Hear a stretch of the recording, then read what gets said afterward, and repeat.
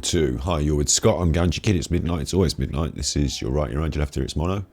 Midnight. This is your right, your right, your left. And we're rolling. Genshin Impact. Genshin Impact. One, two. Just gonna change the party. Just gonna pop Klee on the squad. Klee's here. And we're gonna go Grave Kippodendro. This world is full of unsolved mysteries. I'll do. What we're doing, this is second stream of the day. And this is a later night one, a bit more chill one. We're going to go and do some quests for the kids. The children of Vimra village. The woman who goes by the name of Rana seems to be a forest watcher of Sumeru. Accept her invitation and travel to Vimra village. Go on then. Faster? Okay, faster. If you like. Oh look, we've got E. coli now and we're... oh wait, hang on. Last stream we got E. coli.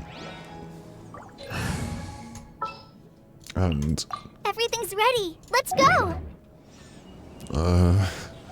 I think that something in the dendrogram. And where's that thing going? There, this thing in the air. Someone said you have to shoot it. There you go, look. Wow, this is so lucky. Sorted. So, just remember that.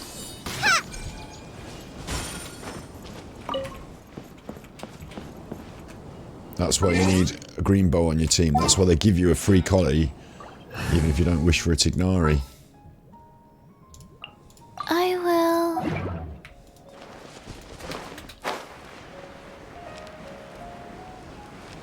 Now here's a little chuffer that we rescued. Rana. We rescued her from a bit of an attack. La la la. Da da da. You would valiant be La la la. against all disaster. Let him in constancy follow the master. There we are then. Choose one of your favourites. She was fighting with an axe. When you're ready, I'll take you to Vimra village. Go on then. She's a forest watcher. Escorting travellers is her job. Let's go.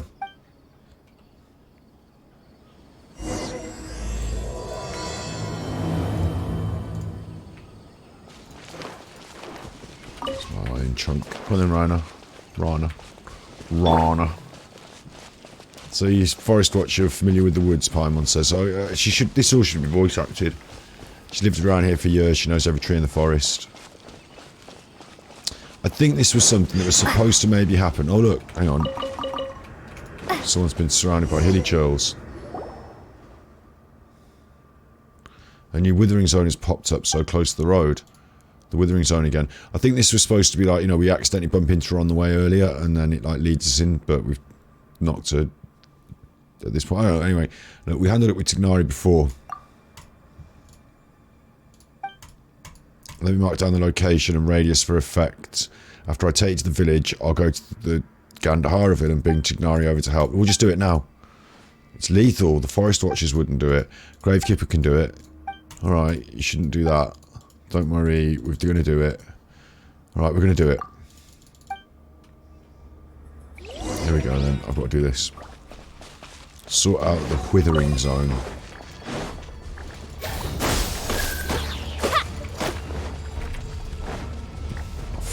Do it. There's one. Oh, Chuffing, what are you chuffing for? Hey, Ma. Ma.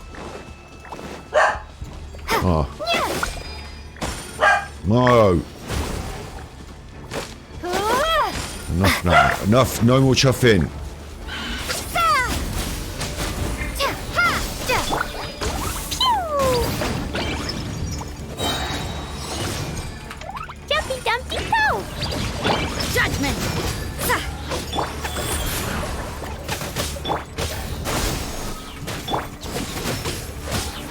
In Sumeru, everything rolls away when you attack it, and you end up miles away from where you started and you fall off all the stuff.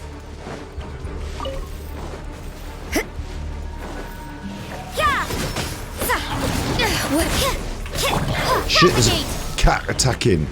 I'm gonna have to kill it now. I don't want to kill these things, but I'm gonna have to now. Now there's two of them. somehow. Sacred name. Fortune Preserver. Rise. You can't run! Blazing delight! La la la! Boing boing boom! Ah!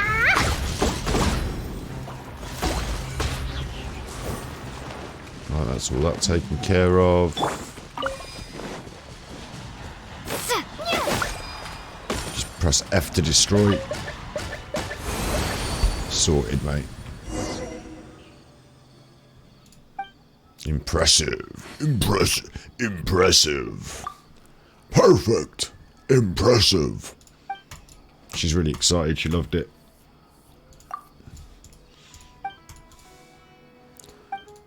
It'd be great to get powerful, dedicated people like Gravekeeper and Paimon on our side.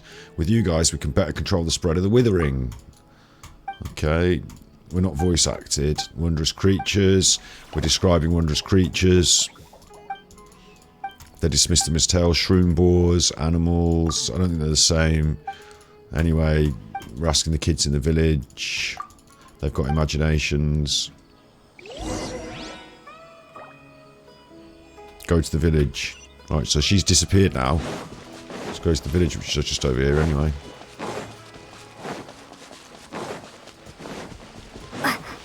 Been here before.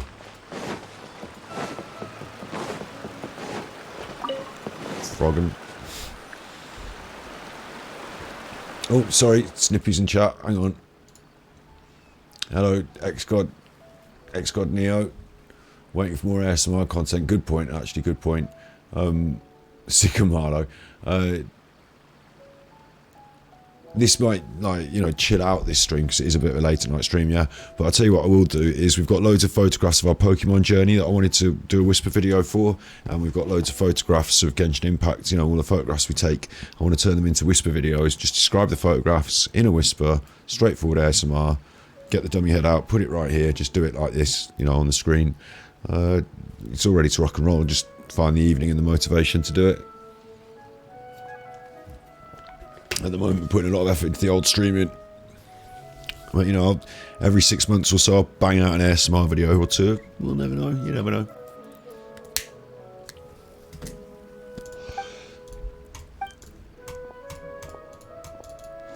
Apparently we're back. This is our grandpa.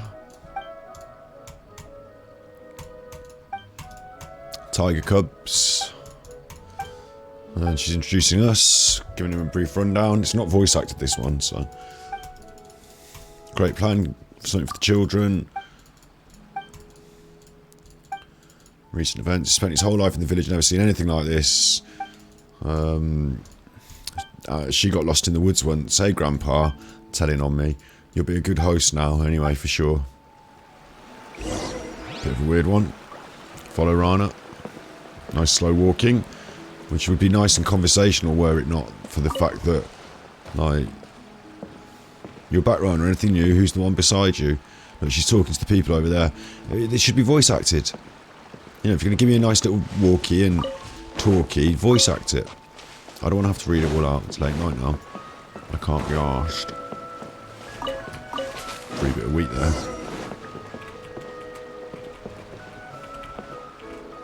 Go on, Rana, get up there, you. Hurry the chuff up. It's my ethical responsibility to do ASMR. Well, I've done a bit. There's quite a lot on the internet, really, isn't there? So I'm back, Alfonso.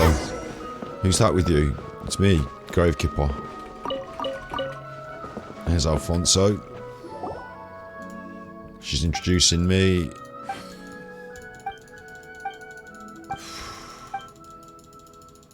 Where are the kids? They're in the village. Apparently we saved each other's lives. So, where's the sheriff? Because someone's abducted the kids, maybe. So the kids have gone missing, basically. And it's concerning. Alfonso's supposed to be looking after them. But they're not that worried because they always disappear and come back. But could be the Fatui now. There's the kids. They pick mushrooms. Hurry up, you lot. Never wander outside the village. Like, this really should be voice acted. It's a real, like, for all the money they've got, like, it's just drag to not voice act this.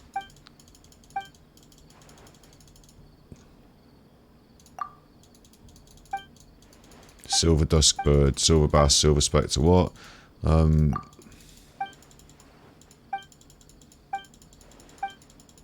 I don't know what they're going on about now because I just can't be arsed with it. Like, it's just a long, boring load of talking, and no one cares about any of it, and it's just boring. And now it's done. Alright. Follow the children, which is also equally boring.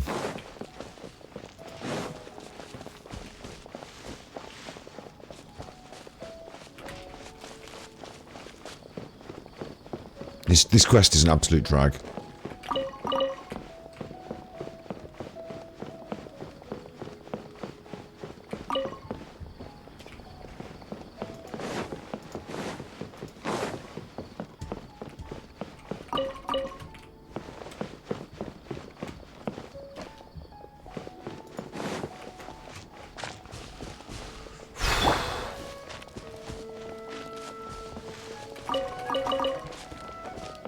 Like, fucking walk to her house. And what?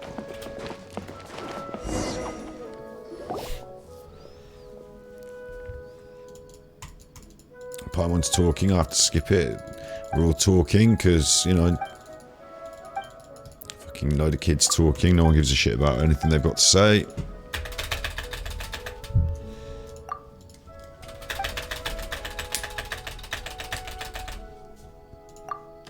Now I'm going to tell the kids stories. Oh, these are like the scouts, and now I'm the scout leader. So a good one. We're going to tell them stories.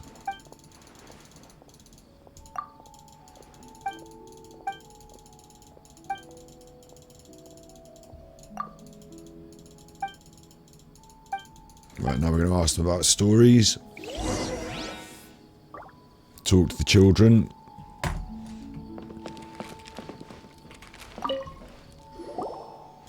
He wants dragon stories.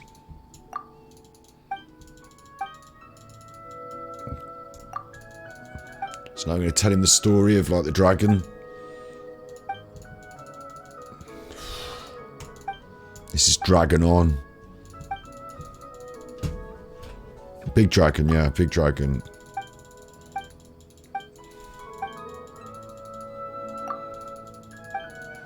Now they're talking about the R&R.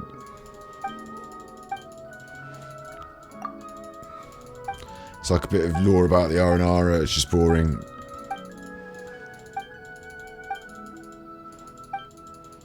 Oh, look at how much fucking boring typing there is here. Boring text. Talk to the children, 1 of 3. There's 2 of 3. Same thing again now.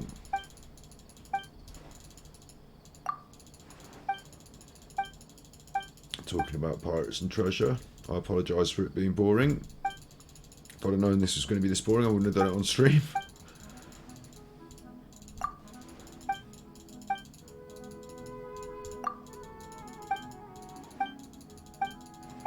Telling me about creatures in the woods.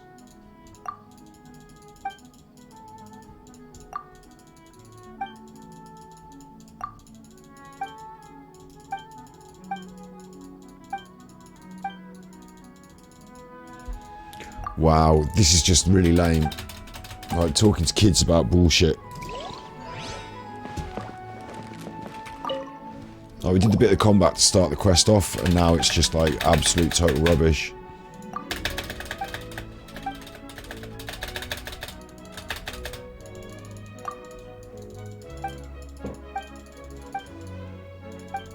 I mean, these are the things that we've already done, that they're telling us, we're telling them about, and then I don't really care.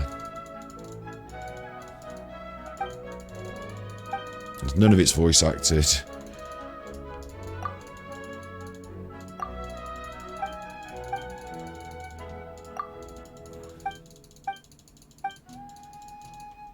Now we're asking her about the creatures in the forest. She doesn't know anything about them. Random plant-like. You know, it's basically to inform us about these Arananas. It's Aranara lore, and I don't care about it.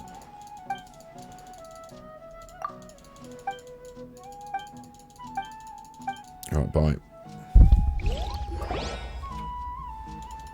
God, there's more!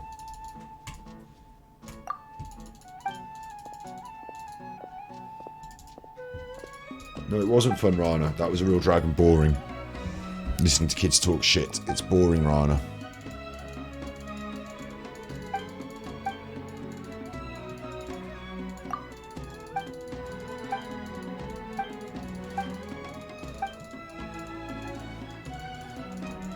Come on.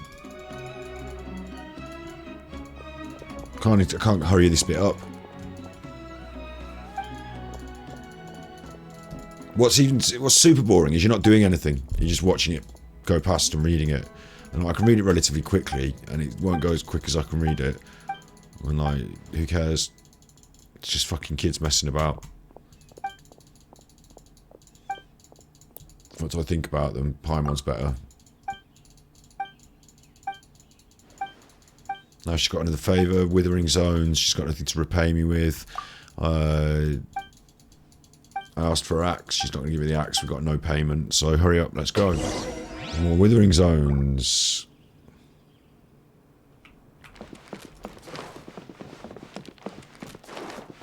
Got to go here.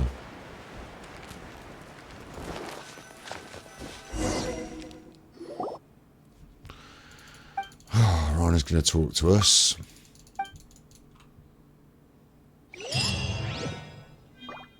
Oh, that's the end. Go to the withering zone. I'll do the withering zone thing, because that's the action part of it, but it's a bit weird that it gave me the primos already. Faster? Okay, faster. Okay, am I not here now, apparently? Here it is, apparently. Where is it? Oh, it's ahead. Oh, there's a chest. Right, we'll have this. Go. Propagate! Judgment! I need to put electro people on. You can't run!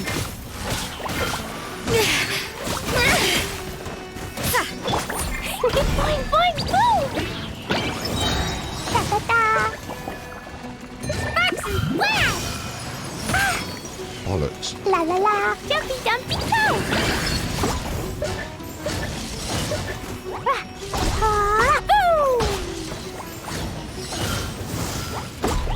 Yeah! Lights out. Wheel of life. Scatter!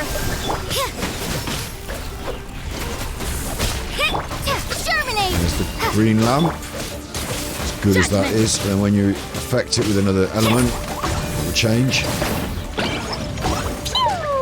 You can't run! And it's got 3 elements. You can use hydro with it, which will make it bigger, which means it's a wider area of effect damage. Or you can use, there's another chest, I'm going to go and get there, I'm just going to go and grab that. Or you can use, oh, fuck off, Rana. Or you can use electro, which will make it damage quicker. Or you can use pyro, which will make it damage explosive. That's what I just used there.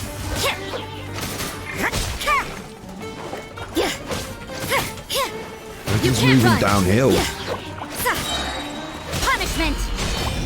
Opening box of Adeptictrix. Go. Roll them all up! Boing, boing, boom! Boom! Yeah! Yeah! Boom!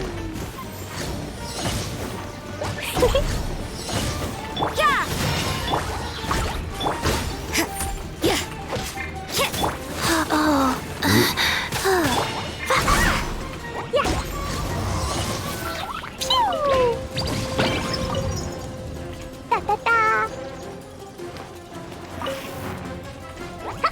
You can't run! Propagate! Is that not done? No. Right, I'll have to do this then, won't I?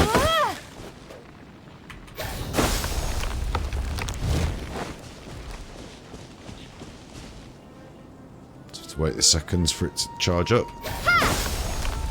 La la la. There's a piggy in that one.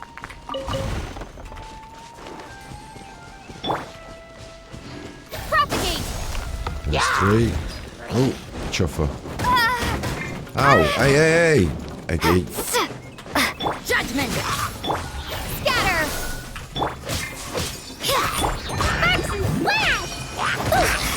Jumpy dumpy There we go. And it's chests all round. Right, withering zone. Oosh! Here we are. When I was little, we'd often take the road to go down to the river valley to play. The withering zone's appearing quickly and blah blah blah. Leave it to me. Except she won't leave it to me, she'll talk to me about it again. Finished talking now? You dickhead. What's all this?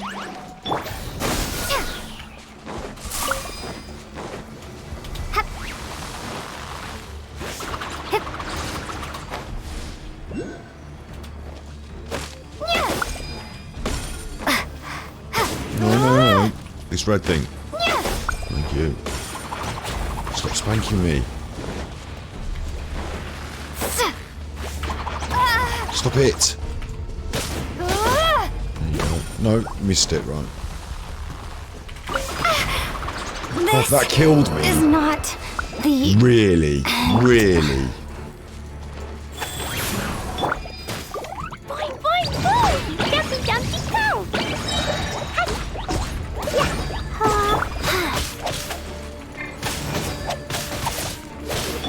Propagate.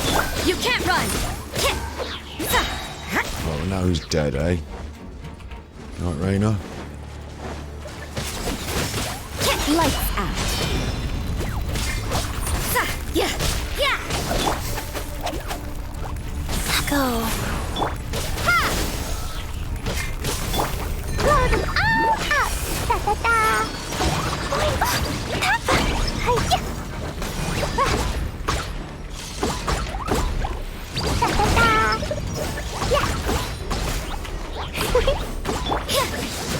Right, now you're gone and dead. We'll sort this out.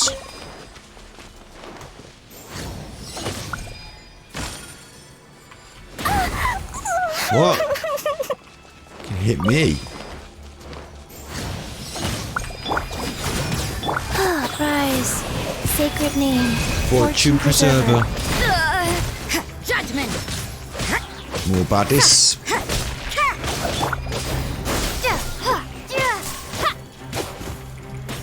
You can't run.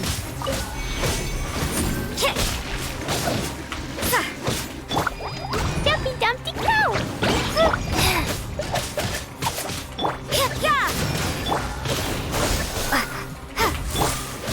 Shiver. Blazing delight!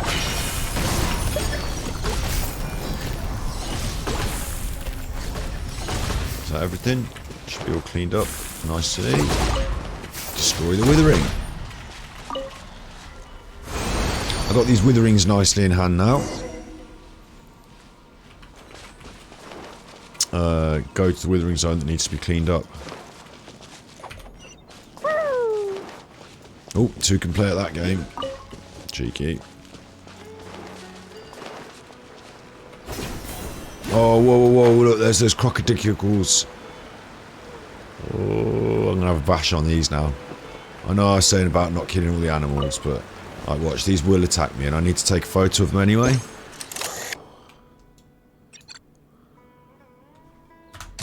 Put that in the book. I just want to have a... I want to see. I know they're going to bash me up. I know they're going to have a right chomp on my leg, but let's see. I'm going to try and collect... I'm not going to attack them unless they attack me, yeah? How about this?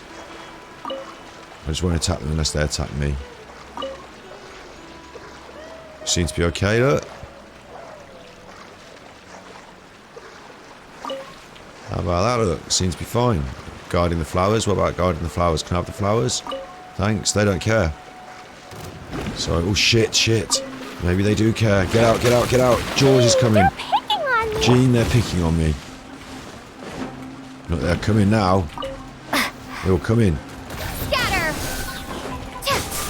You can't run! Surely I can freeze them. Yes, yes. Yeah! Life goes on. Look at them all. They're dead. They're handbags now and shoes. I mean, I did tempt them into attacking me. It was a bit non-vegan, that was, but they don't even put up much of a fight. Thought they'd be a bit harsher than they were. I suppose they're just wildlife, aren't they? So this withering zone's expanding. Regardless, I'll leave it in your capable hands. Okay. Thanks very much. You won't even come and help with your axe. It was cool to see you fighting before. Where am I at then? Let's start with this. And see what we can do. We might as well take the enemies. You know, if they get eggy, we might as well just take them. You can't run!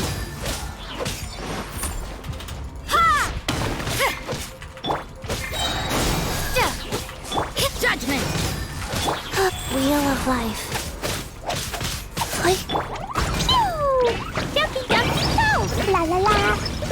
And this one. Where's it gone? Up in the air, the chopper. Da da! You come in, little eggy chuffer. You can't run! Punishment! Where is it? Is it dead?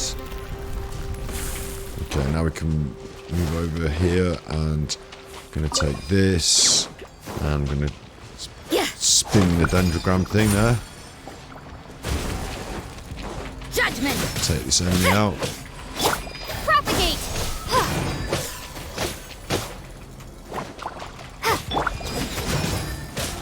I need a cliff notes option, yeah. I don't know, it's alright, some of the writing's really good. I think it's when it's not voice acted and I'm a bit tired. I've got to read it all and read it out loud for stream. It's just too much for me. I mean, I know in games that I've played all over through my life, I've had non-voice acted quests and they've been quite acceptable, but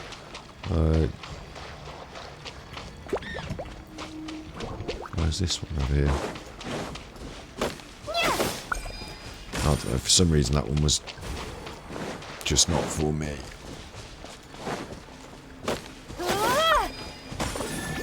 Oh, I've summoned even more enemies by doing that. So maybe I should actually take out the enemies first, because now it's like big kick-off. Judgment! Shiver! It'll be alright though. Boing, boing, boom! What with being a massive badass and all. La la la! Hi-ya! Boom!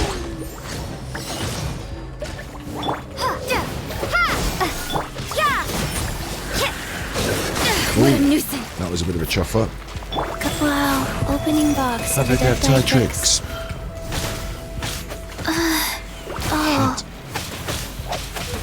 Propagate! Judgment! Come on, let's finish a couple of these. Right, there's one.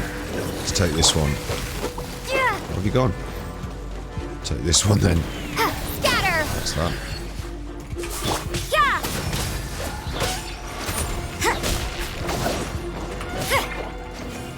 Right, it's just the one badass, isn't it? The one bad chuffer. Oh, there's a little chuffer here. Life goes on. Put up the she put up the green lamp. Da da da! Turn on the green lamp for the evening. Woo! Yeah! I did my little talk about Brave Kipper's new talent in the last episode, where I explained that I think she's got a more supportive role, Spring forth! and that lamp is a more of a supportive thing. Scatter! And it's actually quite a clever idea because Judgment! they know that at this point in the game you've got your main characters that you like, and that maybe at the start the Traveller is your main, but over the time you've been playing, other characters have pushed their way up into that main slot. So to give the character a supportive special... Ah, Dendro character is supportive. Oh, I see. It's quite clever because, you know, you're going to slot her into your squad to do all these challenges and Dendro things, and she's going to be a support role for the other DPS characters. I get it, it's quite clever. But it does disappoint me that her new talent's a green lamp. Got to go over here where the spiny crocodiles are now.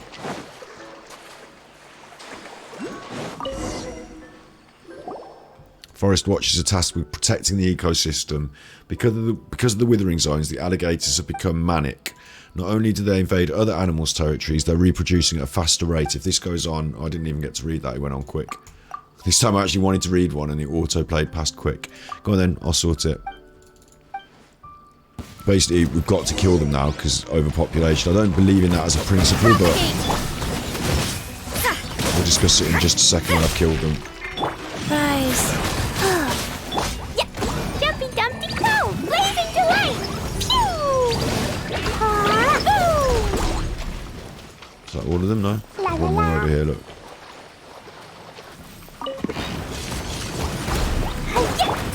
Scatter! You can't run! They don't put up much of a fight, really. Jumpy Dumpty Go!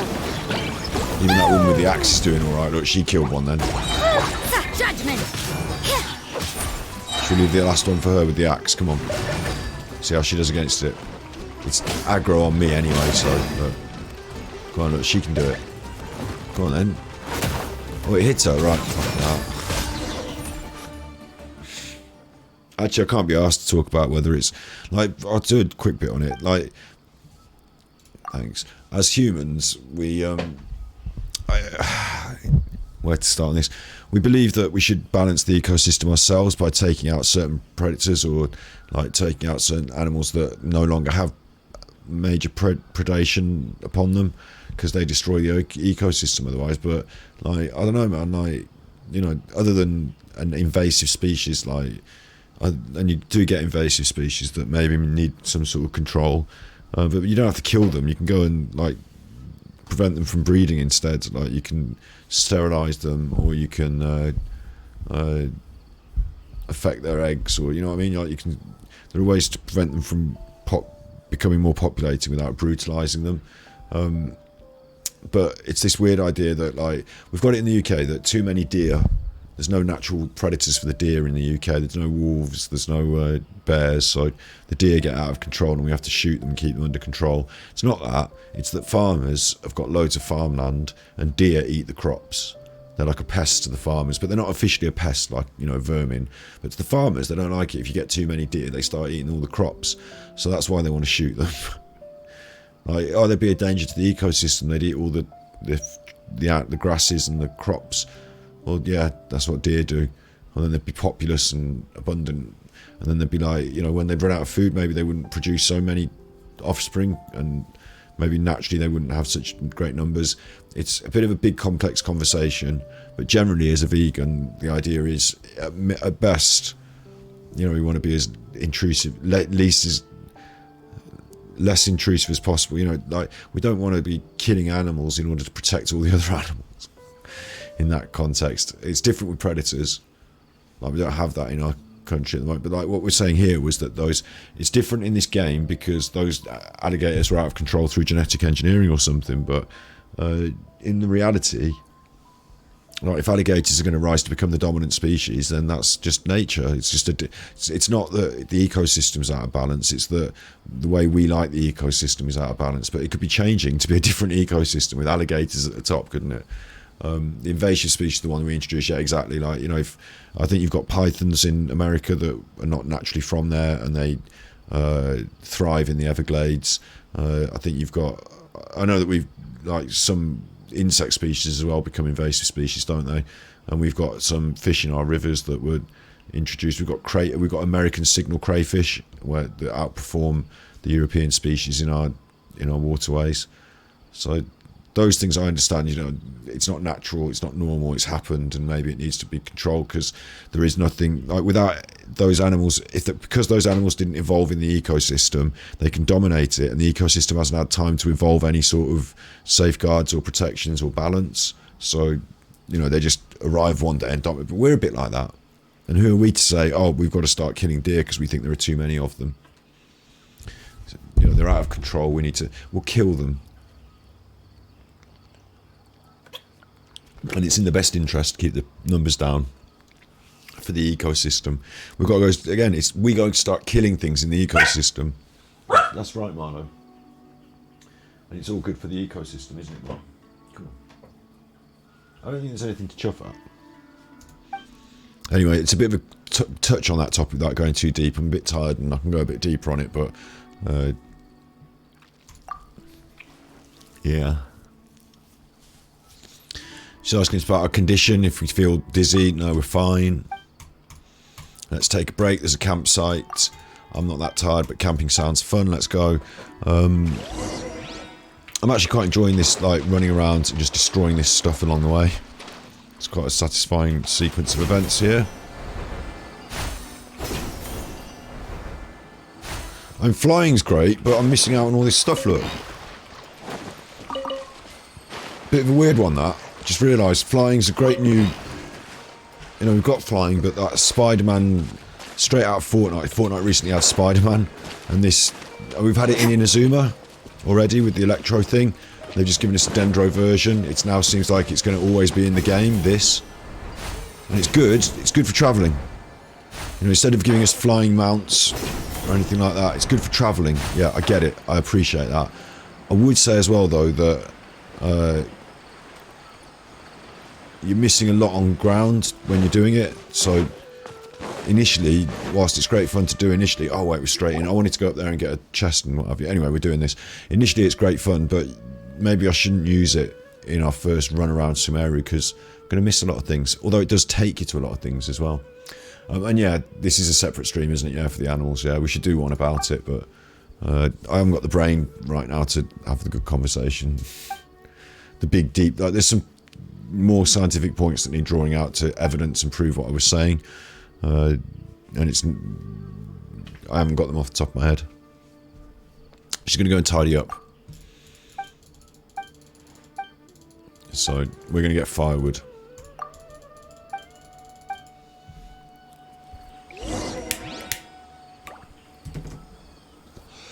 Collect the firewood.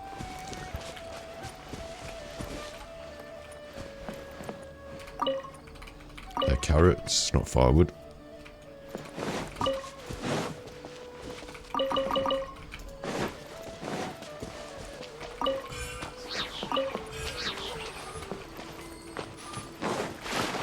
don't know what's going on, it's not firewood.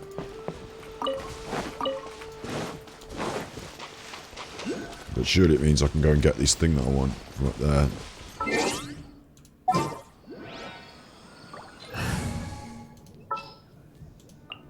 I'll ensure your safety.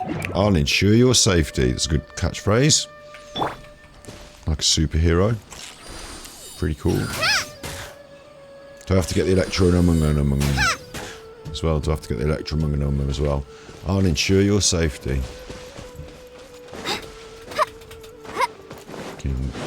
It's a rubbish thing to be saying, isn't it? It's not cool to be like, I'll ensure your safety. It's not like a cool slogan. I'll kick their heads in. That'll go much better for me.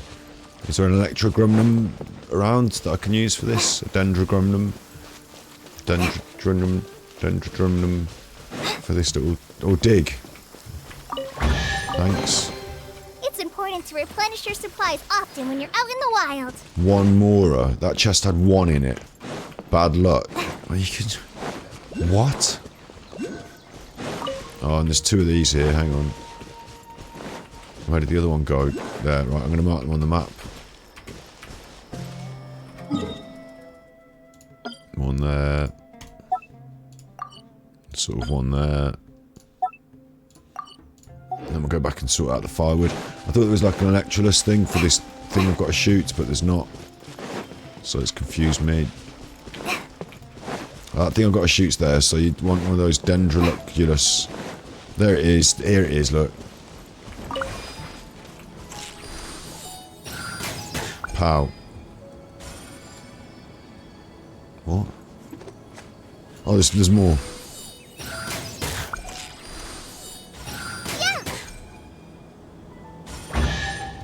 Nice. Quite like that. Glad there weren't any poisonous mushrooms inside. It's like the amber balloons.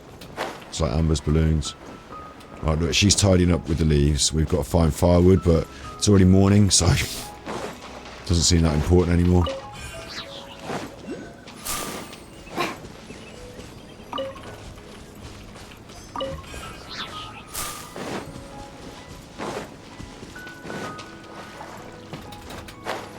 Little collie running around. She's quite well camouflaged, isn't she?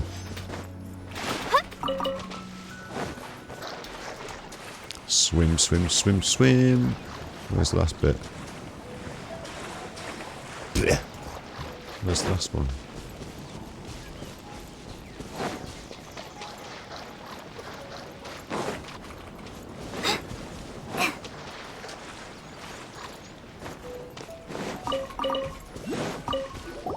There we go, that should be enough, says Paimon. Let's go back.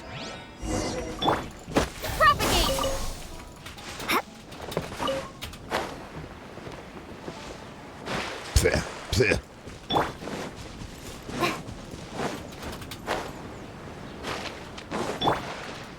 There's the Kipwa.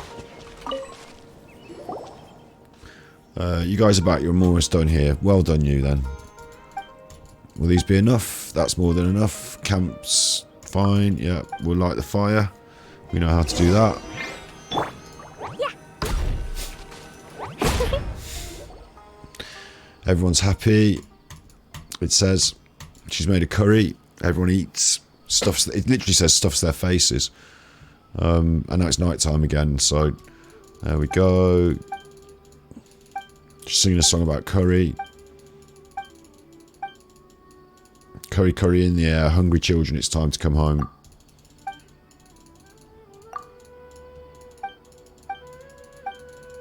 Going on about curry, Sumeru, respect nature, the birds and the beasts. Yeah, bollocks. We kill all the animals, you fucking dicks. Respect nature, the forest guardians and all that. Yeah, we kill everything. The forest will remember. Yeah, what's wrong? I don't care. Just telling me about Cavus now and like all sorts of shit about the kids. These kids. About looking after the kids. And now the Ariana, she's telling me about that. I mean, I get it. I've seen them. Here we go. And, like, do it as a cutscene. Have voice acting. Tell me the thing. Don't make me read all this. Just looking at pictures. Dreams are rare. Sounds amazing. Children have got secrets. Kids going missing. Oh, we've heard about that. What is it? Something doesn't feel right. Patrolling the forest. So we're going to protect Alfonso and the kids. Paimon gets it. If you stayed in the village, you'd be happy to have two big sisters. Anyway, look, whatever. We explain our travels.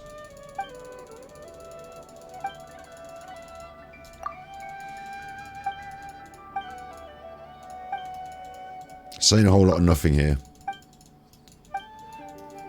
She's fallen asleep.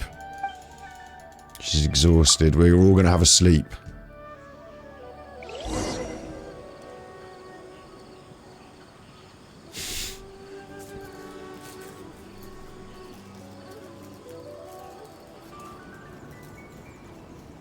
Dinner idea. I had Sumeru curry. Sumeru vegan curry. Jesus. I can't believe this quest, man. The fighting was good, but then when he sat down and had a curry in a chat, she fell asleep. Now she's just telling us about it.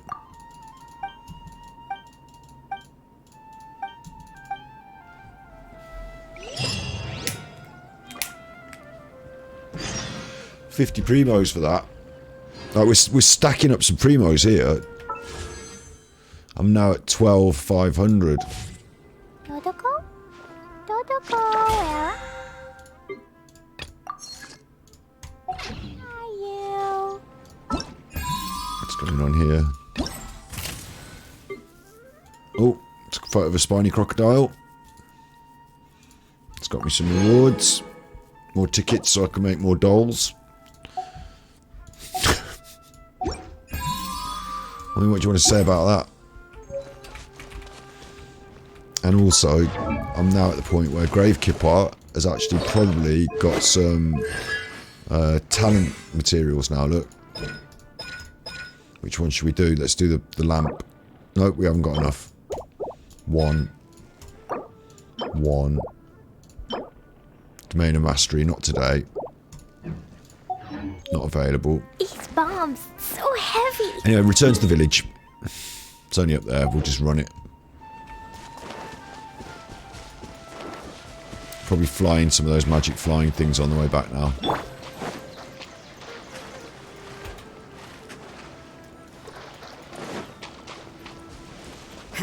Come on. Ping me. Chuffing things. Come on. What kind of TT on that? Right, you bastard. Have it your way.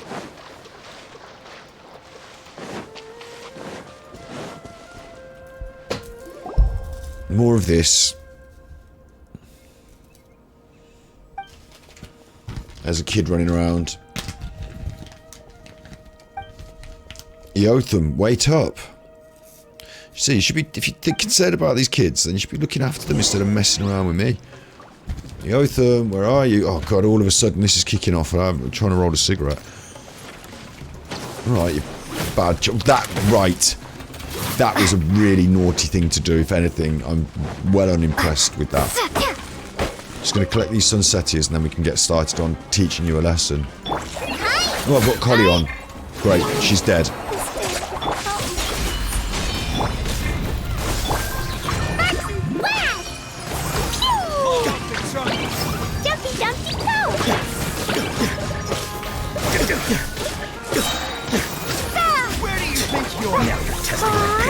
Was that a British voice then? Where do you think you're going? Where do you think you're going? Oh, we're getting nailed here. It's a bit of an issue. No healer on the squad. Keep her down, keep her down. This chuffer's in the water doing it. Bad chuffer in the water. Right, I've killed all them. I've got to go into a cave and look for Eotham, but before I do, I've now got to go and heal up. Yeah, I've got to go and heal up, haven't I? What's pinging on my map? Oh, this, we never did that. Waypoint.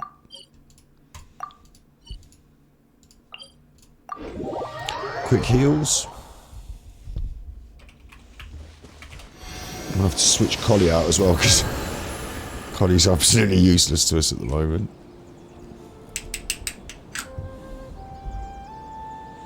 Like, there might even be an argument for me saying, and I might, you know, this might sound like nuts to everyone else, and I have said that it's a good system because it ekes out your gameplay, you know. These bombs, so heavy. Not having everything all at once means you take a little bit longer to do it, which means you play the game a bit longer, which means it lasts a bit longer, and you need to wait a bit between expansions and stuff, so, you know, there's always something to do. It's all good in the hood. There's lots of events, though. Like, maybe it'd be good, right? Check this out as an idea. I'm currently at world level 54, adventure rank 54, world level 7. Adventure rank 54, world level 7. So, my characters, my top liners are about 80 of 90. Now, it might be a bit rich to just give me a level 80, but when I get a new character handed to me, like Fischl or Collie, Fischl and Collie, I've actually... I created another universe and found... given them some books, but maybe you could give me that character already at level 50, 60, something like that. You know, I'm not asking for the full 80, 90, that might be a bit excessive, but match it up with my world level or something. Maybe that. You know, just give me the character already highly skilled in some areas. You know, maybe with a... I've still got to kit out the weapon. Still got to kit out artifacts. You know, maybe give me a few of these talents already leveled up a bit. Not if I'm a level 1, it's my first Collie and I've never played the game before. You know, I understand that would be silly, just handing someone a super-powered, overpowered character in the early game. But my world level is level 7. And this Collie is level less than 1. This Collie's level egg. So... British voice is always the dinner. Sorry, always the dinner, always the villain. Poor Brits. Sophisticated villains.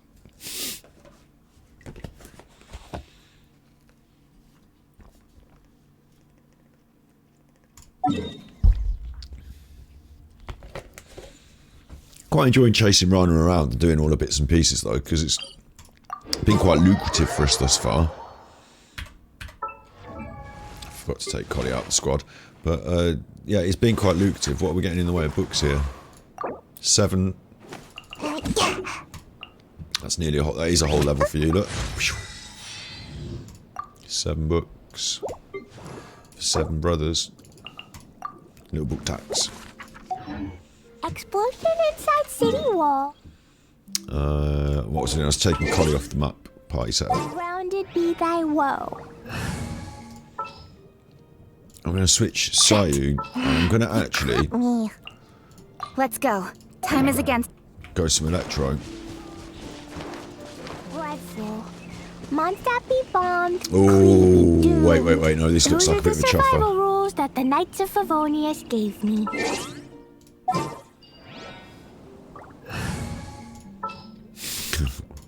For justice. I hear you've got a job for me. What's happening?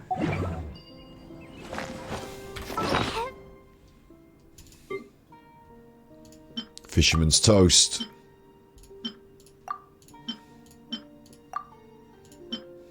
Bit of tofu. Look at this. What are you doing, you bad chuffers? I'm just going to deal with this because it's just here and I know what's going on and they're bad chuffers. Right, you bad chuffer. Jumpy dumpty. Sacred name. Fortune preserver. Big bad chuffer. Judgment! Punishment! Rain cutter! Bad chuffer. Yeah!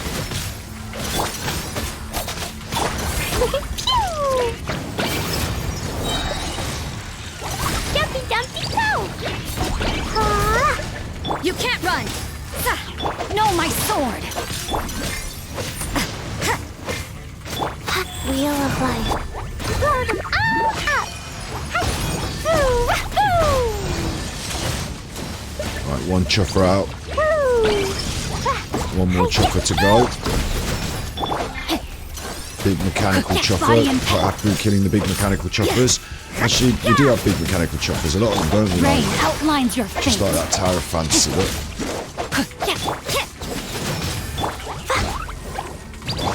Shiver!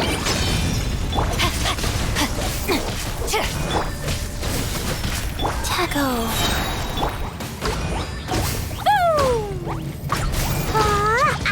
I wanna go. Oh, she's dead. No. What? Everyone's dead.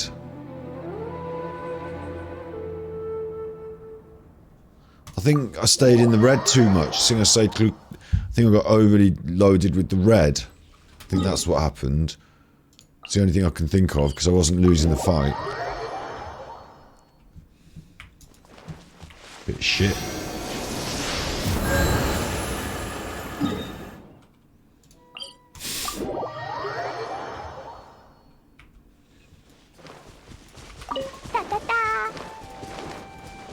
This thing's still in the middle of where I'm going as well, so, you know, the bollocks if you think I'm just running away from this. Oh, the other thing's still dead as well. Alright, yeah, no, we're carrying straight on then.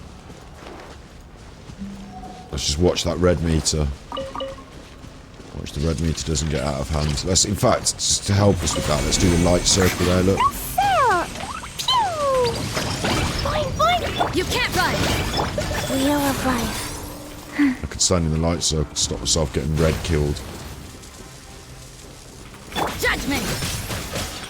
I feel kind of woozy. Annihilate this thing quick. Watch that red meter doesn't go up too high. Jumpy dumpty go. The red meter's climbing quite quickly here for some reason. I'm just going to poke back over here and hopefully this will reduce the red look. Yeah. Judgment! So in here it's not the enemies that are going to kill me, it's the red. Boing, boing, boom. Blazing delight.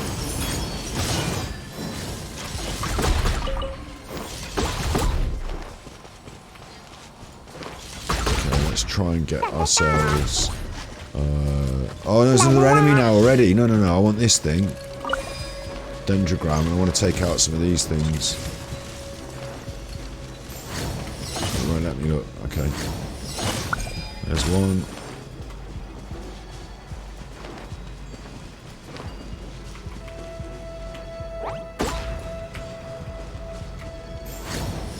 There's two.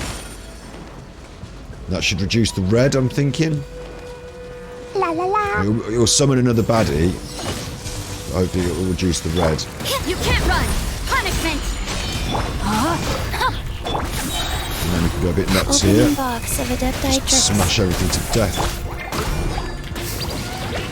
Jumpy dumpy go. Hi-ya, go. Oh, up.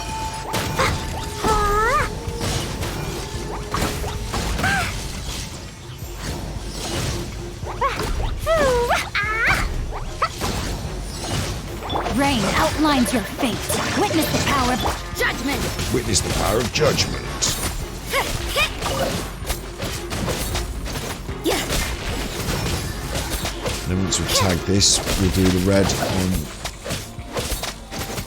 You can't run! the big core. We won't need to do the red on the big core. You just go and press F, don't we? That's what we do. No, my sword! Life goes on. Judgment!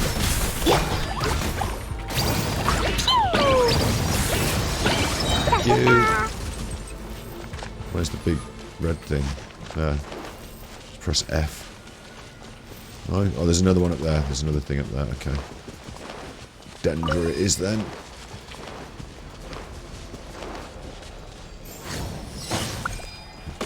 La la Just la. press F. No, we've still got to... Maybe we've got to kill this. Look, it's got... What is that? It's like a dinosaur. Ruin Guard dinosaur. Look at it. It's cool as fuck. It's got to go. Boing, boing, boing. Rain outlines your fate. Like, primitive and steampunk. It's awesome. Judgment! It's killing me. It's killing me. Wheel of life. Sacred name. Fortune preserve.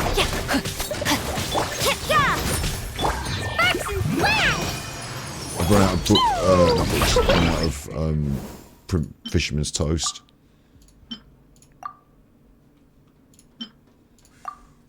Boing, boing.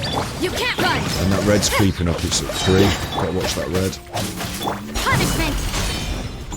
4 Judgment! the red now. I need to move out of for this red. Why is... Oh, that's locked. Shit. You can't run! I've got to be quick. I just got to be quick, I reckon. It's going to be a problem. I might have to move out of the zone entirely. Jumpy dumpy go. Hi-ya. I'm going to have to duck out the zone entirely. What are these things? Woo. Rain outlines your fate.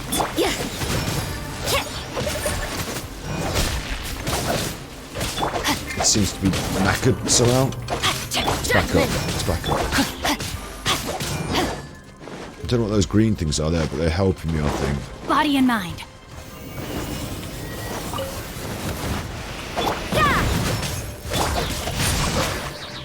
Let me weave you a verse. You can't run! Rise. Orders given. Orders received. Lights out. Come on, let's nail this thing now.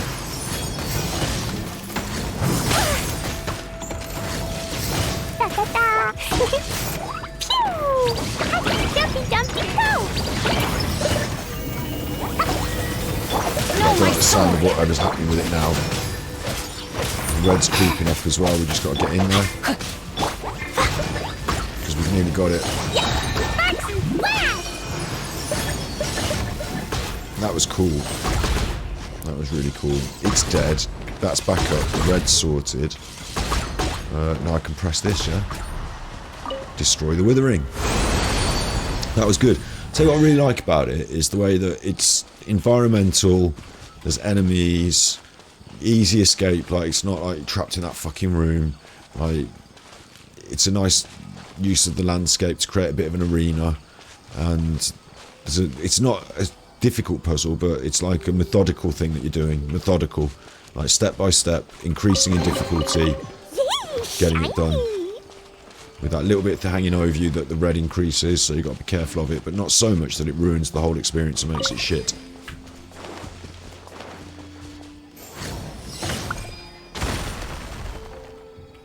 Shit, look, there's another one. It's got no intention to attack us. Let's catch up and see, she says. Now I've got to follow this thing. In Braving the Elements challenge, when characters on the field trigger quicken, aggravate, spread and bloom, hyperbloom, burgeon or burning reaction to unleash a shockwave, the effect can be... Oh, fucking whatever. Challenge starts. What? Defeat all opponents. 0 of 12. Jumpy, jumpy, go! Woo! La la la. What, including this one then, yeah? Or is this just a random out in the environment? I don't know what's going on now while I'm suddenly doing this. Boom! Boing, boing, boom! Blazing delight! Right, I killed that and that was none of 12, so that didn't count. Gene, they're picking on me! Hiya! And that. That didn't count. Woo! Left for now, progress saved. Yay, What? I did it! She's dead. Oh wait, no I That didn't! spore thing just killed her. I mean, I don't want to do this. This is stupid. Oh, there's an opponent, is it? Time to act. Fuck off. I mean, I don't know what you're on about. 12 of them. I'm not doing 12 of them. Time to You can act. fuck off.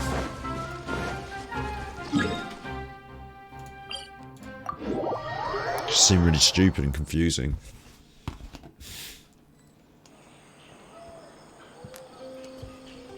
Compared to what we just did where we unlocked that, you know, in the cleaning up the corruption, very straightforward and methodical. And what they just asked me there was, like, follow this thing and then kill some stuff maybe. Not this stuff though, some other stuff. You'll see it when you get there. Like, what? Just leave me alone. I bet that's part of that fucking event I have to do as well. What I'm actually doing still is trying to find this lost child. Still haven't got to that lost child bit.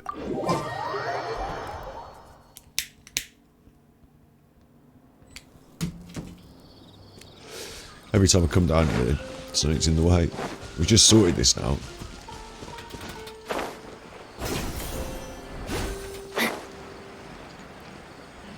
And there's an homunculus there, look.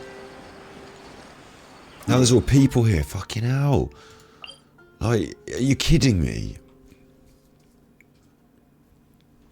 I can't even pin the homunculus because there's a... I've already pinned it once. Look, there's all people here, look.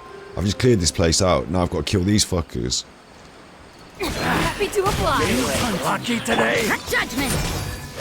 That one's in the air, having a bit of a think about it, look.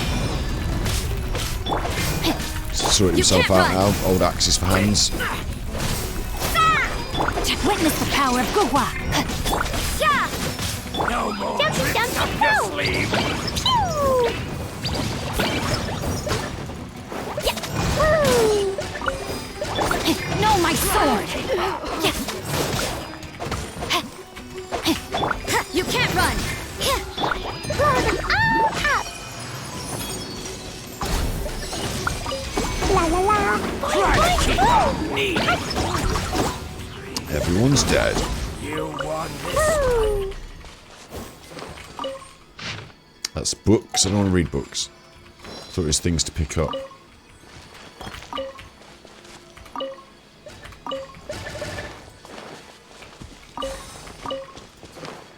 Right, there we go. That was successful.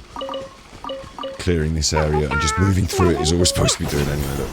Spider-Man away across. Going to the depths of the cave to look for Iotham. Oh, I can't. I've got to go and get that chest. Sorry.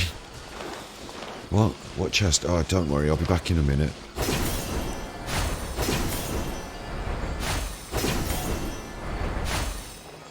Woo! Start with the hammer dude at the top. Are you threatening me or just going to stand there and get killed? Judgment! And that guy was just so shocked to see me appear at the top of the camp. Opening box of Adepti He tricks. just thought he'd just stand there and let me kill Wheel him. of life. Sparks and flash! Da da da, hi-ya! I will La end la la! You will end me. Boing, boing, boing! Quite unlikely, isn't it? Oh, you chuffer. Lights out. Yeah! Yeah! this is bad. No, my sword! This is bad. I love it. After he threatens Let me me. weave you a verse. You can't run! There we go, that's you. One by one. Judgment!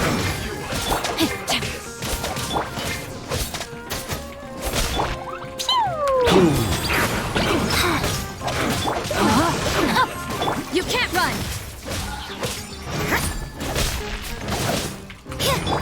Why am I killing you? There's a chest involved, isn't there, I think? Dumpty go! So I guess I just keep killing until the chest goes. Dude. You need to hurry up. There we go. Hiding in the bushes. This one's well done.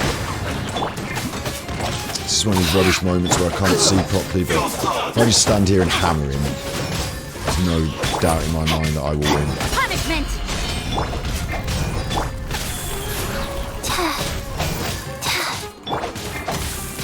Yeah! Roar them all out! Dumpty, dumpty!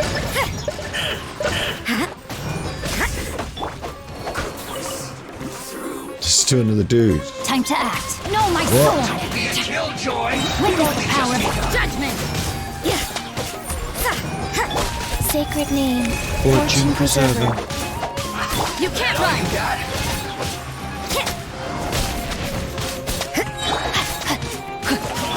I see through you. You can't run. Rise. Well, soldier.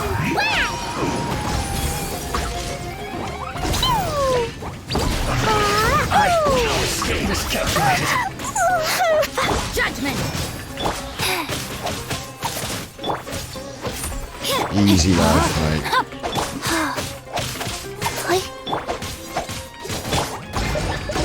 Boing, boing!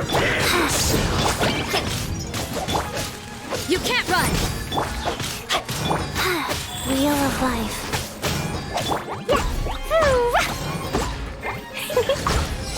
And La that's la you. la! Can't run from death. Nice to see a few Fatui here on their holly bobs. A few old faces. Smashed their heads in. Took their stuff. Fair enough, isn't it? Remarkable chest. Yay, shiny!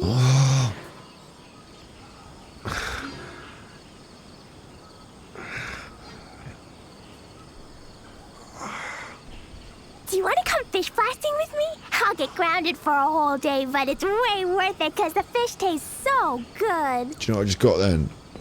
I got something to go in my teapot.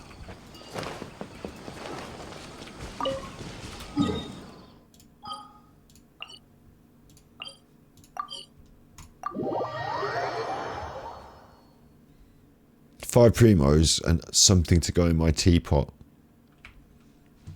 Is this all grown? Oh look, this is all grown.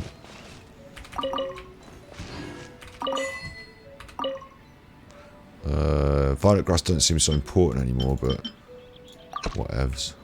La la la.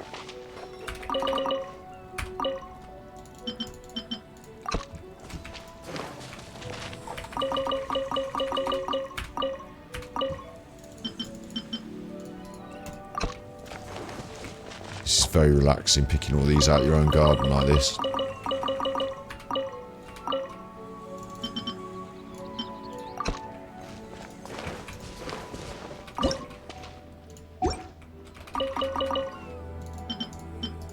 Need 2 more blue seeds.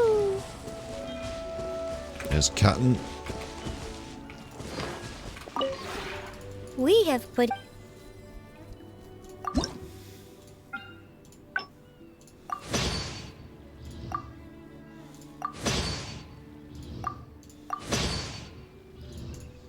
I'm only getting this stuff because you get points for it, and points mean primos. Now look, that's what we just got. Look, jubilant posture. That's what we just got. Brilliant. Learned it now. So that's great.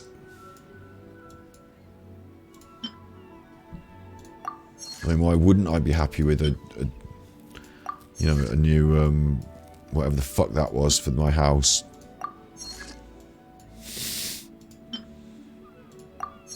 I only create the things that get the points.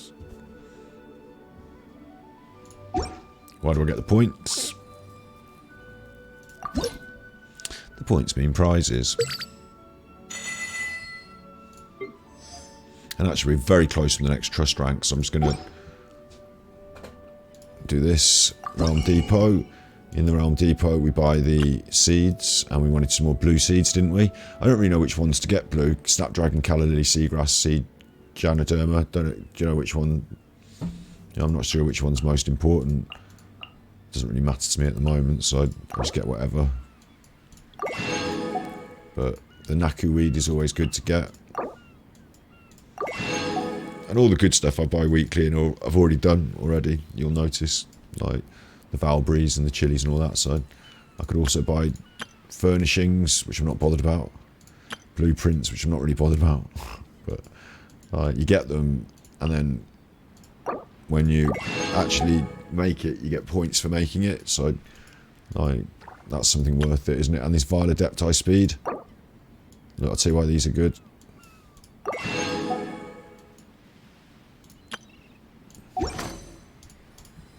Because now I can create these a bit quicker. Oh, look at that. Because I unlocked the trust rank, I've unlocked a new area of the place. And now I can build more stuff over there. If I wanted to.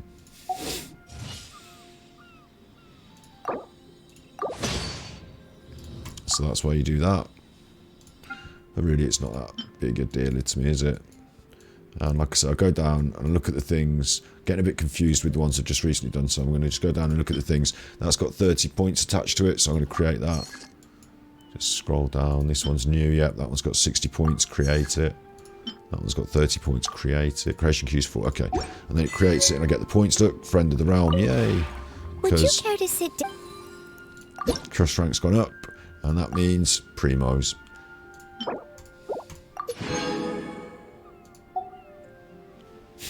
Goes all the way to 10. There's primos attached all the way. We'll be pushing that as and when. Goodbye. If you ever have any questions... Forgot what we even went in there. Oh yeah, because we just got a reward for it. But the next one has got 50 primos at the Lost Child. So let's get back and let's fucking do it.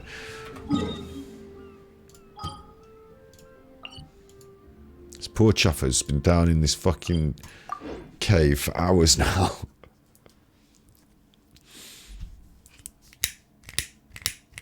We should do a memorial at the end of gameplay each session, like Walking Dead style. I don't really know. I haven't watched enough of it to know exactly what you mean, but like, I kind of know what I think you mean.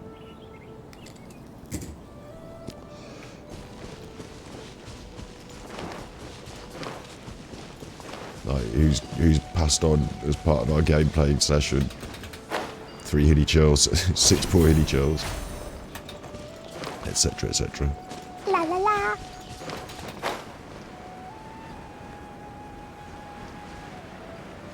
What's good about this is it's teaching me how to get into these caves. Because look, this is where it is on the map, but this is not where it is it? And this is what I've been finding with the Regis finding other stuff. Oh god, here's another chest, Jesus. Woo. La la la. Come on then, you chuffer.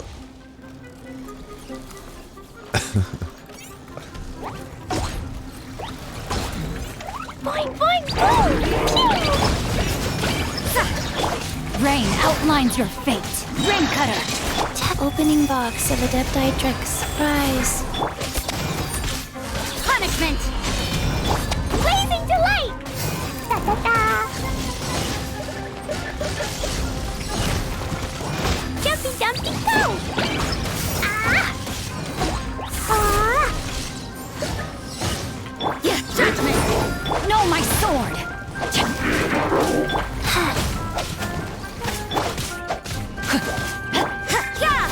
Oh,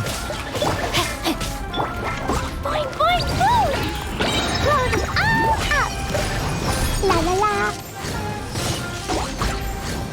should be able to do this quite quickly. Now that's my top line characters, my top DPS doing hard DPS. No food or anything, just going hard at the one enemy. Feeling good at the world level. You know, I'm about balanced. I haven't got good artifacts, bear in mind. But I'm still capable of dealing some damage. Right, so the point is though, I need to go in that place. And to get in that place, we were down at the village. Now where were we? Because I should have just followed her in from... We were down here in the village, weren't we? Or some shit. I can't remember now. Or were we over here at the village? Shit. Was it down here? Go into the depths of the cave. So it's got to be in here, hasn't it?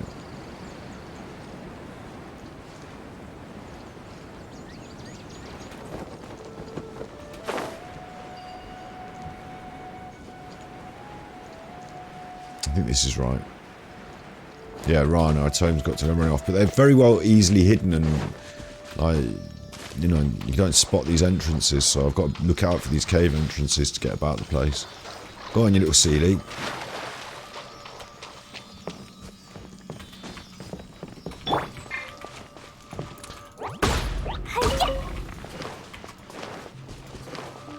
Oh.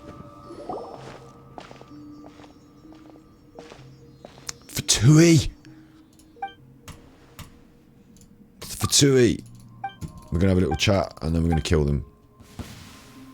Pay your dues. Pay your dues. Shut up, Lou. She's got her axe out, look. She's having a go. Stand back, Axie. You're going to get killed. Judgment!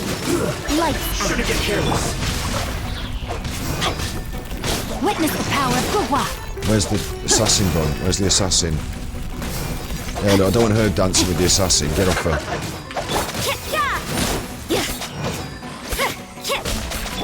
Sacred name, fortune preserver. You can't This is a run! bit of a weird fight in this little corridor. Rain outlines your...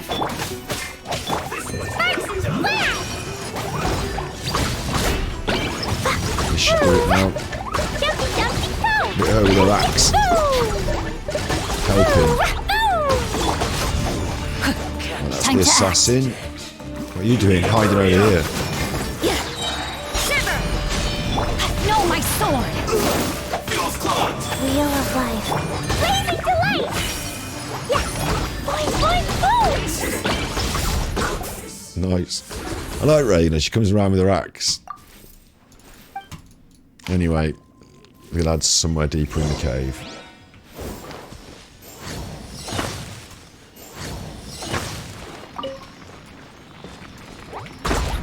She's saying, don't be scared, we're coming to get you right now.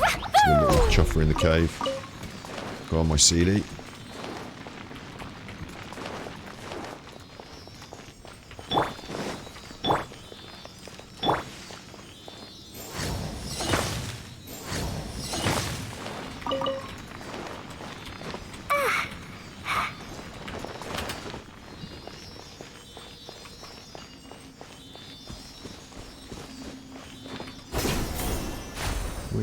Go on, Sealy. Oh, look. There you go. More treasure, more treasure! Sweet Sealy action. I don't know what I'm supposed to be. Just going deeper, I'm supposed to be doing. That's what it says. Go deeper. I mean, I don't know. Fucking, you can go up there and round, and I don't know where you're supposed to be going. Is that a withering zone in a place like this? Alright. So I can deal with that. Oh. He's stuck in a ball. Oh, they play sad music to show the face of the dead zombies. I do think I know what you mean.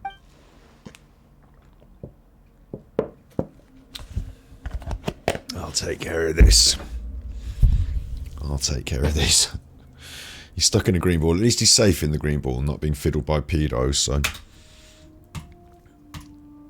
I'll take care of this. No, there's no time, apparently. Oh.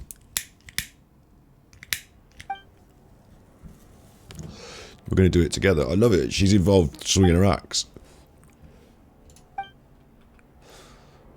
Weird bit of...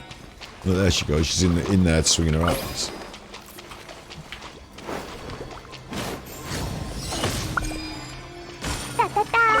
So I just, you know, I'll let her swing her axe for a bit and I'll get on with our job as well. Dumpty dumpty go!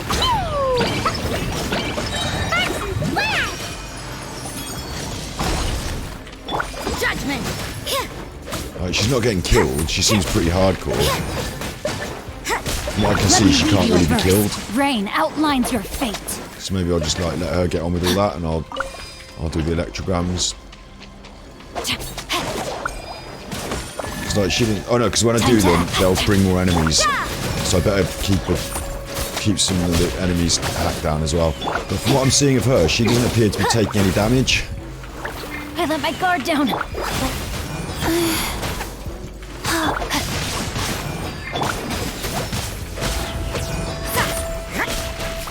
I'm getting red problems, Faster? so I'm going to run out of Okay, faster. the zone. I don't know where the next. Okay, I'm out of the red now. That's all gone. So I'm back in now.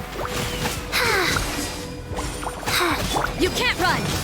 And look, she's running around with her axe. Look, she's just running around with her axe. She's not getting killed by nothing. She don't take any shit. She's Orders brilliant. given. Orders received. Not good. She's very Walking Dead as well, isn't she, with her axe? You can't run.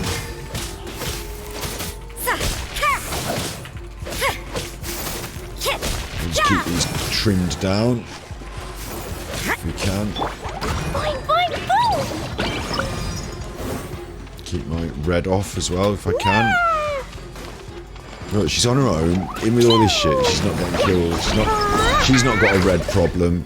She's got no problems. She's the best with her axe. What did you do that for? You King's can't run. dead.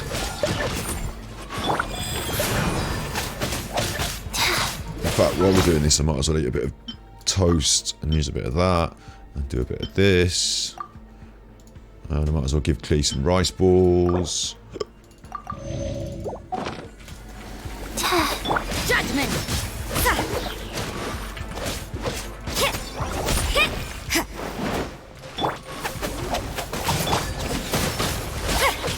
Shiver.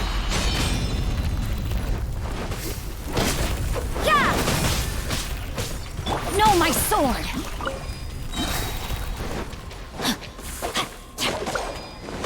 Watch out, there'll be more baddies now. Yeah, here we go. Rain cutter. Judgment. Where are you, little axe? Look, there she is. She's in the mix with her axe. She's actually doing damage to the thing as well, which I think is remarkable. I reckon I could just, because I'm getting quite high on the red now, I reckon I could just run away, just leave her to it, and like she could just deal with it. And, like she's actually killing things, like not at a very high rate, but she will actually do damage. Judgment. Rain think. outlines your fate. Yeah, look, she's doing damage, isn't she? Look, she's doing damage. What's that? Fuck, run away from that, whatever that is, that big ball. Blow them all up! I might want to just hurry this up a little bit. Sacred name. Fortune No, my sword. Wheel of life. Judgment. Lights out.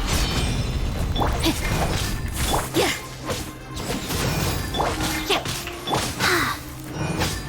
Come on.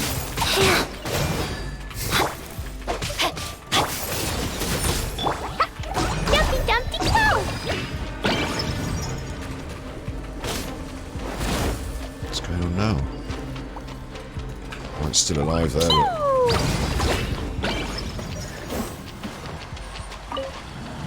That really hurt! Sorted. Got blasted with something at the end there. I didn't see what, but there we go. Sorted. She's saying there's nothing to cry about. You know, we're going to take care of the withering. Everyone feels dizzy and they feel dizzy and tired and shit. Battle hardened forest watcher after all. Let's go. What were you saying? Rain is saying, don't worry about me, I'll catch my breath, you know, all that sort of shit. I don't know what's going on. Wants me up there or something?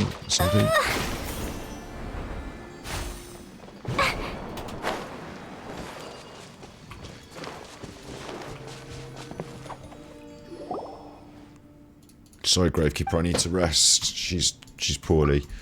She's poorly.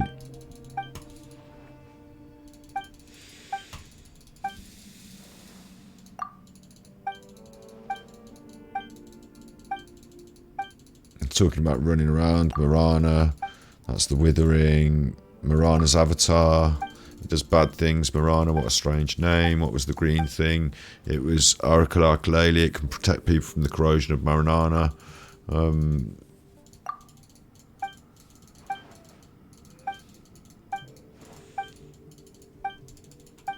The forest will remember.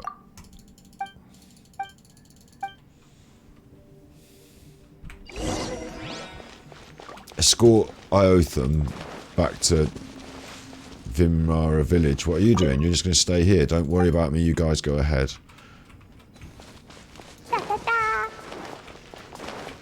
Where's Erovrium? 300 meters. I don't think I have to escort anyone anyway, do I? I think I just disappear and just turn up at the village. That's what you want. I think that's what you want.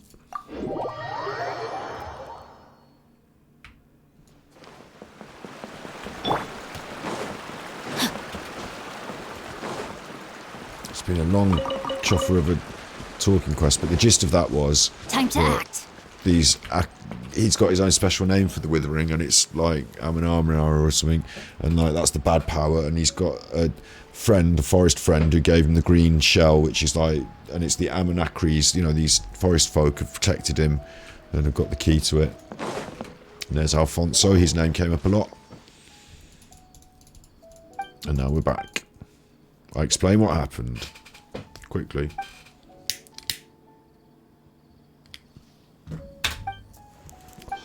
He's sorry. We've got to go back to look after Rana. And they're going to magic me back inside the cavern for once. Which they should do a lot more of this.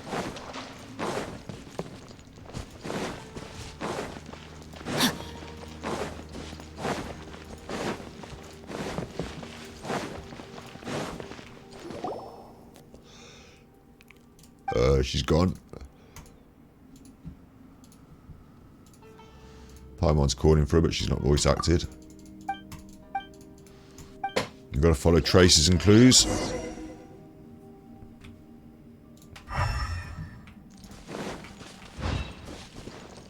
These green things, obviously. I'm surprised they're not making us use our elemental sight. We're known for it. It's like one of our gifts. Instead, we're following these really obvious green lines. Body and mind. Time to act.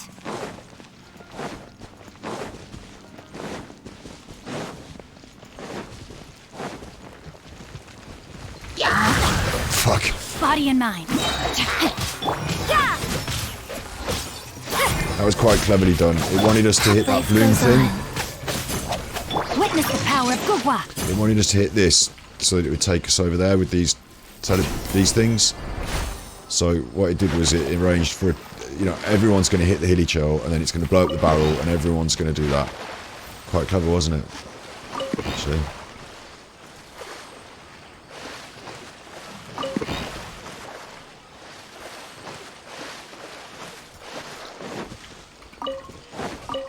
A chain reaction. I'm in the middle of a chain reaction. Body and mind. Okay. Rana's in a bubble. Can you hear Paimon? Can you hear her? She's at the camp and she's in a bubble. That Ara thing Iotham and Rana were talking about, what's it called again? Ara Kakalakari. Yeah, right. Paimon said something like, it's the little, well, here's the little chuffer. Aranana. Like, this should be voice acted, Arana. It's a friend of the children. We know this. Like, it knows all sorts of stuff, and that's not important now. The important thing is, they're very important friends. They're going to protect her. To heal her, we need Bidja. We need to go to Veranda and ask everyone to help get Bidja. What is Bidja? The live tree is getting bitten by bad bugs, and only Bidja can make Naranda better. So we need to go to somewhere called Verana and come up with a way to get this Bidja. Yes. Okay. Follow the path, go towards where the water comes, you'll reach Rana. It's one of these fucking quests, man. We're only supposed to be messing about with some kids. We're only supposed to be all this quest did at the start was follow the woman to the village. And then she was like, oh, while we're at the village, have you seen these kids? And then all these kids gone in a cave, and now this. I've got to sing.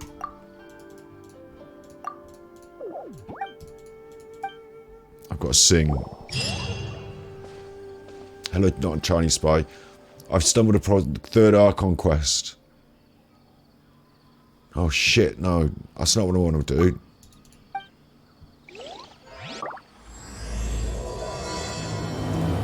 Alright, hang on. I think we leave this at this point. World quest.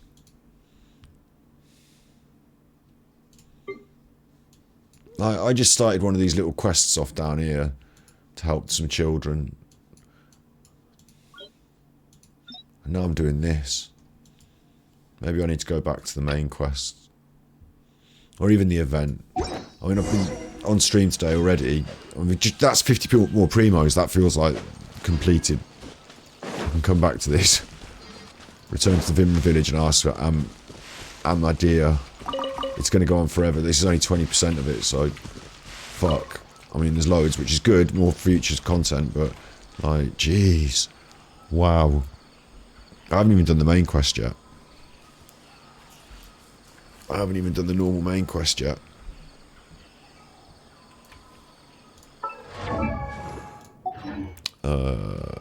What did I want to do? I wanted to see if we're getting any books out of that.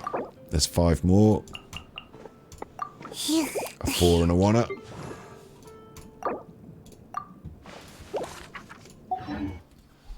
And in terms of primos, 1, 2, 6, 3, 8. 12,600. So it's still pushing forward. Not bad.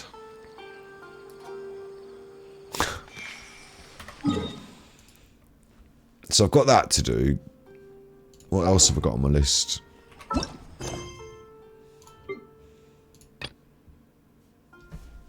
I haven't even finished this. You and Paimon arrive at Sumeru City. We'll be able to get... Will we get an audience with the Dendro Archon? Haven't started on that. We've got little bits and pieces back in Inazuma that are actually quite big bits and pieces. This quest, Dwarfs, is the longest quest in the game. Yeah, we're going to have to break it up over a series of streams then. No problem. Because I'm already thinking, like, you know, I'm getting a bit tired already. This is the second stream of the night. We've already done a big chunk.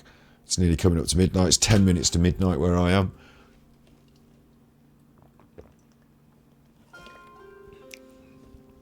And we've been sorting out our troubles and running around no end already. And we've been having lots of fun doing it. I think I might have another go at the chicken.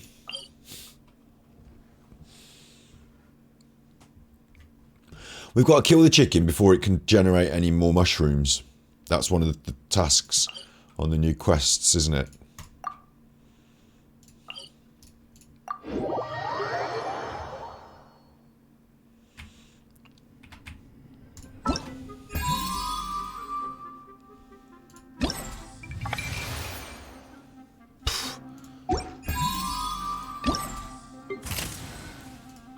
Here you are, the chicken.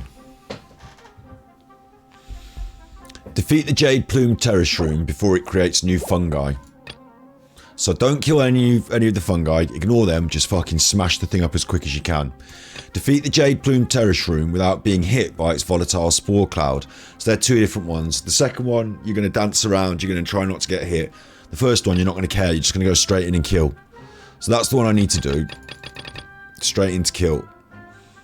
It's going to rely on me having really good characters with loads of specials all charged, ready to pop off, isn't it? I've never got all my specials ready to pop off. I don't know who my best characters are to kill a Jade. Whoa, you fuck off! What you doing? No, my sword! You can't run! I don't know what's best against that big chicken. You know, I don't know what the chicken likes or doesn't like. Dumpy, dumpy, go! Boing, boing, boom! Burst and splash! Just use my special there, so was a great, huge mistake. I don't know what the chicken likes and what it doesn't like. You know, I don't know what its favourite and least favourite things are. I'm just going to go in with what I've got on and just smash the shit out of it right now. And we're going to go attack, attack. I don't know what kind of defence I need to use, none of that.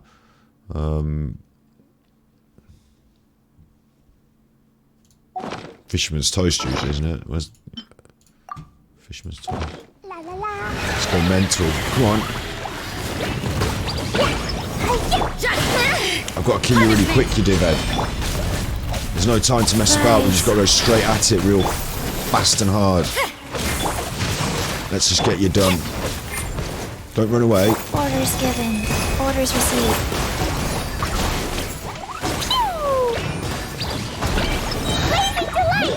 Got to kill it before it produces some mushrooms or something. Don't care if it hits me or anything, just want to just get in there and nail it. Rain outlines your fate. I'm thinking Electro would probably be good against it, but this is what we had on. You can't run. Wheel of life. There's the spores, I don't care about them though. Judgment. No, my sword. You can't run. Let me weave you a verse. Time to. I killed all those mushroom spore things, so hopefully that counts as them, you know, it not making them. But we're not nearly halfway yet. Oh, no, no, no, no, stop smashing me with your beak, Chuffer.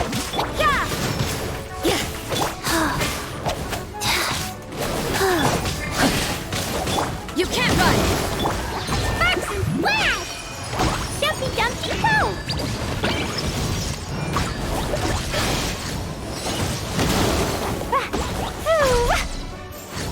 Come on, damage, damage, damage. There's big spores.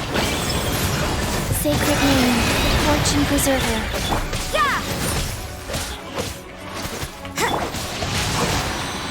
What's it doing now? Judgment.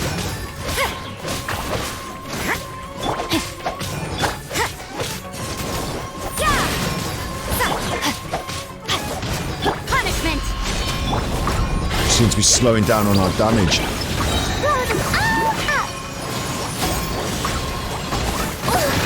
Shit. Wheel of life. Right, Marlo. Now's not really the time. No, my sword. Witness Just the wait power for of Daddy. You can't run.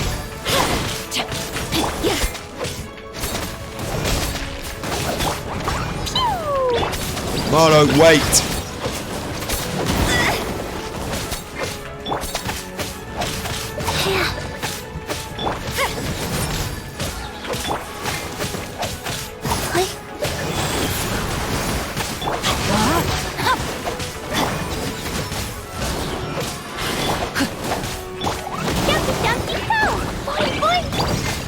Orders given. Orders received. Come on.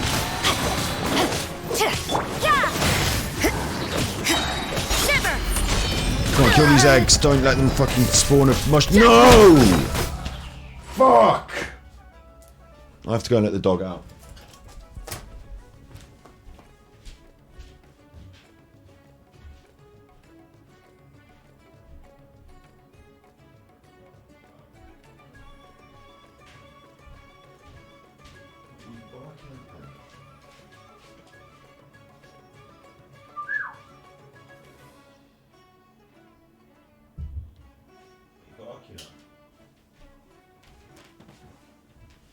Well, that was disappointing, wasn't it?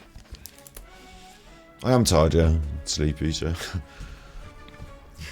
Fucking hell.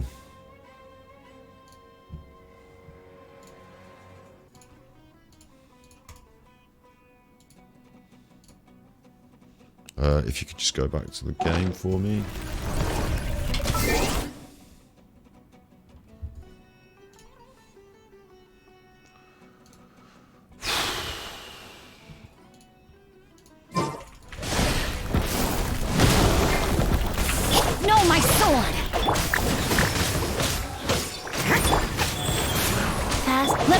a burst. Blazing delight! Jumpy dumpy toe!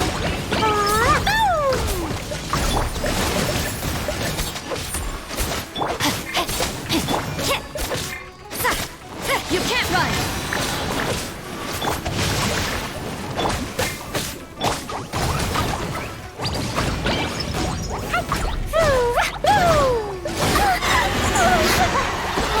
Rubbish.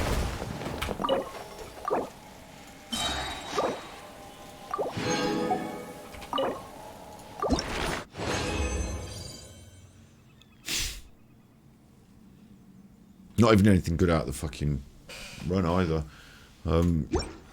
How annoying. So heavy. I know exactly what I've got to do there. I just got to keep on it, and every time it spawns those eggs, I've got to pop the eggs.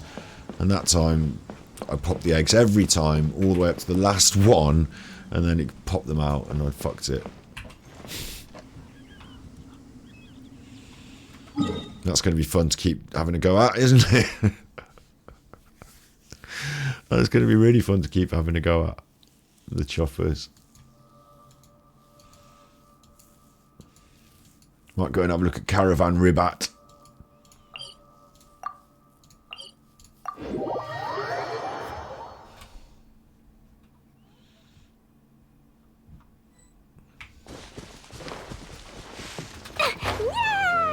Looks interesting to me. Caravan Ribat. We'll climb up this tree over this way. Get up through this way. Or maybe we should follow the road. Hang on. The road just takes us up, doesn't it? Yeah, just follow the fucking road.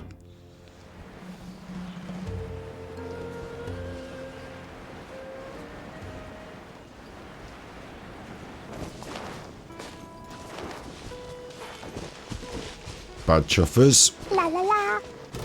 Listen, I've just had a big Barney with a chicken, so to me, you're just Punishment! chicken beaks. You're not even, Up. you know, your chicken feet. You're not even. Oosh, oosh! Look, just knocking you off your feet there, all of you. Chicken feed. Opening box of Adepti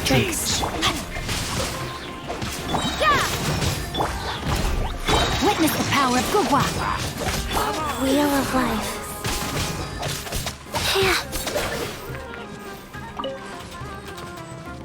Trimmed red silk.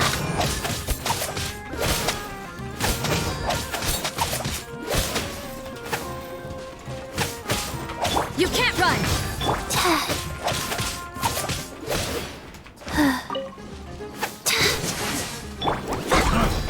You won this one. Yeah, I won this one, you fucking chuffer. Da da da. Sealy. Give me that Sealy, go on. What? What's he doing up there? Bad Sealy. Naughty Sealy.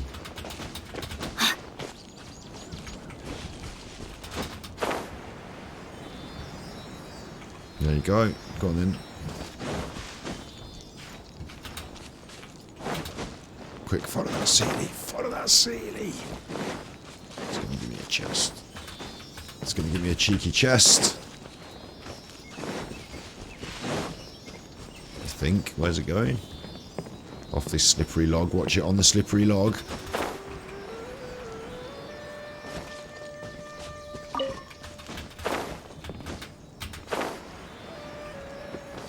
There we go. I hope we find long-lost ancient literature. May well do. Long lost ancient literature. Here we are. Look. Caravan Ribat. We get a photo. The frontier beneath the high wall. Oh, and here's a bit of a craggy wall. A fellow gambler. New punching bag. You idiots again. Shiver! Blazing delight.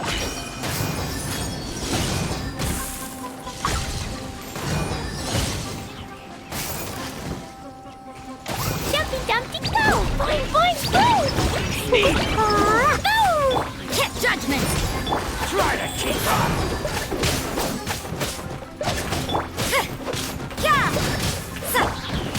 sacred name, Fortune Preserver. No, my sword! You want this? Oh god, more of them. La la la. Jumpy jump.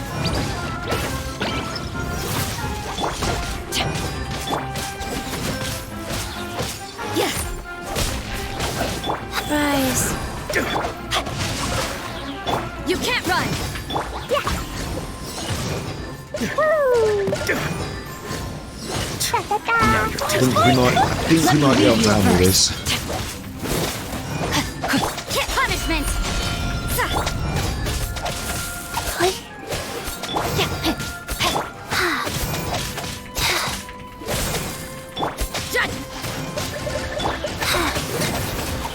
Thank you. Da-da. Faster?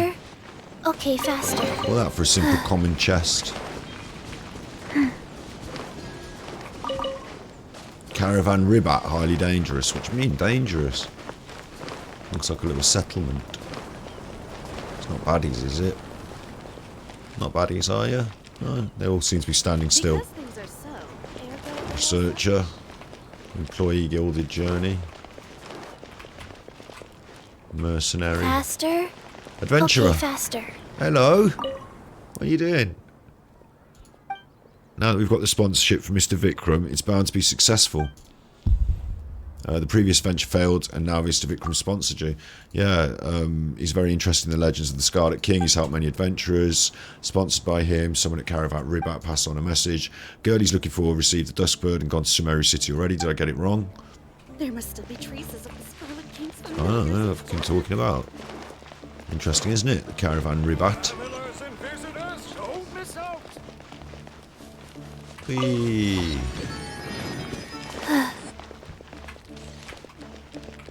Faster? Okay, look. faster. Here's the notice board. Welcome, weary travelers. Own a All who Gilded seek rest will Journey. find it here. Place to rest. What is this place? It's the Gilded Journey. It's a hotel. People pit stop here. Thank you for your kind reminder. She gave me a biryani. Sweet. Get that across your chest.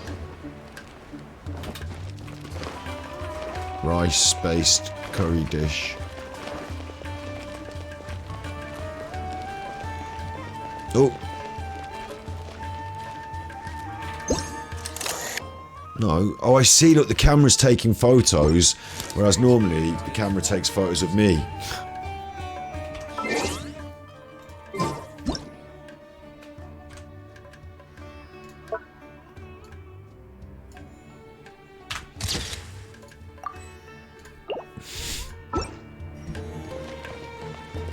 Mercenaries. Researchers. Can I go in the little house? No. Please stay safe while you're out exploring. Weird, isn't it? Caravan Ribat. It's like a big stone place and it leads up to the courtyard where the soldiers are. And then off round to the side and the back is the hotel. And that's that. I mean, what? It's a bit weird, isn't it? It is kind of weird just to have this. Like, what is it? For what? What's going on here? I'm sure it'll come into the story at some point, but...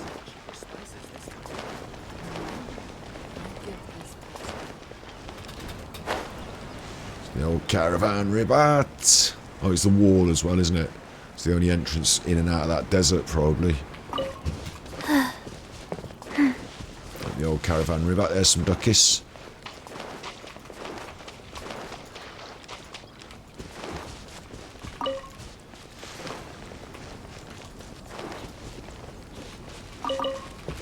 Fruits.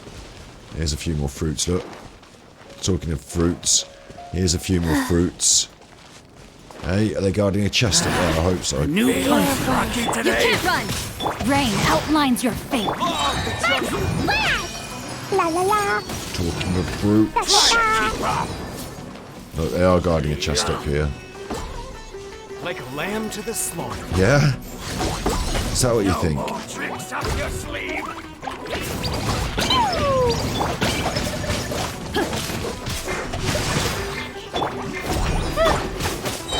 given. Orders received.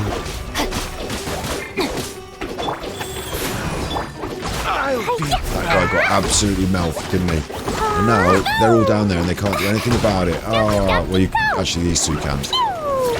They're crossbows. Witness the power. Go.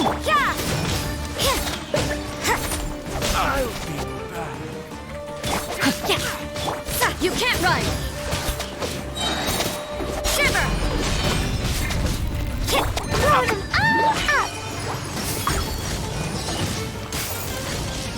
La la la. Jumpy, jumpy, jump. And that's all of you dead. No more tricks up your sleeve.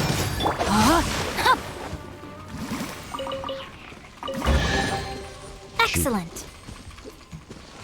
There's another chest there with one more in Body it. and mind. I dug it up and it had one more in it. Rubbish. Chest with one more in. Oh, it's faded red satin, Time not to skin. act. I read it as skin earlier. Faded red satin. Oh look, there's one. I'll do this as well. I'll do this area. Starting to get Body and to mind. grips with these now, so I'll do this.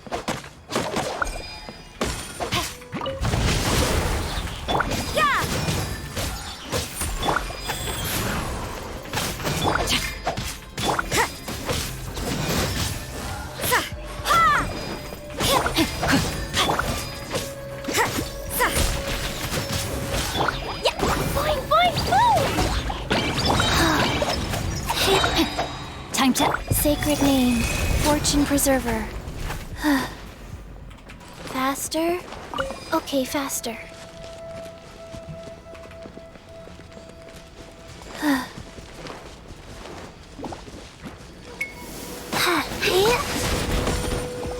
Need to get out of the red for a second, or at least activate this thing. Lights out. You can't run. Rain cutter.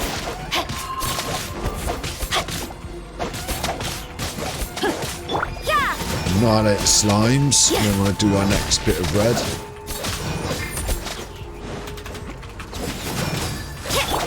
No, my sword. Bit of a strange shape to freeze a slime in, isn't it? Oh, it's come back.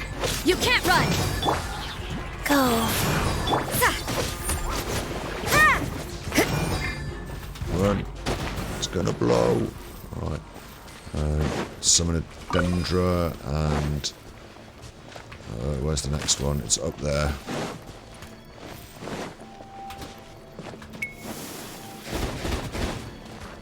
Climb up there, then you chiffer. There's that. Ping. Summon some more Dendra. Watch out for the red. What's going on with the central thing? Where is it? Oh look! Big bad chuffer. What's this chifting chuffer? Look at this. It's the wolf. It's one of the wolves. And we've got loads of slimes going off as well, so we've got to watch out. Wheel of life. Blazing delight. She's not. Clee is not going to be much good against all these wolves. Sorry, against all these slimes. But she might deal with the wolf a bit.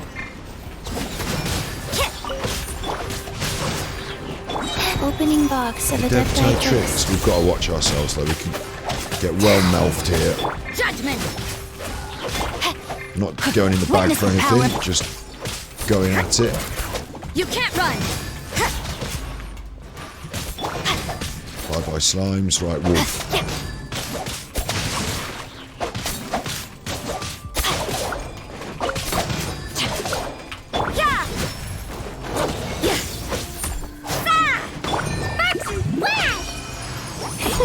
Jumpy, dumpy, Don't get killed, don't get killed, don't get killed. Go. Click. Shiver. Judgment. Watch that red totting up. The red is really totting up. I need to go and get some of these greens before my red toffs me off. Thank you. You can't run. Where are you now? No,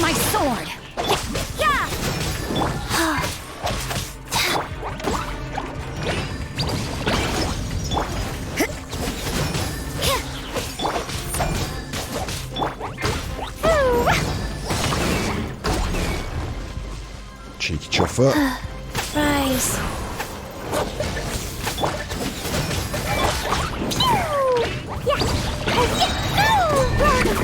Yes, let's go now, let's go. La la la. Come on, take it to the bridge. Judgment. Punishment.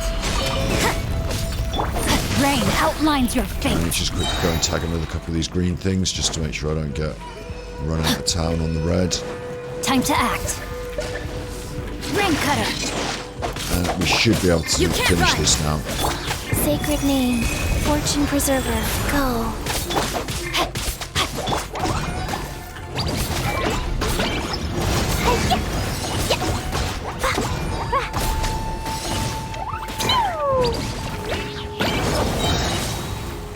Yeah, judgment.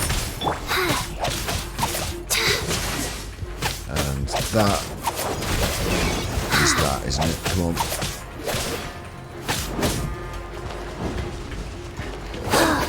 What are you doing? Where are you gone? Stupid dog. Faster, life goes on. Won't die. It's dead. Da da da. Hooray!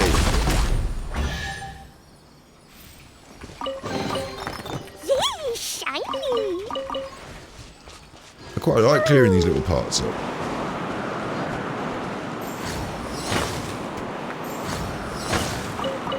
La la la.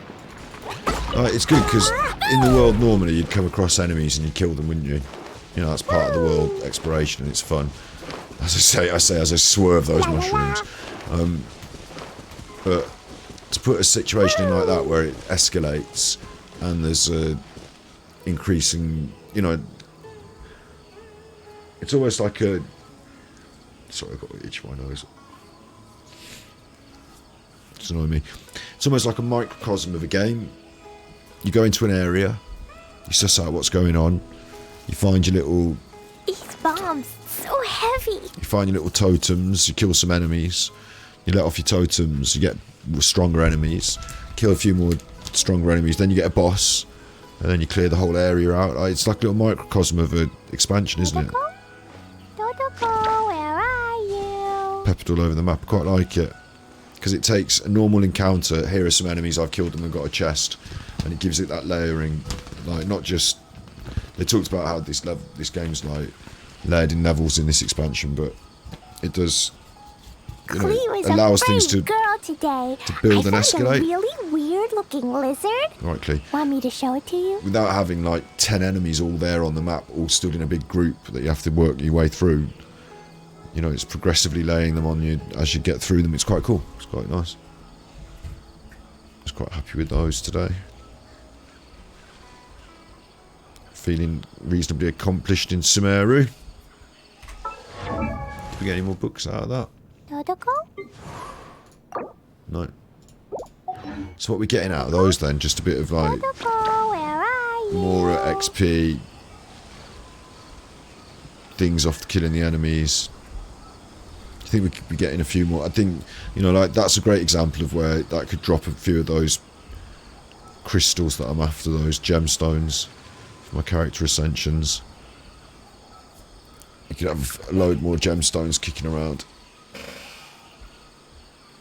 Do you want to come fish blasting with me? I'll get Alright, grounded Clee. for a whole day, but it's way worth it because the fish tastes so good.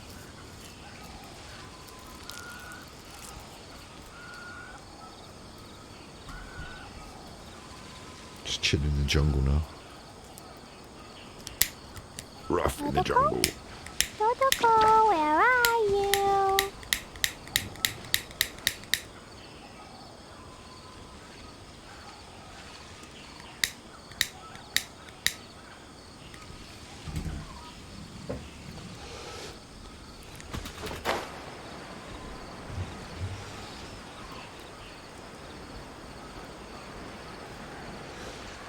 Obviously this is my chest over here. And they're just guarding it.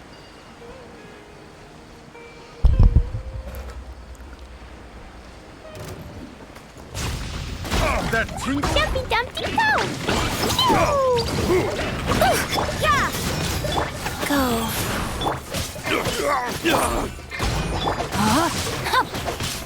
Judgment! Shiver!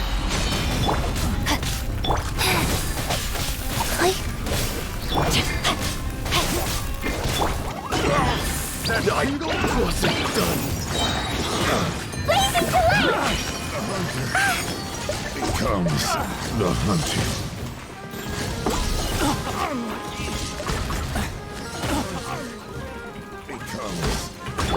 Rain outlines your... Life goes on. Life goes on. I got careless. Witness the power of Gugwa. I'll tell you what, I'm definitely tired now, and I'm not going to be that like I'm not going to be really that entertaining. I'll actually cook because you should have some flour on up to obtain, Rodney. And I've got a new menu, soba noodles. Let's cook some soba noodles. Anyone get a bonus? Diona? Manually cook some soba noodles. Perfect. That's 5 times perfect. Perfect. I like it when they put the thing right at the end of the thing, so it takes ages to get there. Perfect. And 2 more. Let's make sure they're perfect. Perfect. 1 more. Street Fighter 2. Perfect. Right. That's Daddy doing that, Milo. It's Daddy doing that. Automatic cooking unlocked. That's all I wanted. Unlocked. And how many dishes can I now proficiently cook?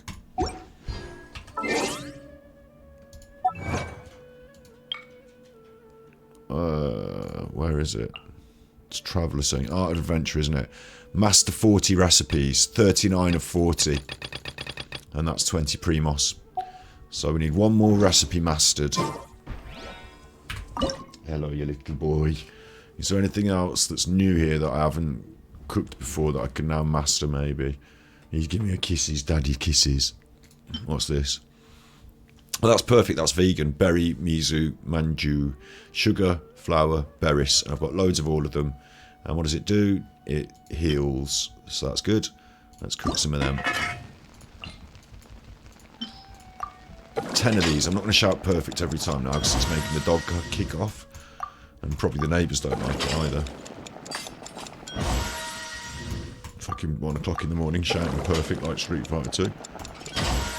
And this is really, like, I understand as content goes, this is kind of dross. Success! Fuck that one up. This is kind of dross because it's just like me pressing this button, but, you know, at the end of the episode, we just have, this is what I would be doing, grinding, messing about with the camera off, so I'm just keeping the camera rolling. So. There's quite a bit of grind in this game that you don't see. All of my commissions, all of my runs at the bosses. All this sort of shit. Grubbing for primos. There you go, Star Chef. Look at that.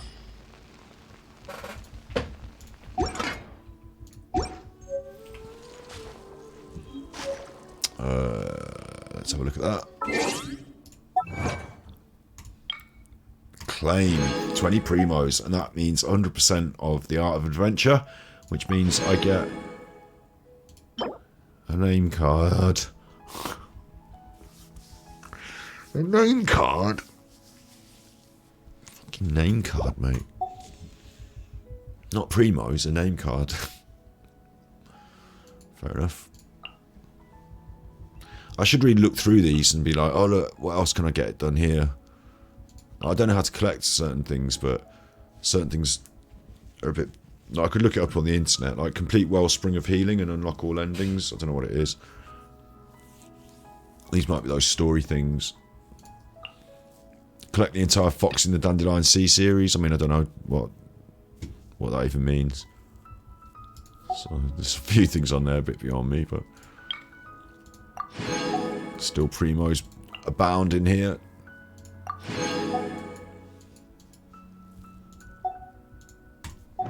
There's lots of ways to grab up primos. What's really striking me as well is I was thinking that because I came a bit late to the game, did Mondstadt, did Leeway, And then I was rushing to get to Inazuma, remember? I was rushing to get there.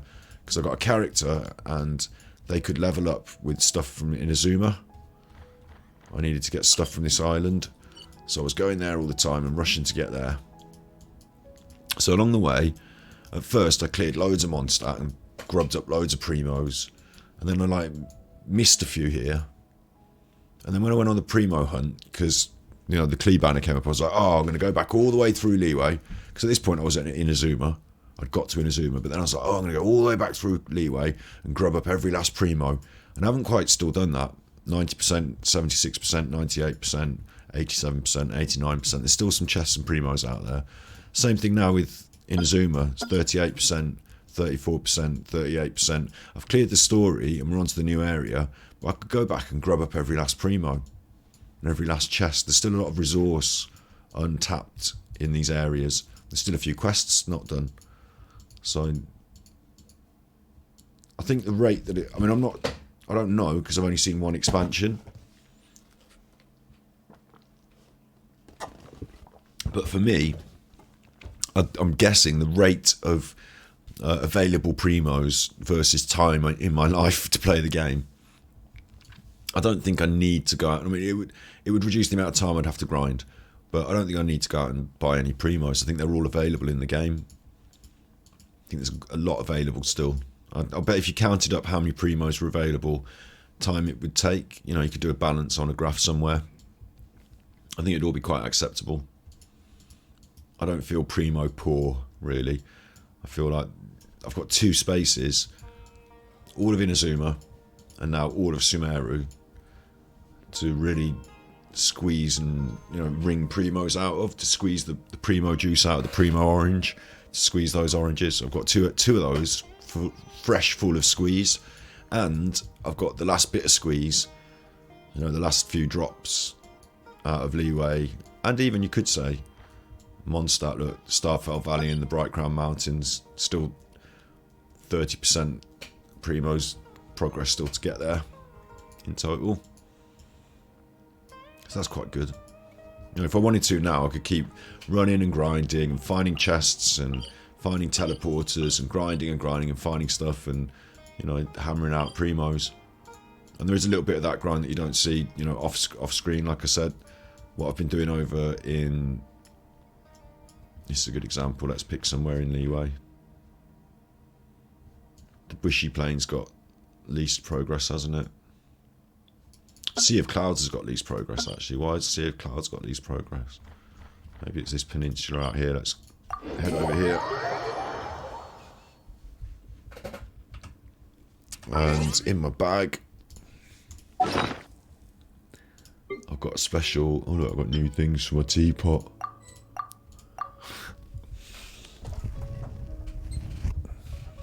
Oh. In my bag, I've got... Where is it? You fucking teapot rubbish. Special device. Where's my special devices? Geo Treasure Compass. Got one from Mondstadt as well. You get them after you've built your reputation up, and then you can build them at the... Time to act. Create them at the blacksmith. So I can press this button, and that tells me there's a chest over there. I've got 30 seconds between button presses if there's a chest around. If there's no chest, then I've got... that blue thing's not on the map, sorry.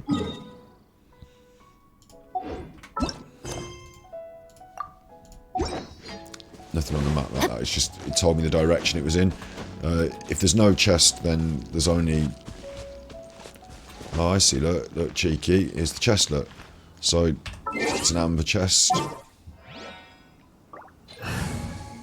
So the little chest compass will direct you towards a chest if there's a chest in the area, and then you go and get it. And this helps you to 100% the area.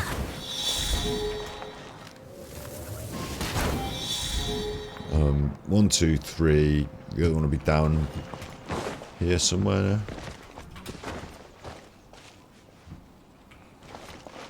Oh, look, there's a ruin guard. I've been here before. Of course I've been here before. I've been everywhere. I'll race you there.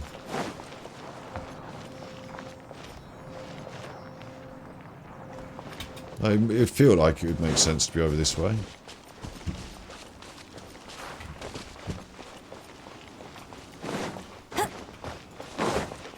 see it, though. Fucking bit annoying, isn't it?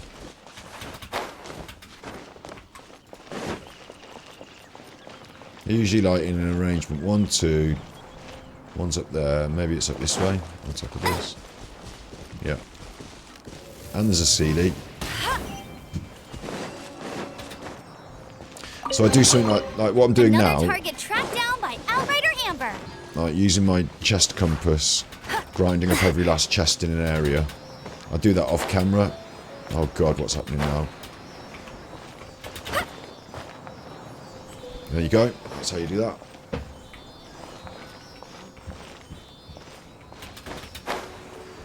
And this is quite, you know, calming. I quite relax, you know, do my commissions, go and grab up a few chests, climbing, wandering about, killing the odd thing. Where's the fucking Sealy gone now?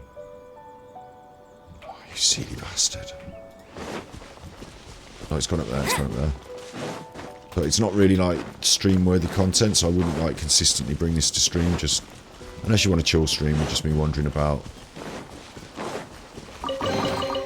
Opening a chest is like unwrapping a gift. Next one's down this I way. won't.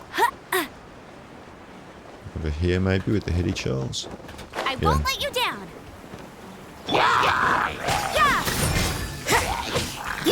Orders given. Orders received. Wheel of You can't run. No escape. Lights out. Judgment.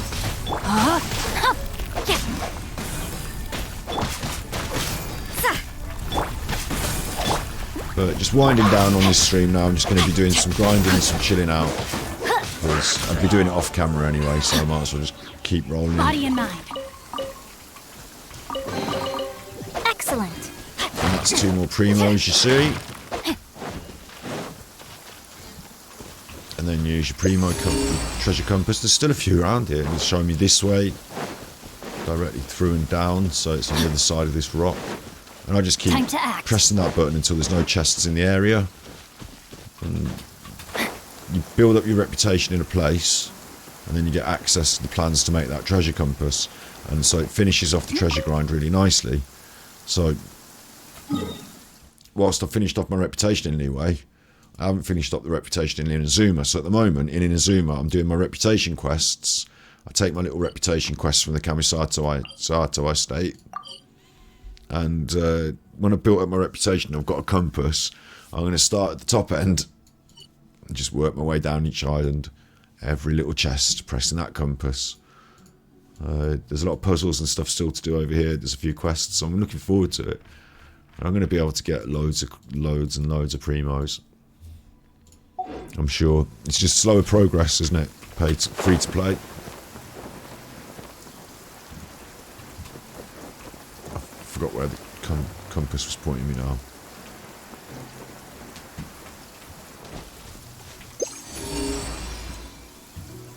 Up there. Body and mind. Through that rock. This one might have to wait. Time to act.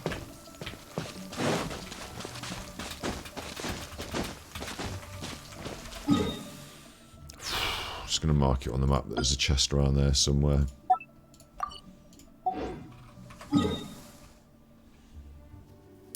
I had a new thing for the blacksmith as well, didn't I?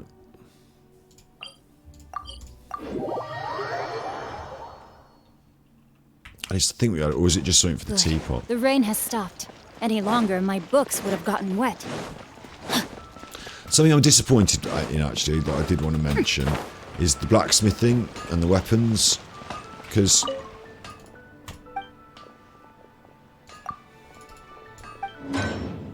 just obtain my stuff.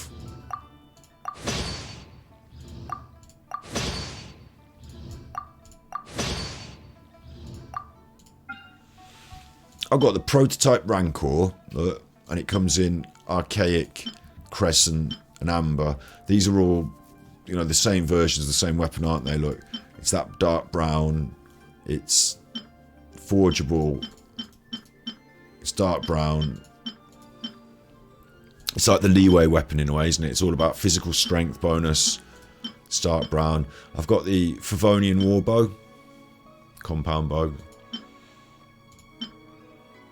So I've got White Blind, Crescent Pike, Iron Sting, Compound warbow, Map and Mare. They're all part of a set as well, aren't they?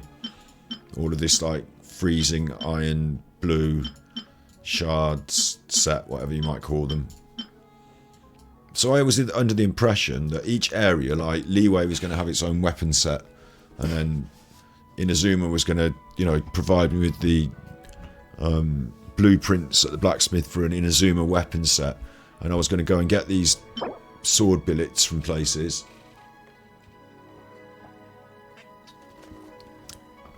Why is that? Why is what? Why do I look sleepy? Because I am sleepy. Probably. I don't know what you asked. I didn't keep up with the chat. Why is that? Sorry. I thought there was going to be a different set of weapons. Like, I thought that the prototype Rancor might have been the Leeway ones, and the Iron Sting and White Blind might have been. Maybe they're the. Maybe they are. Maybe they're the Inazuma ones, and there isn't a Favonius ones. But I thought I'd be able to craft more weapons and like have a different, like the Rancor set. I call it the Rancor set. It's the prototype set. Prototype Rancor, prototype Archaic, prototype Crescent, prototype Amber. They all fit together. I've got the Iron Sting, the White Blind, the Crescent Pike, the Compound Bow, and the Map of Mare. They all fit together. Where's my next set? Where's my 4 different sets? Where's my next set? Where's my 5 sets? I can only create 2 different kinds of fucking sword. So either I like the Rancor or the Iron Sting, and that's that. And that's been that way since day fucking 1. So, like, what's going on with that? Where's my different kinds of weapons that I can create at the blacksmith? The blacksmith said, like, I've ended up being able to create an Animo treasure compass, a Geo treasure compass. The swordfish weapons are out of stock. Supply chain issues. Like, they just should have given me more different kinds of, what do they call them? I'm getting tired now. Blueprints or whatever for different weapons. They should have provided more in each area. So we've had Inazuma, Mondstadt, Leeway. There should be 3 different weapon sets. And now with the new place, Sumeru, there should be a Sumeru weapon set available to achieve through get the plans through a blacksmith quest and then craft them up at the blacksmith to your heart's content. Where's that? Where are they? And then I can do this other stuff at the blacksmith, like these specialist things, like which I've done. The Adepti Stove, the Geo Treasure Compass, you just saw me using it, the Animo Treasure Compass, that's cool. Dragon Spine Spear, I'll never be able to make another one of those because I'm never going to get 8 more Dragon Teeth, am I? I don't know.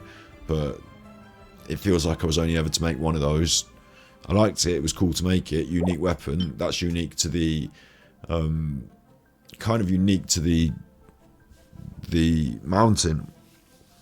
So again, where are my unique weapons? Where's the rest of them? I had one for the mountain, but I haven't had one for Fishel's Holiday, and I haven't had one for, I've missed the fish weapons. I did miss the fish weapons. That's true, but I think we should be able to create more stuff in here. I think that's an oversight. All I ever come here to do is to turn this into this. That's what this is for, this blacksmith for me. Which is a shame, really, isn't it? Because it's like an oversight, something missing.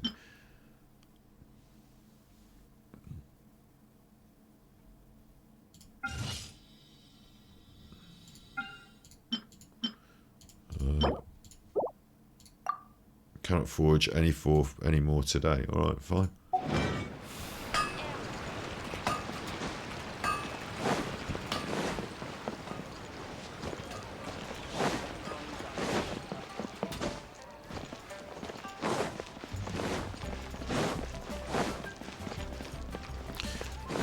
What else are we at then? We've got 38 resins, so we can do one more boss run. Who's closest on it? We're currently waiting on 5 of these. 5 of these. I did pick one up on a boss run earlier, off screen. I picked one up. It dropped to put a gold one. That was good. But we're still waiting on 5 golds there. She's waiting on the same 2 of those, which we could achieve that in one run maybe. Clee one of those. Could achieve it on one run, maybe. You know, it's maybe. Might as well just hit the damn Regis-Fine again and again and again, like I have to, like I keep doing, till it's done.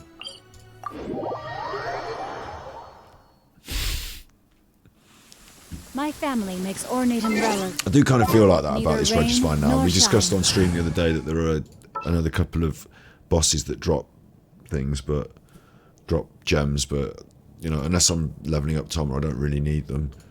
The other stuff it drops, but We're going to hunt.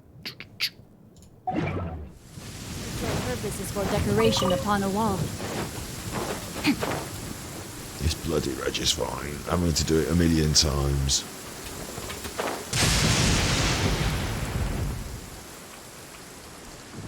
I do wonder what we'll get up to, you know, what number we'll get up to when I'm finished doing it. Whether it'll be 200, 300 times. Good. The And rain I'm sure has stopped. Asmongold Any will laugh longer, and say, my ha, books would have gotten wet. I've done like a bajillion runs again, you know, on the XYZ boss, but Rain outlines your fate. Go.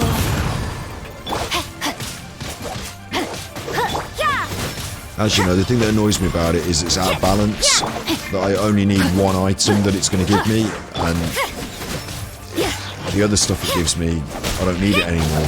So it makes me feel like I should have already earned You enough. can't run. You know, I don't know why it's so out of balance.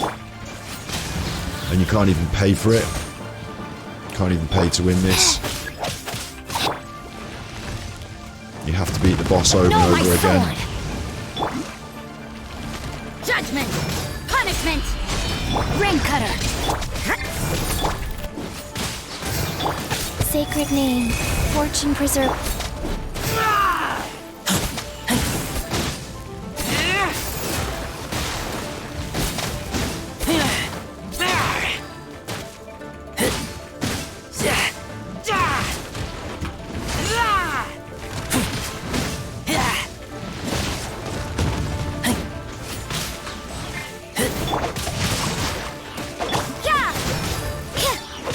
Come on, you chuffer. Open up your chuffing thing. Life goes on.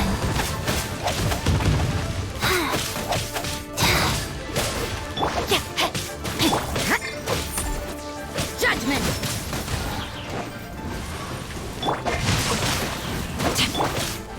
You can't run. It's being deliberately tiresome now. I just need it to open up the flower so I can attack its weak point. There it is. Judgment. Shiver.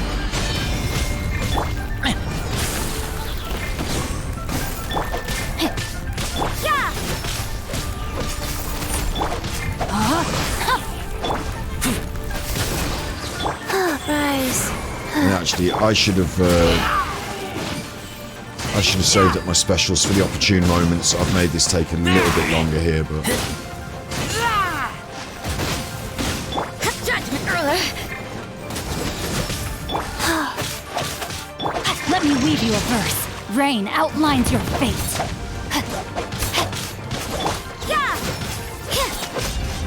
now it's done. So it's just a straightforward slam, and then oh, I've got one resin to wait for. Okay. How long is that going to be? 4 minutes. Right, fine.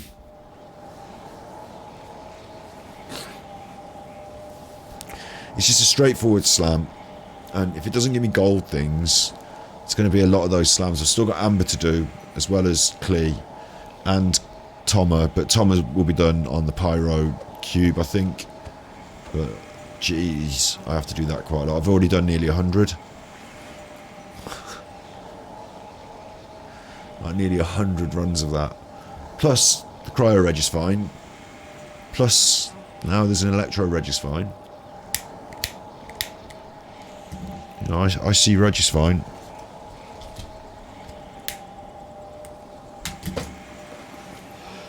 Boy, do I see a lot of Regis-Fine.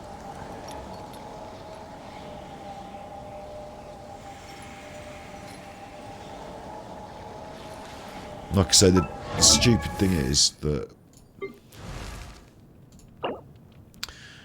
like, Everflame Seeds, it drops those as well. I've got 74 of the 20 that I need. but only 5 of these. So I'm still waiting on one of these big red ones to drop. It won't drop that, it will drop these 3 little things, and then 3 of them makes one thing, and then 3 more of those things, the big thing. I need, like, you know, it just... I'm going to be here till I get 100 Everflame seeds.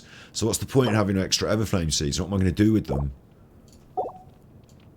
Same thing, Amber. Like, she needs Everflame seeds, but again, I've got 74. I only need 20. But she'll need... You know, when I spend all those on Klee, then I'm going to be back to square one with none of these. But I'll still have 50 Everflame seeds. So by the time I finish grinding for Amber, I'll have like 100 excess Everflame seeds. They're useless in all extra... I can't do anything with them.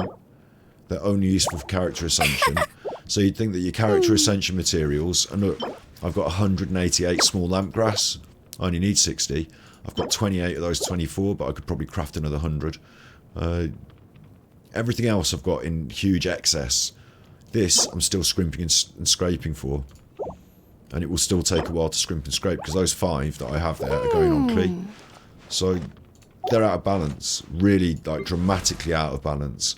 And you can't go in the shop and buy it. So heavy. You have to fight the boss. You have to wait for the boss to drop it. You can go and buy resin so you can fight the boss more, but who wants to fight the boss a million times just to grind? Like, the grind is... The problem is the number of times you have to fight the boss, not the fact you can pay to fight the boss even more. It's the fact that you have to fight it that many times to wait for this to drop is silly. Dodoko? Dodoko, It wouldn't be silly you? if it wasn't so out of balance. And I'm not suggesting that you know, give me fewer Everflame seeds. What I'm saying is, loads more of these gemstones, please, kicking around the place. Don't have to be big gold ones for everything, but a lot more chunks and shards and, you know, rewards. The other day, so heavy. we did a domain, a new one in the new place, level 90, and it was 1 shard. Not a whole gemstone, but like a 16th of a gemstone. And I was like, what? That's the reward? 1 shard? Like, go and get fucked. And like, you need to be dropping me loads of these out in the world. Like, enemies should be dropping the little bits. Dodoko, Like, there should be all where sorts. are you? It shouldn't be out of whack like that. And it's easy to tweak. You just put them out there in the world a bit more. And if it's too many now, then you just pull them back a bit. It's easy to tweak a few more of those things. Otherwise, I'm going to be here for fucking ages, you know. 50 seconds. But I'm going to be doing a lot of these.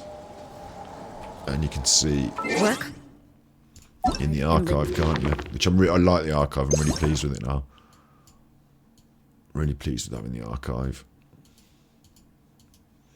I haven't done as many as I think I've done. Where are they, chuffers?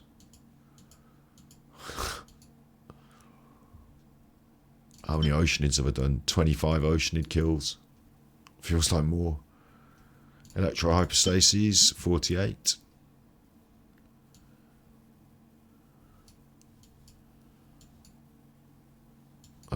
Hello?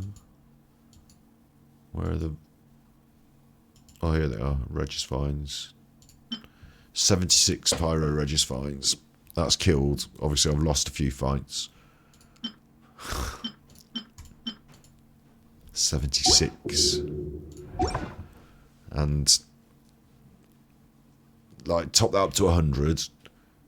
And then I've still got to double that for what I need to do. That is what life in Monster. You see?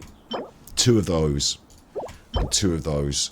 So 3 of those make 1 of those. And 3 of those make a big chunky one, a purple one. Not an Everflame seed, but a purple one. And then 3 of the purple ones make a gold one. So it's given me... like, if a gold one was those purple ones, it'd be a third purple one. And a third of a third would be a 9th, wouldn't it? A 9th.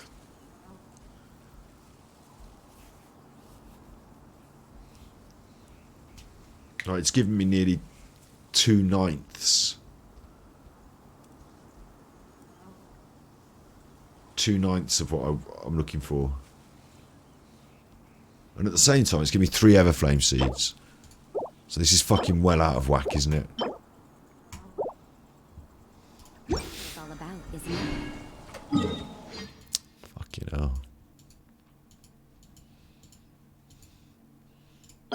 There's a new one over there, the Electro one. Doesn't look so fun anymore, does it? Knowing that you're going to be looking for them and not getting them. But I don't know what to use Thunderclap Fruit Cores for either. So we just had a bash at the chicken boss. Go for these green ones. They look really lovely, the green ones, compared to the Animo colours of turquoise. They do look different. Very turquoise, that is. It's hard to bring in, you know, there's only a certain number of colours, isn't there? So 2 different greens now we've got. But, where were you? The chicken. Lovely emeralds, they are. Set off very nice. We did those, and we got the beaks, and they're good for collie, aren't they?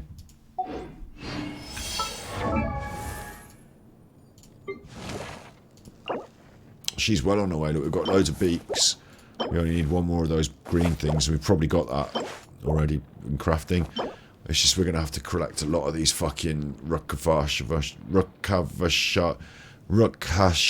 mushrooms. We're going to have to collect a lot of them, but thankfully she's on the same arrowheads as some of the other characters. And look, I've got 614. So I think we'll be alright for arrowheads. Although along the way, we're going to end up... It's just going to be the mushrooms. Boss kills and mushrooms, isn't it? Interesting stuff. It's weird that it's done it like this, though, because... Like, pay to win is one thing. That you can't pay to... You know, how many times have you got to come and kill that boss over and over, grind that out? Like, you can't even pay to do it. It's not pay... You can't buy the gems. And... Like, it's time greedy. Like, why would it want me to have to keep going back there so many... Like... I've got to do it for Klee. Grinding it for Klee, that's one thing. But I've done it for her already. And I'm going to do it for Amber. Like, it's a bit excessive, isn't it? Like, also, how about this? If you've got 3 characters, you know, that are fire characters, and you're now having to decide who's getting what, how about, you know, you get a bonus? You know, how about things go 20% further because you've got 2 fire characters? So now, this requires 5, not 6. Do you know what I'm saying? Like, the game could know that, oh, now you've added another fire character to your squad, so you get a bonus, which means you don't have to collect as many of these red gemstones per character. That's easy to achieve, isn't it? Instead of, if you've only got 1 fire character, you have to get 6 of these gems. If you add another fire character to your roster, then that character only has to get 4 of these gems. And you add another character to your roster, and that character only has to get 3 of these gems. So it makes it easier as you get more fire characters, because as you get more fire characters, it intrinsically makes it harder, doesn't it? So instead of making it stupidly harder... So heavy. Oh, but you do the same grind for each character. No, you don't. No, you don't. No, because I've already got 77 of those already. It's just those I'm struggling for. So, you know, you could actually make that easy on us by just a little bit of balance there. As you add more characters to your roster, each one, if you've already got that element, requires less of the main target thing to ascend the main target gem. It just requires less. Good system, figured it out. Alright. Alright. We're going to come back tomorrow on Sunday. I don't know if I'm even going to play Genshin Impact. I might play the different game. You don't know. Who knows? Who knows what Guan? I don't even know. So next week, what I'm going to try and do on next week is get in touch with Steve, get our episode together, buy a laptop for taking on Holly Bobs, get everything prepared for Holly Bobs, do an episode with Steve at the end of the week, and which would mean we need to start looking at Dark Side Phil. I'm really a bit worried. I'll tell you what, I'll just do a little bit of chat about this before we go. So, episode 1, we kind of want to look at Dark Side Phil, because it makes sense, because he's... hello, Firefox. Thank you.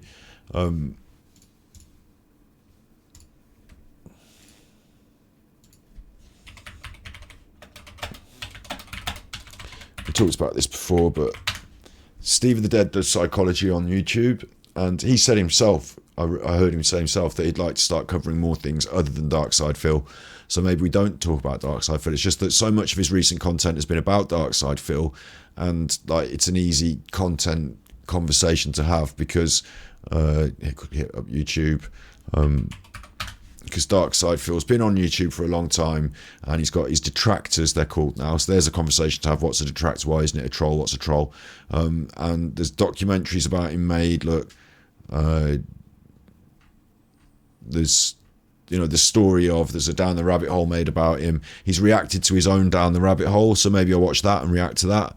Because what I worry about is we do stuff about Darkside Phil, and then he could copyright strike us, he could take down the channel. You put too much different content in one episode. You bring in this video, you use this video as an example, and it might all be good fair use and everything, but he could just say, oh, copyright strike, and we could get hit, and that could be a problem.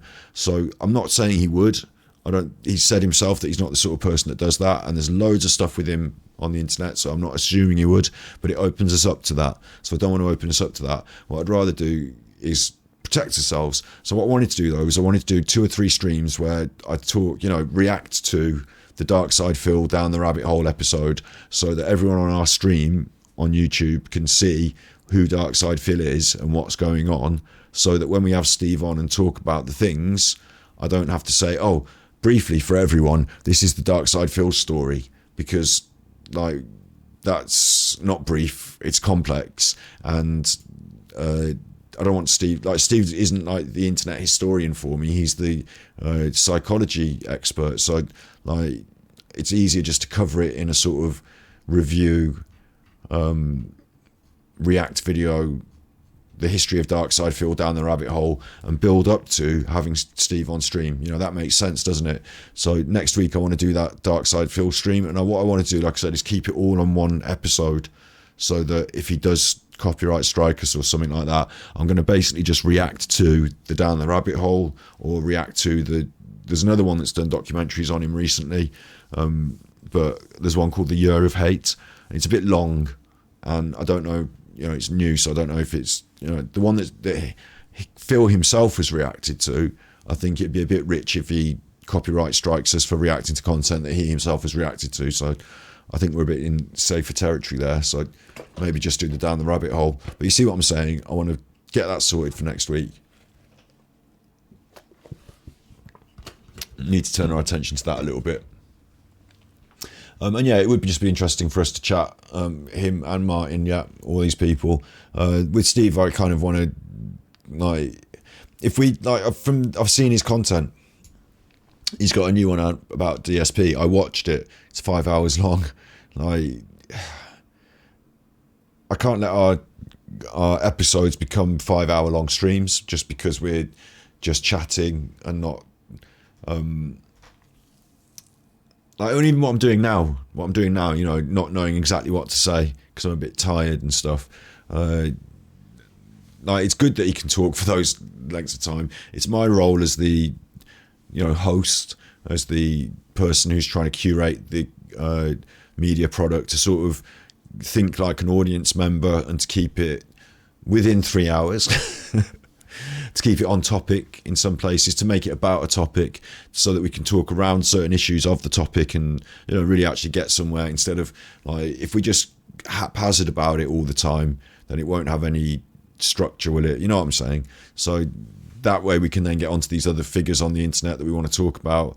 We've got all these plans, they're all good plans, just haven't been able to approach them because it's been so busy with Genshin Impact this last week. So next week, that's something that we want to push towards, and I have to also keeping it short. We're both good at talking, but that's the whole point. We want to do some talking. We want an hour and a half, 2 hours, three would be fine. Anything beyond that, I think, even for me, the person who sits and listens to 5 hours of content on the internet myself, I just think because there's a lot of content out there in the world and your time is valuable. I don't know how to quite put it. I just think, and also for YouTube, we want to be able to clip some stuff out of it and make some shorter clips out of it as well. So I might ask him to give me a few bullet points here and there. But yeah, in general, for general consumption, a podcasty-esque thing can be about 3 hours long, can't it? But like this one, 7 hours, even for me, which I watched it in different segments. I personally, like, you know, I didn't watch it all in one big 7 hour go. So maybe if we did 7 hours of content, we'd want to do it in 3 different segments of shorter bursts. So I've got to at least try and do that. I'm even doing the same thing now, making this take ages, just telling you about it. But that's our plans anyway, moving forward. And next week I've also got to try and buy a laptop. And I don't know anything about it, really. I mean, I know a little bit now because I bought a PC recently, but I want to just be able to go on Amazon, order the bastard, for it to turn up.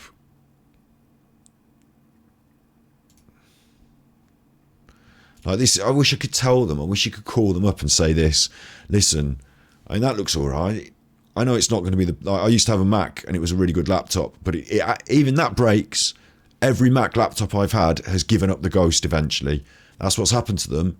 They haven't, like, you know, still working. It's just old and expired software, so you move on. No, they've given up the ghost. They've packed it in. I've seen the Mac green, the screen of death, and it really makes your heart sink when it happens. All my stuff on my laptop's gone. You know, I've seen that a number of times with Mac, and I've had a normal, you know, Dell or whatever you call HP Pavilion or someone laptop before, made out of clunky plastic, and that's still probably working if you plug it in, but it's like so full of viruses and malware that if you did plug it in, it'd burst your internet. But like, this looks acceptable to me. It doesn't look like it's going to be a forever thing. You know, it's kind of plasticky. It's not like lovely design styles like an iPhone, is it? But like, I don't give a shit. It's like, this is only 500, 600 quid. Like, compared to some of the others, which are nearly 1,000. The thing is, I don't know. That's on sale as well, you see. You save £50. It's not a big saving, is it? But I don't know. What I want to do is I want to walk in or go on Amazon and say, look, how many USBs has it got? I get it. I open it up. I load up Windows 11 or what the fuck it is. I load up Genshin Impact. I put OBS on it.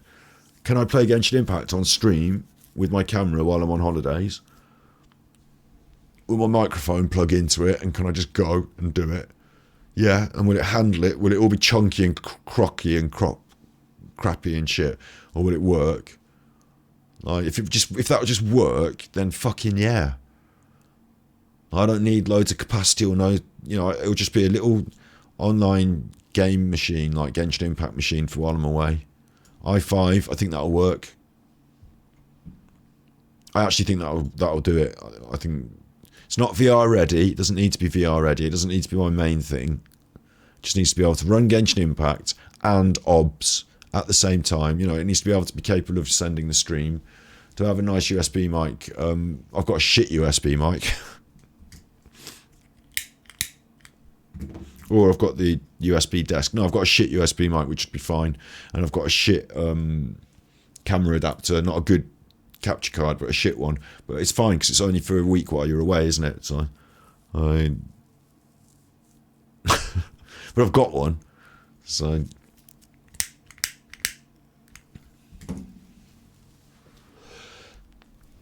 the issue is whether it would pump it out.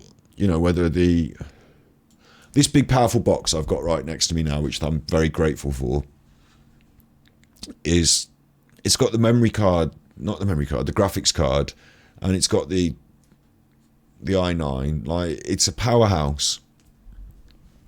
So what it can do is, some people have 2 laptops. You know, you have one that runs the game and one that runs the stream, and the processing or whatever you'd call it of the stream is like a, you know, a task, isn't it?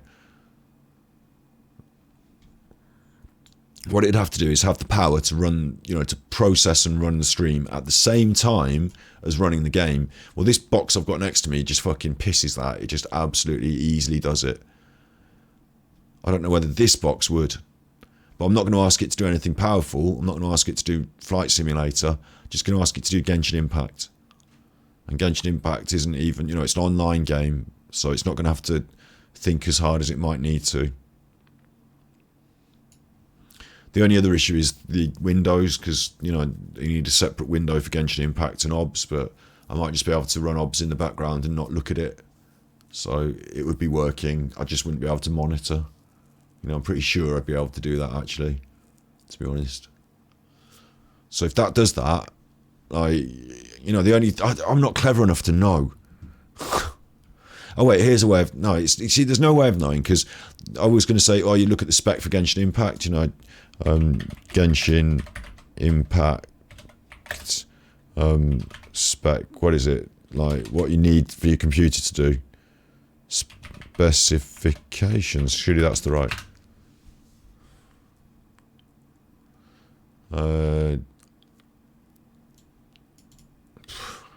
i7 equivalent. AMD Ryzen 7 or better. And what am I looking at here? This one's refurbished, actually, which is a bit of a cheeky. i5, so that's not good, is it? Uh-oh. i7. Get more expensive. Curry's, though, up the road. You can walk in the shop. It's like, you know, the electrical warehouse shop. There you go. That's 750. Still under £1,000. But we're approaching quite a lot of money, and for that money, like, I'm actually buying quite an expensive thing that I might as well get more use out of. And that's where I start thinking, should I not just get a Mac? You know, the Mac laptops are quite good, aren't they? But there's loads of shit they can't do, and the last one broke. But like, let's say I go in Curry's and I buy that, and I just keep it safe and nice and clean for any time I'm traveling and wanting to stream. And it's my traveling stream machine. Yeah, it's a sensible thing. Now, how do I know if it does the job? It's got Windows 11, i7, 16 gig of RAM. I mean, that is, it's just said it there, Genshin Impact, i7, 16 gig of RAM. Graphics, NVIDIA GeForce 1066 gig and better. I mean, what? Didn't even say anything about the graphics. NVIDIA GeForce MX40. I don't know if that's better or worse. NVIDIA GeForce, yeah, it will be fine. It'll be fine. So let's say we pick that up. The question is, so it's fine to run Genshin Impact. I'm sure there are laptops specifically marketed for this purpose. There probably are. But what the problem is, right, is that when you do, like, I'm asking if it will do both things at the same time. But when you do streaming laptop, what they do is you have one laptop running your game and one laptop running your stream. So look, it's brought up the same fucking thing as I was looking at earlier. Look, the i5. That would be a great streaming laptop to just pump the stream onto Twitch. If I had another computer that was struggling to do both tasks, I could say to the other computer, you just run the game and this computer will just pump it up onto Twitch. You know, it might be that is what they think when I say streaming laptop. And Curry's, the other thing about this is, Curry's are going to tell you, oh yeah, fucking this will be good for it. Oh, this will be good for it. Oh, they'll all be good for it. And like, look, Curry's has brought up a fucking iPad. There's the MacBook. So, you know, that's going to come up, isn't it? Obviously, but anything from £400 to anything here at Curry's will do the job. Because they just want to sell me a fucking computer. So I'm like, oh, I want a streaming one. Oh, this is a good one. Take it. What's your price range? Right. This is fine. This one will do. What laptops are good for streaming? Like, loads of them. All of them. Because theoretically, any laptop is actually quite good for streaming. It's whether the laptop is good for streaming and playing the game that you're going to stream. See what I'm saying? Like, in theory, you could get away with saying, like, everything's good for streaming. They don't even have to have a good graphics card to stream, because it can just do it all on the processor to stream. But you actually need a good graphics card to do the game. But I don't need a good, you know, one. This one looks good, look, whatever. This one looks good, whatever. I don't know. I suppose for me, it's just make sure I get an i7 because Genshin Impact levels. And what I do is I spend the money. This is what I've got to do because I've only got a week to sort it out. Like, let's say I buy that. I shop around and I find out what's the best one for this amount of money or for this range. And I buy that. And let's say it's this one and I buy this, yeah? Then I set it all up and I watch it. And if it runs it, I'm like, thank fuck. And if it doesn't, then I'm like, shit. Razor Blade 15.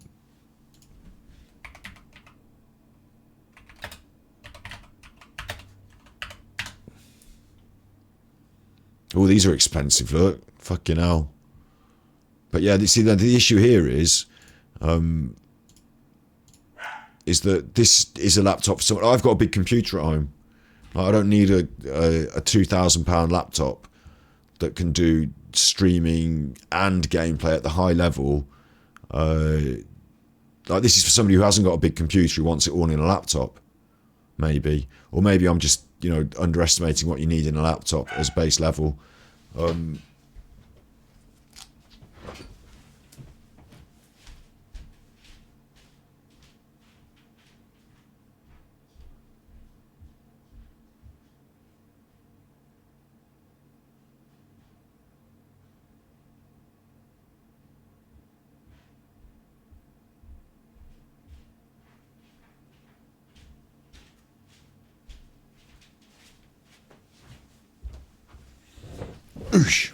Because I'm not going to use it for anything other than, you know, holiday streams. If I can, once we've done one holiday stream, I might consider, you know, taking a weekend break somewhere else and doing it again somewhere else. But next week, not next week, but the week after, we're going to be taking this little family break. So we'll be away for a week together, and it'd be good to be able to do it, wouldn't it? In fact, it doesn't even need to run Genshin that well. It doesn't. Oh, then return it. Get it and then return it. Yeah, no, I'm not doing that. I want one for, you know, let's say this goes well, then in a month I could say, right, I'm just taking a weekend break to Amsterdam and I'll stream from Amsterdam. Yay! You know, there's no problem with doing that in my mind. At the moment, I've got no computer to take with me, so this is going to be part of the kit. The reason I used to have a Mac is because I used to edit on it, and before I got the big editing Mac, I used to have a laptop and I used to edit on the laptop and, you know, push it to its maximum. I should go and get the old Macs to show you. Probably got it in a drawer somewhere. You know, it's quite a good computer for a while. And then I even used it, like when you're away working, you can put all your stuff on the memory cards onto the hard drives overnight, and you can even knock up a bit of an edit while you're away on your laptop. You can start editing on the plane. You know, it's actually quite useful. So I had an editing computer that was a laptop, and then it became a permanent home editing computer because the laptop wasn't going to be powerful enough to do the full film. So now we moved up to the big computer, and since then I've had the big computer at home, which is why we used a big computer at home for the next edition for stream, didn't we? A streaming PC. So this wouldn't be like a workhorse computer that I'm looking for. This wouldn't be like a, you know, a editing computer while you're away or anything. I'd save all the big jobs for the big computers. This would just be so that I can plug a camera in and a microphone, maybe play Genshin Impact, or maybe just show you the hotel room and talk to you about what I've been doing. Do you know what I mean? I wouldn't even be doing a lot of in the real life streaming on my phone bill, on my roaming data charge thing. So it would just be like, you know, I'm away for a day, and that evening the stream is live from Amsterdam. Look out on the balcony, there's Amsterdam. Oh, this is what I've been doing today, tell you all about it. Let's quickly do my commissions and Genshin Impact. You know what I mean? Return it if it doesn't work for me. Yeah. Or if it doesn't work for me, yeah, I would have to. I would have to. But yeah, see, this is a nice little plan, isn't it? The laptop is part of that. I'm not saying like, oh, tomorrow I'm going to be starting to be a travel vlogger. All I'm saying is that, not this week, but next week, I require the laptop in order to do this as a test, premise test. And if it works, that's good. So I could look at it as a business charge and say, like, you know, prepared to spend. I've already bought a big computer. We've already done that. But I'm prepared to spend some of the money that we're saving up in the kitty for something like this to enable this part of the stream. So I could say, right, yeah, well, we'll get the expensive one then, fine. You know, why not? Why not go for the expensive one, get the best one money can buy? But I don't need, if it's too powerful, like if it's so powerful that it could do things that I'm not even asking it to do, that seems like a bit of a waste of money, doesn't it?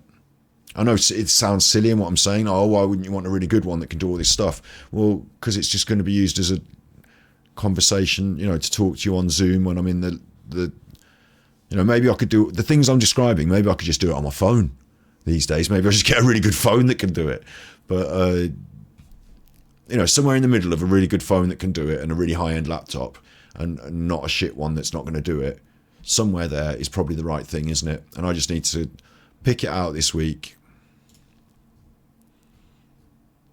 pop it in the bag, be ready. And then if I've got a bag with my camera, a laptop, a microphone, you know, what have you, if I've just got that, it would be nice to be able to edit on it, actually, wouldn't it? It would be nice to be able to edit. It's a shame the Mac's not so good for streaming.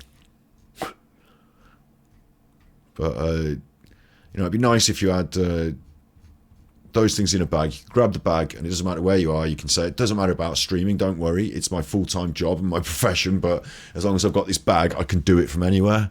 So, like, because the worry I have is, like, this week, we've done a big week on Genshin Impact. Next week, we're going to try and do a big week with the field content leading up to, you know, psychology and Steve. And then next week, I'm not going to be here because I'm away. Well, no, I don't have to. I can have, you know, work away from home. That's the aim, isn't it? So it's quite a good thing to have. It would take away a lot of my worries about being away for a week. And I even thought to myself, you know, what would, like, I've logged on to Genshin Impact and talked to you every day for the last however many weeks now, like a year and a half. So it would be weird to even not do it. Like, what would I do? Just sit there like, oh, I can't even go on Genshin Impact. I can't even go on the stream. So, like, yeah, I think we need to get a laptop, don't we? But like I say, I'm not trying to break the bank, and that big PC does the big job. So it seems silly to have two expensive PCs that do the big job. While I'm sat here talking to you in the normal times, the laptop would be sitting there doing nothing. So it's quite a lot of money for that. Right. It's not going to be good if you end up tossing it out the window. You want something reliable. Yeah. Yeah. The Twitch gaming streaming minimums on the link I put in chat. Oh, right, okay. Oh, it blanks out links, doesn't it? You'd have to put it in Discord.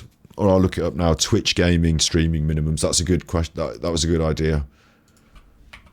Twitch gaming streaming minimum.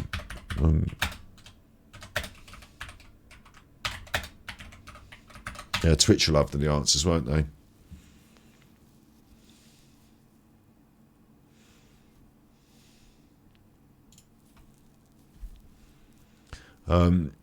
This is really interesting.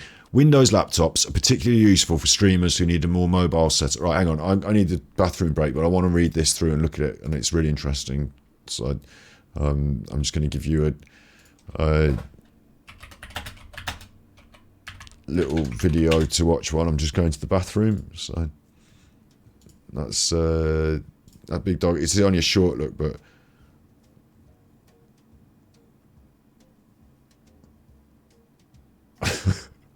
they're so brave when they're cutting the ears.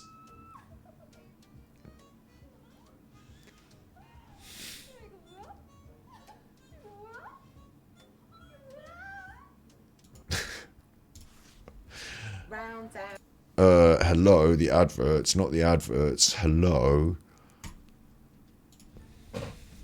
Just back in a sec.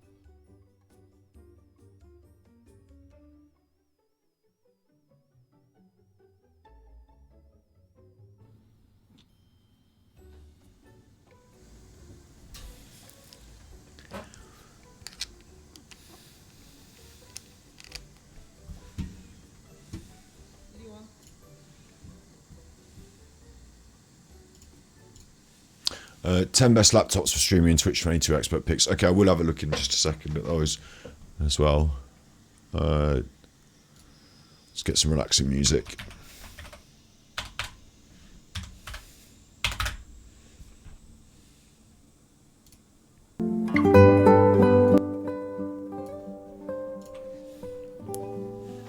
One thing I was going to say is that it doesn't matter what laptop I choose. Like, if I'm not going to say at the start, this is going to be a streaming rig, like it's going to be a fucking rig, then I'm going to accept that we're not going to be doing, like, the things I can do here, because I've got the Elgato Camlink Pro. I've got 4 HDMI inputs there, so I can run the PlayStation, the Xbox, whatever, into the computer. I can also run the camera and a second camera for the podcast in the room if we want. And I've got the ability on this to do that. On another computer with one USB port or one HDMI port that doesn't have an inbuilt 4K 4-gang capture card, which it won't if it's a laptop, and you're not going to be getting in there and putting in the Elgato Camlink into a laptop. You're going to be at the behest of peripherals, like buying an Elgato capture card separate for another £100, or using the cheap one that I use that just plugs in and it's 720p. Like, what we're going to say is that it's not that I can take my studio show on the road, set up anywhere, use the laptop. You know, it's going to have limits, not just because it's a smaller machine, smaller power. Even if you go for all that extra power, you're going to end up having to buy like USB hubs that maybe don't work, and you know, you can't get that internal like, you can't get that amount of ports and HDMI capture going on in a laptop. You know, maybe there's a limit there, or maybe there's not if you go big spend. You know, maybe that's an important thing to mention, because while it might be cool to say it's just me taking my laptop out doing a little bit, it might also be cool to be able to plug 2 cameras in, which would be an absolute no-no, limited no-no with most laptops. So it's funny that it's just a little thing, like plugging in 2 cameras instead of 1, but most things are just like, no, fuck that, not having it. Maybe 2 crappy webcams, yeah, easy. 2 USB webcams, easy. 2 HDMI, you know, Sony cameras, no, absolutely not. Right, let's read through this and see what they're saying, and then I'll take a look at the best 10 laptops for streaming Twitch in 2022.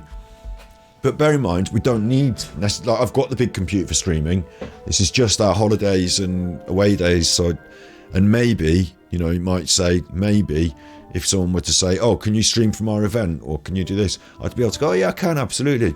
But I can only do it with 1 microphone, 1 camera, unless I go all the way with something else. So maybe there's that in the back of my mind somewhere, but I'm not a professional event streaming person at the moment, so I don't need to worry at the moment. So it's just something to say about it though.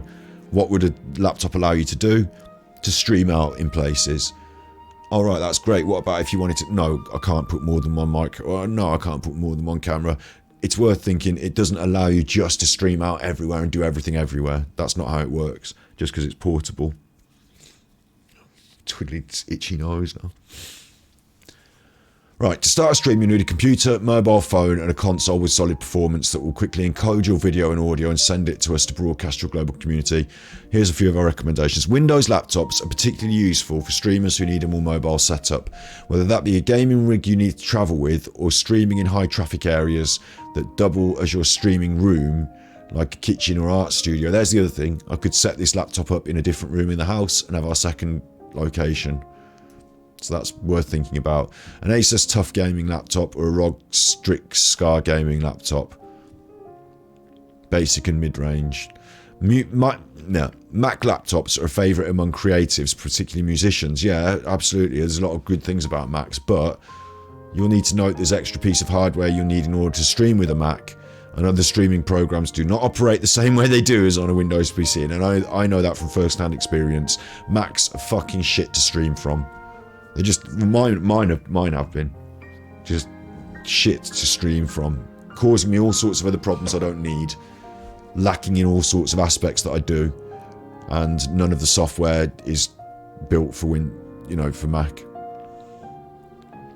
USB interfaces mixers. An interface or mixer with a USB output is critical. We've got one of those. It's our little desk. So that's the same as everything. So maybe it's being portable is about this mixer that we get as well. You know, there's another spend, but I don't want to spend on a big, you know, there's no point in buying anything big. It's going to have to be small to be portable. 3 inputs, 2 inputs, USB, it's a USB. So now you're plugging something into the USB. How many USBs do you have? Microphones, I know all about that. I can't believe it suggests the Blue Yeti basic condenser. It's done its round over the years on YouTube. It's not a very good mic. But a lot of people have used it. Huge, great big wonker that it is. Standard mics, a Shure SM58, that would be ridiculous to be using an SM58. I mean, I've got one. It's my on-stage mic for when I'm emceeing or guitar singing, but I wouldn't use an SM58 for streaming. That would be fucking ridiculous. So they don't know what they're talking about with mics. Cameras, what's the point in asking them? Lighting, irrelevant. You know, it's really relevant when you're doing your setup, but it's irrelevant for buying a laptop. So there's that. 10 laptops for streaming. Expert pick. Because I don't know if this one is... This is what they've suggested. Cookie settings. P off. It's taken me straight to the Asus shop. So they've suggested this. This is not their suggestion based on what's good for streaming. This is because they've got a deal with ASOS. And every person that comes here and buys something, through like that click has just earned them 0.1 of a penny. That's why that's on there. So I don't need to trust anything they say about that there. Let's see what this is. Paste and go.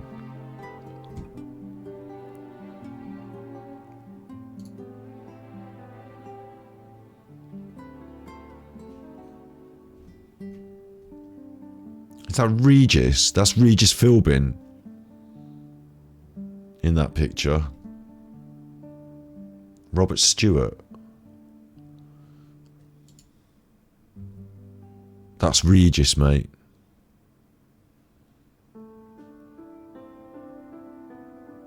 Plays Hearthstone. This is where I don't like this. This is too much for me now. It's all words on the page. All sorts of different things they're talking about. Like, just be clear. Tell me a straight up list of exactly what you need and not. Not this has got this, or this one's got this, but this one's got this. Like, pros and cons. I don't care if it gets warm or the battery life. I don't know what smart bite technology is or if I should care about it. This just looks like an advert, this particular one.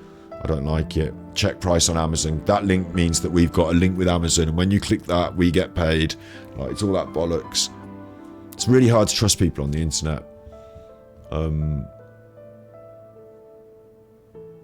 You've got a Rode USB that you like. It was inexpensive. That sounds nice. Yeah, Rode are good microphones. This is a Rode microphone. No, they've got a whole list of laptops. That's great, but that's not what the question is. The question is what is required, and then I can look for a list of laptops. Do you see what I'm saying? Anyone who's going to try and give me a list of products, they're fucking with me. Because they've got, like, there's so many, you know, it's their job to just get money from clicks and sales. What I actually want to know is what's required of a laptop, why. Like, in the same way as I now know what's required of a memory card. I mean, I suppose it's the same stuff. It's just it's in a laptop, so. I suppose that's the bottom line, isn't it?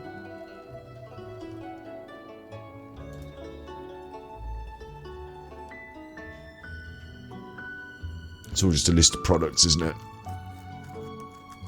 I mean, there's another aspect to this, is next week it's going to be a big stress for me to do this, but I could easily make it less of a stress just by saying, absolutely fuck it. As long as it's like an i7 and it's got this, that, and the other, they're all about much of a muchness. Give me the laptop and shut up. Do you know what I mean? Like, as long as it's between 750 or 600 and £1,000 and is not completely shit and has got, like, you know, an i7, it said, didn't it, as a minimum. You know, give me these specs, please. And I'm not going to complain, am I? As long as it fucking works. I'm not going to start moaning and complaining, am I? It's just going to work and I'm just going to get on with it.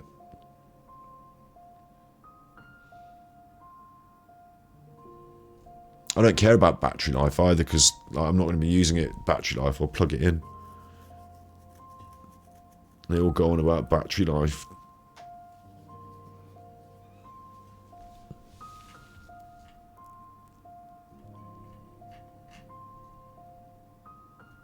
You know, I need to buy an extra mouse, maybe, but...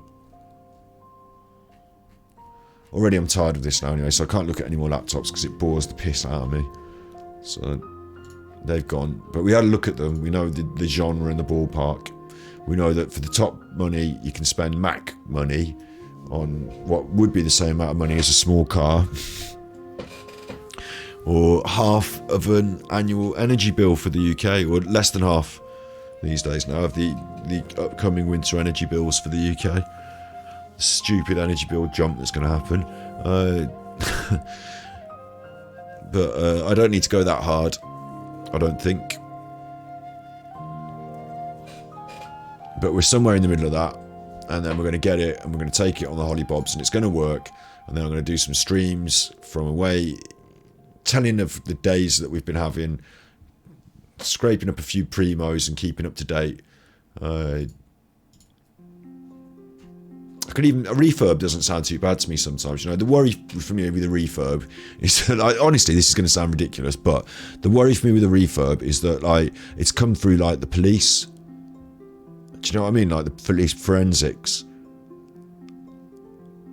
Like, it might not just be someone's second-hand laptop. It might be they, you know, busted someone and, you know, they had all dodgy stuff on their laptop. So once it's done and used in evidence, they don't give it them back, do they? They, you know, delete everything and put it through the mill, refurb, sell it on. And, you know, chump here buys it, takes it home. The police kick his door in and your laptop's got all funny shit on it. And you're like, what? You know, you can't trust a second-hand laptop, can you? Because you just don't know. You just don't know what they've used it for, what it's been done with it. You just never know. So that's my worry with refurbs. It sounds a bit paranoid, but like, I think that's a legit concern, not knowing what it's ever been used for. It's not like a second-hand car, is it? You know, you don't know what they've done on their computer. Don't know what is hiding in the files somewhere. Refurb. It could be full of viruses. No, it won't be, but you know what I mean. But maybe I'll go for a refurb and just say, look, it will get us through the next 2 years of away day streaming. I've already got most of the other bits of peripheral. I buy a little cheap USB whatever thing, and we're away. In fact, I've probably got all the little cheap USB peripherals for using with the Mac, haven't I? So,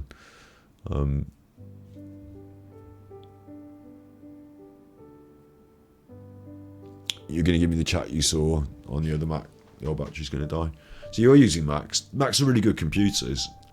Like, they're just, for the money and the where I'm at the moment and what I'm doing with them, I'm not really able to make that choice.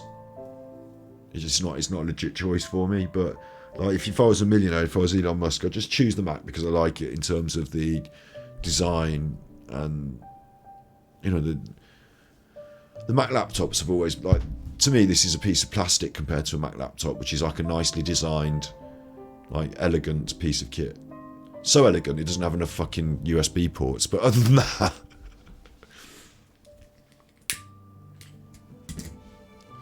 The tower that I've got, the actual home computer, that's got USB...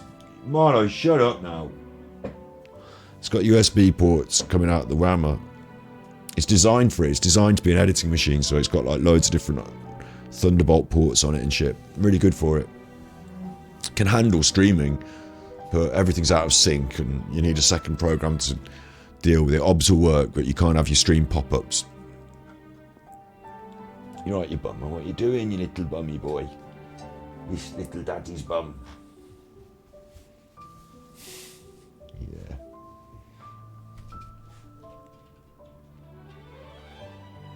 I shouldn't stress about it, should I? You know, it's the matter of a few £100 here and there. It's going to work if we get the right thing that's not terrible. i7, you know, up to date.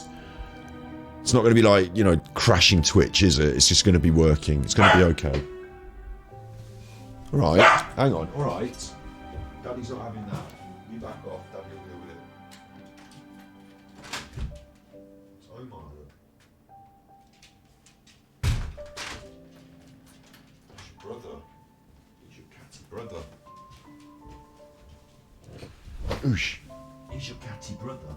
You need to stop being such a silly nin. It's not going to be the end of the world if I, spend a bit here and there and get something that works. I think we'll be fine. And next week, then, that means next week we're on psychology and DSP. Obviously, tomorrow, gaming stream, and Genshin Impact's not going to disappear, but hello, Catty. But next week we're going to try and just shift the focus slightly, and then the week after I'm going to be away, and hopefully taking you with me with a bit of laptop stuff. It's a bit of a shame that I can't do the IRL streaming, isn't it? It's a bit of a shame that I can't I could switch on my phone and I could just be like, look, we're here on the beach, hey, and do 10 minutes of that. But other than just showing it you like a little, photograph moment, I can't, I haven't got the technology on the phone or the roaming charges and the, all that to do a good quality out there in the world stream for any length of time, more than, the phone will only go for half an hour maximum, something like that, just doing this around the beach. And I won't be able to adjust the camera or anything. There'll be no microphone. I'm not getting a super phone with all those things. Have you seen them now, haven't you? Look, you've seen these. Maybe this is the other answer, though. Instead of getting a laptop, maybe getting this.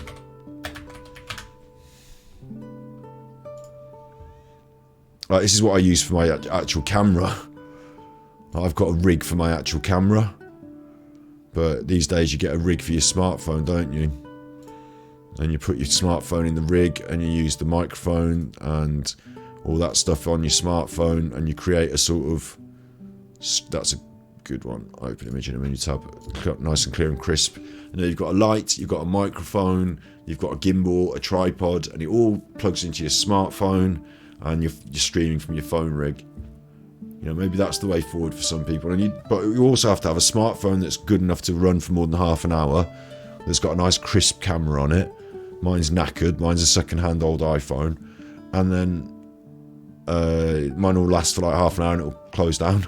And then you've also... Shush you! Stop messing with that cat.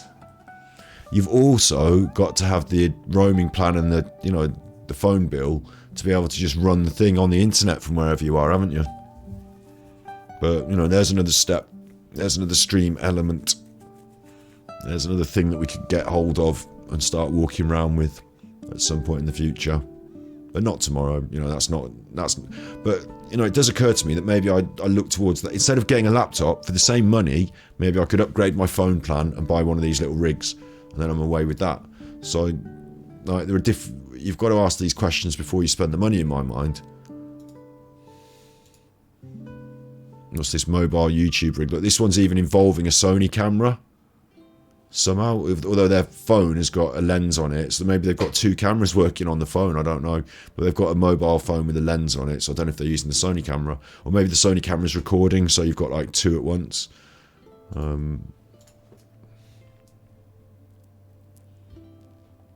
It's just quite interesting to me as well that, what I'm used to seeing as a rig for an actual camera. Tiny image, chuffer.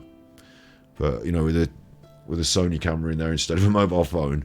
Now includes the phone. Interestingly as well, modern Sony cameras have Wi-Fi, but they're used so that you can send the images back to your computer, not so you can broadcast on the internet necessarily.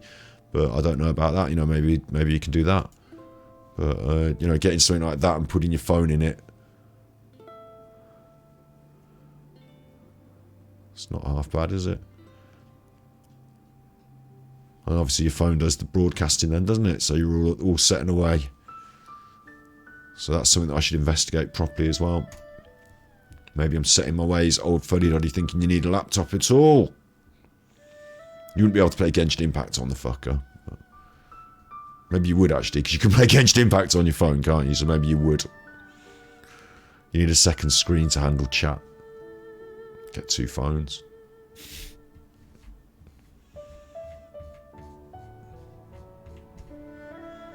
All interesting things, aren't they?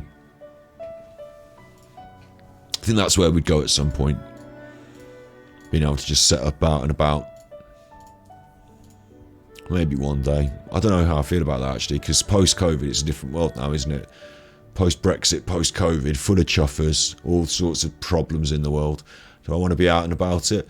Maybe I could use my own old phone for chat. Yeah, exactly, yeah.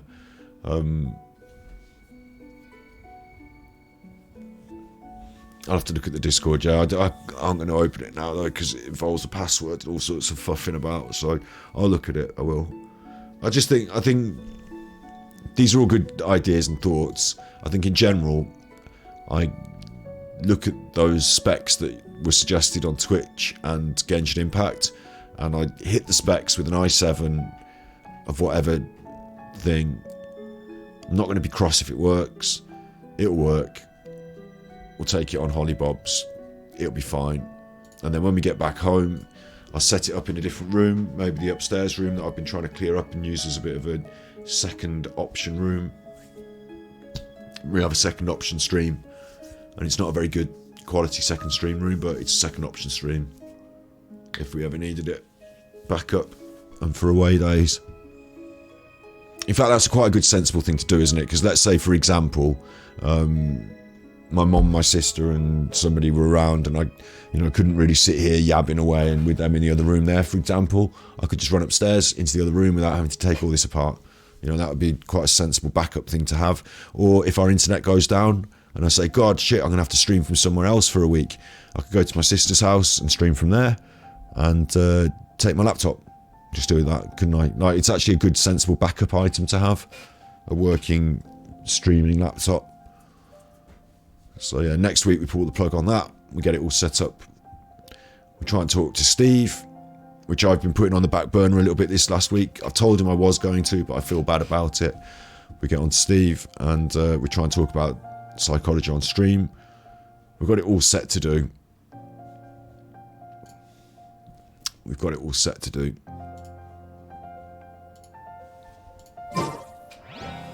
And that's us for Genshin Impact tonight, isn't it? The huge and expansive Genshin Impact. The cat's now at me. You're right, you big fat cat. The animals want me.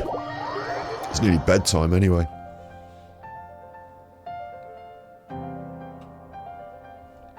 Good old Genshin Impact.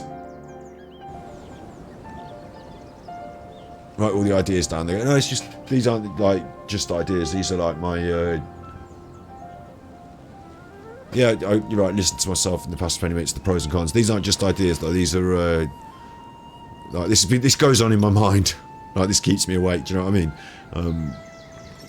They're not just coming to me now, these ideas. These are things I've been cogitating for a while. I know I'm not, I'll tell you something, I know I'm not on the first tip of any of this.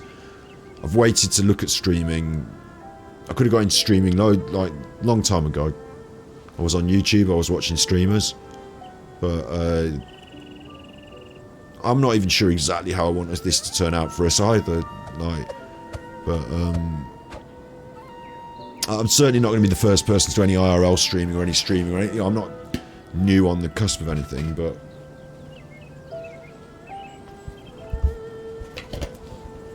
I don't know.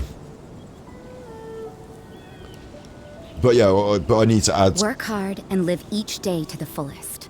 Show it to Genshin people. I need to add more stuff to the stream, don't I? I can't just sit here and talk and just think that's good enough. We'll just sit here and talk all the time, and then it will take off, and all my dreams will be realised. I need to work hard and produce some stuff. No, I'm not trying to go I'm not trying to go Jake Paul. I don't have to go so fucking hard as to do that. But like everything we've discussed today, welcome additions to the content carousel. Seems good, doesn't it? I think it's all achievable. Coming from a background of someone who takes a camera and records things, it's very different thinking about live production. It's very different.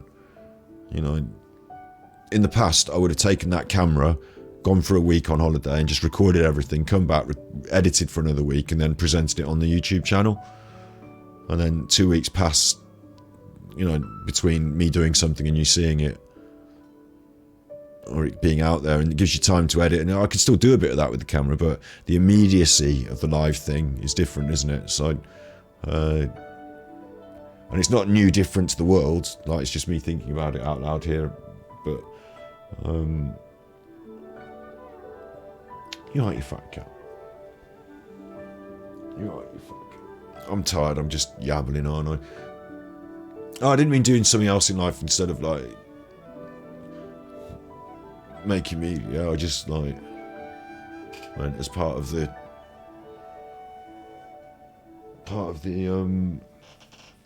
like finding our niche / groove / voice. It would be like in the past. It would be really clear. It would be really clear. Before the internet, you'd be making a TV show. What's your TV show about? 8 episodes, please. Do you know what I mean? Like now, the internet, it's much more. What we're doing is much more diffuse, isn't it? Much more disparate. Disparate is the wrong word. But what we're going to start to do with Steve is going to seem a bit more crystalline and clear. What it is, you know, a conversation about psychology, repeating on an irregular but regular basis with similar people like me and Steve, talking about similar but different themes, humanities, psychologies. So, you know, that, you know, you can put a box around it, draw a line around it and say, this is what that is. So a few more things like that on the stream would be good, but without me sitting down in a room and saying, right, we're going to brainstorm a game show and we're going to have a game show once a week and I'm going to brainstorm it and we're going to create. Actually, we do that. We do words on stream, don't we? It's a bit like a game show. But you know what I mean? Like without being so strict as to sit down and do that, to allow it to organically create the way we do, the way like, you know, Genshin Impact's become a thing. I don't know about doing something else in life as well, because one of the things that I don't like, I mean, I want to be my own boss and I don't want to be beholden to other people, and I really like the immediacy of this, and I'm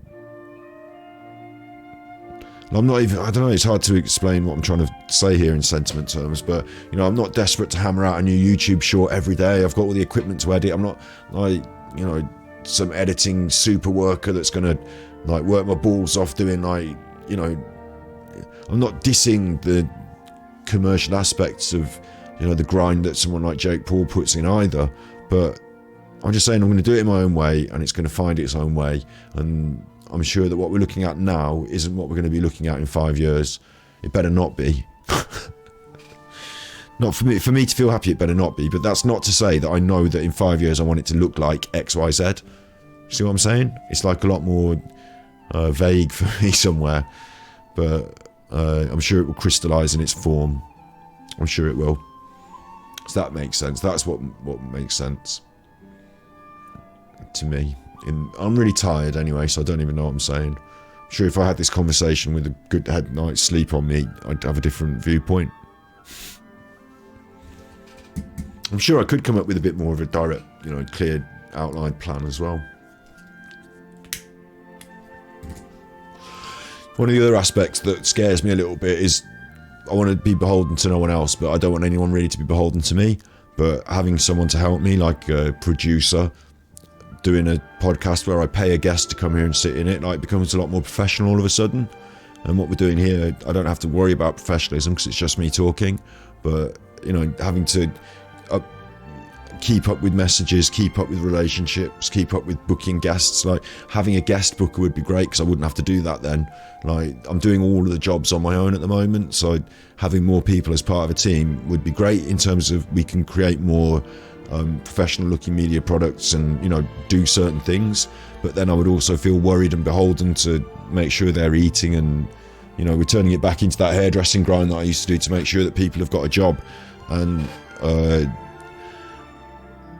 whilst there's good, you know, there's pros and cons there, there's pros and cons, and I don't think we're quite at that yet. I'm not at that race yet. That's not where I want to be fighting for elbow room at this point in life. So, yeah, I just want to go and dream in a big bed of primos, yeah. I don't know. It's different. Like, with the ASMR, I felt like I really had something to say. Like, you know, here's the ASMR world, and I can stand my ground here and, you know, make my work, and it will stand out and be. I'm not. What I'm saying is, I don't think that currently I'm like any.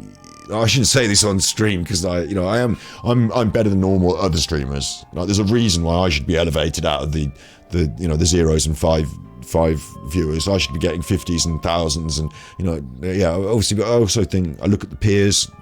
Like, what I'm trying to say is I look at people who are successful in streaming, and I think some of them are going a bit extra, and I'm not prepared to really do all the things they're doing. So I accept that, like, they're getting a bit of success in that way, and I'm not really pushing that grind. But I also see some people who are successful, and I think, well, you know, I can not compete, I don't want to compete with them, but, you know, I can stand fair ground on level with them. I'm equally entertaining, interesting, committed. I'm not trying to blow my own trumpet or anything, but you know what I'm saying? I think I can do this. So, you know, I can find space at the table to eat. And it is working, it is growing, so that's all good. So then you think like with ASMR, I had like my own clear like vision of the things I wanted to create, and maybe a bit more clear brand image, if anything. Like, not that I did have a brand or an image or anything, but you know what I mean. Like, whereas with this, I'm a streamer, and sometimes I think, what is it that separates me from other streamers? It's my own personality. It's certainly not the game I'm playing, because lots of people play this game. It's maybe some of the ideas that we bring to stream and the way we bring them to stream. How do you see that from the outside? How do I start to, you know, instead of being another homogenized media product like lots of others, how do I, like with ASMR, my ASMR channel is different, stand out different, not best or worst, but stand out different from everyone else's. Whereas a lot of the content that's out there is just the same fucking thing over and over again. And mine is not. So I'm happy with that. I'm not criticizing anyone here or anything, that, you know, mine is not, and I'm happy with that. It was, you know, you see what I'm saying? What we're doing here on stream isn't enough for me, like long-term perspective, where we're going with it. At the moment, what we're doing so far has been more about me learning the ropes and, you know, developing a bit of a few eyes on us, a bit of a following, becoming committed and consistent.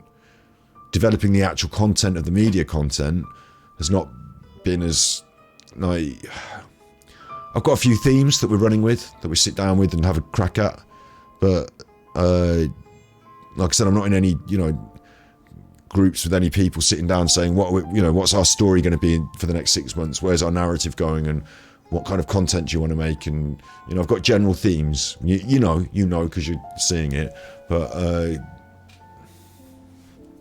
sometimes it's luck and good marketing and financial support. There's a bit of that. You know, I'm not going to have an agency behind me or anything like that, but I'm pretty sure that if we can begin to carve out a bit more, maybe it's identity is the word, you know, maybe it's clear identity through the content. It's hard to explain. It's a bit of je ne sais quoi as well, and it happens with commitment and with building on things. But like, I don't know, Asmon's got quite a clear identity, hasn't he? Like, some of the people I respect and watch have that. And I'm not saying I want to copy Asmongold. I don't want his identity. That's his identity. But, you know, more of my identity needs to be clear through the content without putting people off.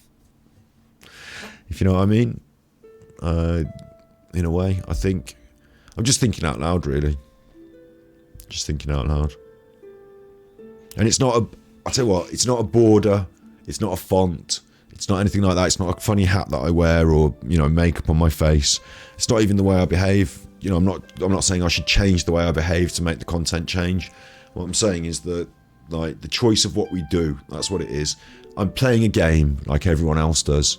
I'm enjoying it. Genshin Impact's great, and I'm not going to just put it down. But some of the games we played have been a bit different from the games everyone else chooses to play. That's given us more clear identity. You know, that whole Gravekeeper thing that we went on? You know, certain games feeding into that theme. That makes more sense to me, do you know what I'm saying? Dr. Disrespect plays first-person shooter games. Like, do you know what I mean? That sentence makes pure logical brand sense. It's Dr. Disrespect plays first-person shooter games. I'm not going to be Dr. Disrespect. I'm not going to play first-person shooter games, but we need a bit more, you know, even though we're going to be variety, we need to be able, people need to feel, do you know what I mean? I'm not going to change to fit something that's not me, no, not at all. But I need to create something. Like the ASMR is the best example. In the ASMR world, I wanted to make an ASMR video. And you know, some of my ASMR videos are so unique that no one is ever going to make another one like that. Because what the fuck am I doing? Yeah? Like, you know what I'm saying? Now, I've done some things. I'm tooting my own trumpet a bit here. I sat down and come up with a unique idea and did it as an ASMR video. The blowing in the ear one, probably, the blow your mind therapy. First person to do that. I was the first person to present scraping of wax, carving of waxes into shapes that I knew of. Maybe it did happen before me, but I never seen it. Come up with it unique as an idea. You know, saw someone doing it, said, "Hey, can I record that for my ASMR? I think it's going to be really good." Like, there are some things that I did for, like Heather Feather did the first Scut video. Like Heather Feather did the first Scut video. You can say that, yeah. You can absolutely, you can say that. A couple of other things that, like, hard for me to call it, name it something, but, you know, done some things, created some ASMR. It's a bit like being a musician. It's a bit like being a musician saying, like, you know, yeah, I've done a few rap tracks, but this album, you know, is a bit of something on its own there, isn't it? You know, that sounds like me. That doesn't sound like all the other rappers. That sounds like me rapping. Do you know what I mean? Well, that's my style. So I think our content, in the big picture, in the long run, nobody else has done my cult pieces. Yeah, the mini love stuff. Yeah, the cult pieces. Having a bit more of that, like, I don't have a background. I use the green screen a lot. That takes away something we can use to be identity. But I do that because I don't really have a set that we're in. We're just in a room, so. But, you know, some streamers use the background to create a sense of identity. They have some items that, you know, they believe, or their audience type, you know, cues in within, like, it might be a Pokemon doll or something, you know, it says something about their identity, doesn't it? That they, you know, utilize purchases to create identity. But you know what I'm saying? Like, it's not a t-shirt that I want to wear necessarily. I want to make this, and it's not a border to the screen, but it should be a feature of some of the content that's repeating and enough that you can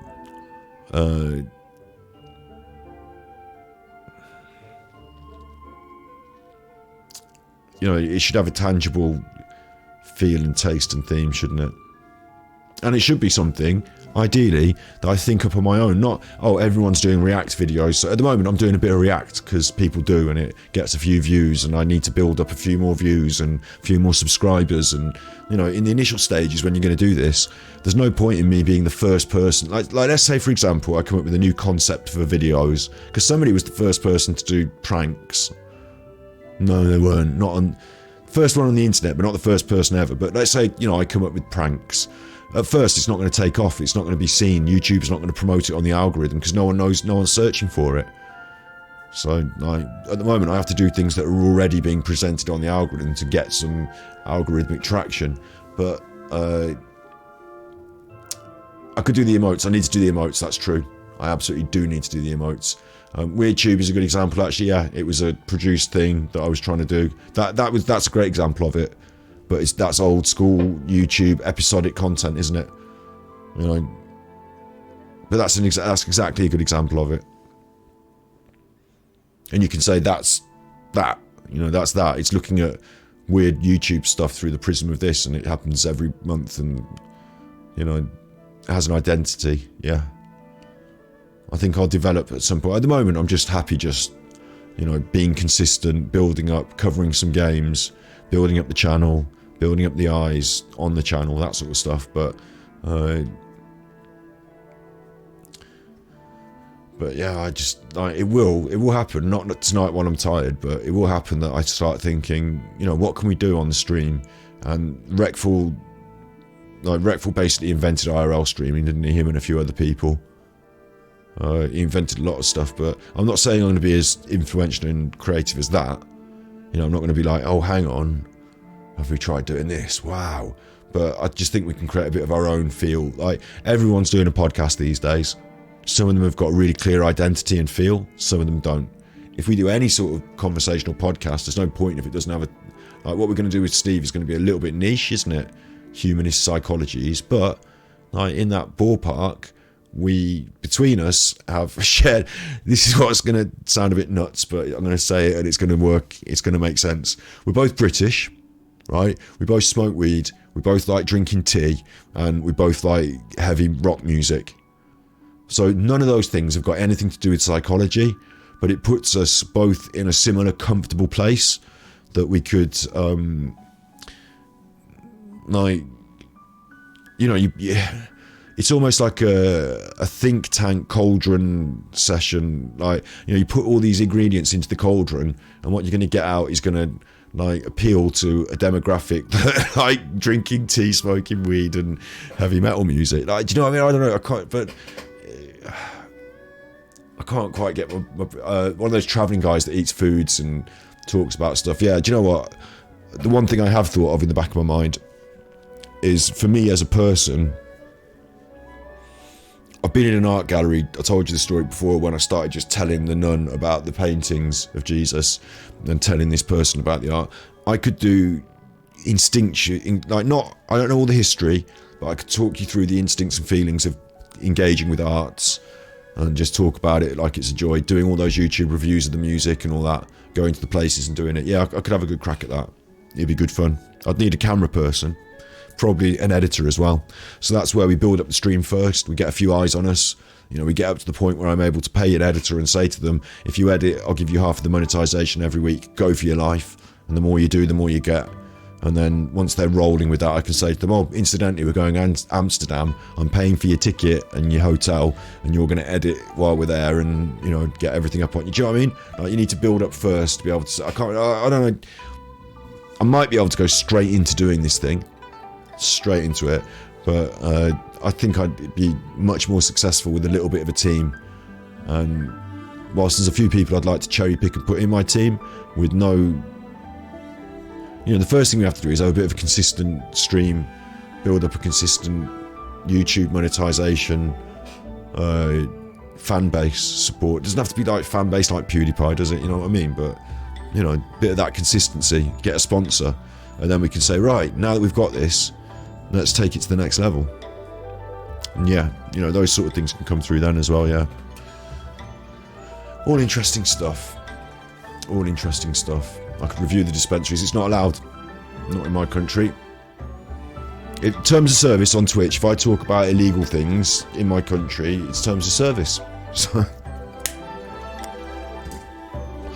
but if I go on holiday to Amsterdam and do it, I can then make exactly the same stream from Amsterdam, and it's fine because it's not terms of service in Amsterdam.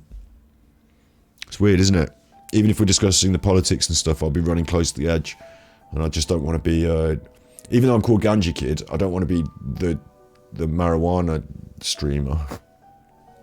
I don't think that's a strong position to be in. I might even need to rebrand that because so many people think Ganji means ganja, but like it's actually cool that a few people that, you know, watch the stream, and, you know, Steve, for example, in his video, you know, one of his videos, he's smoking a reefer. Like, you know, I'm not like, oh, that's bad. Obviously, am I? But I think in terms, like, I'm not very media.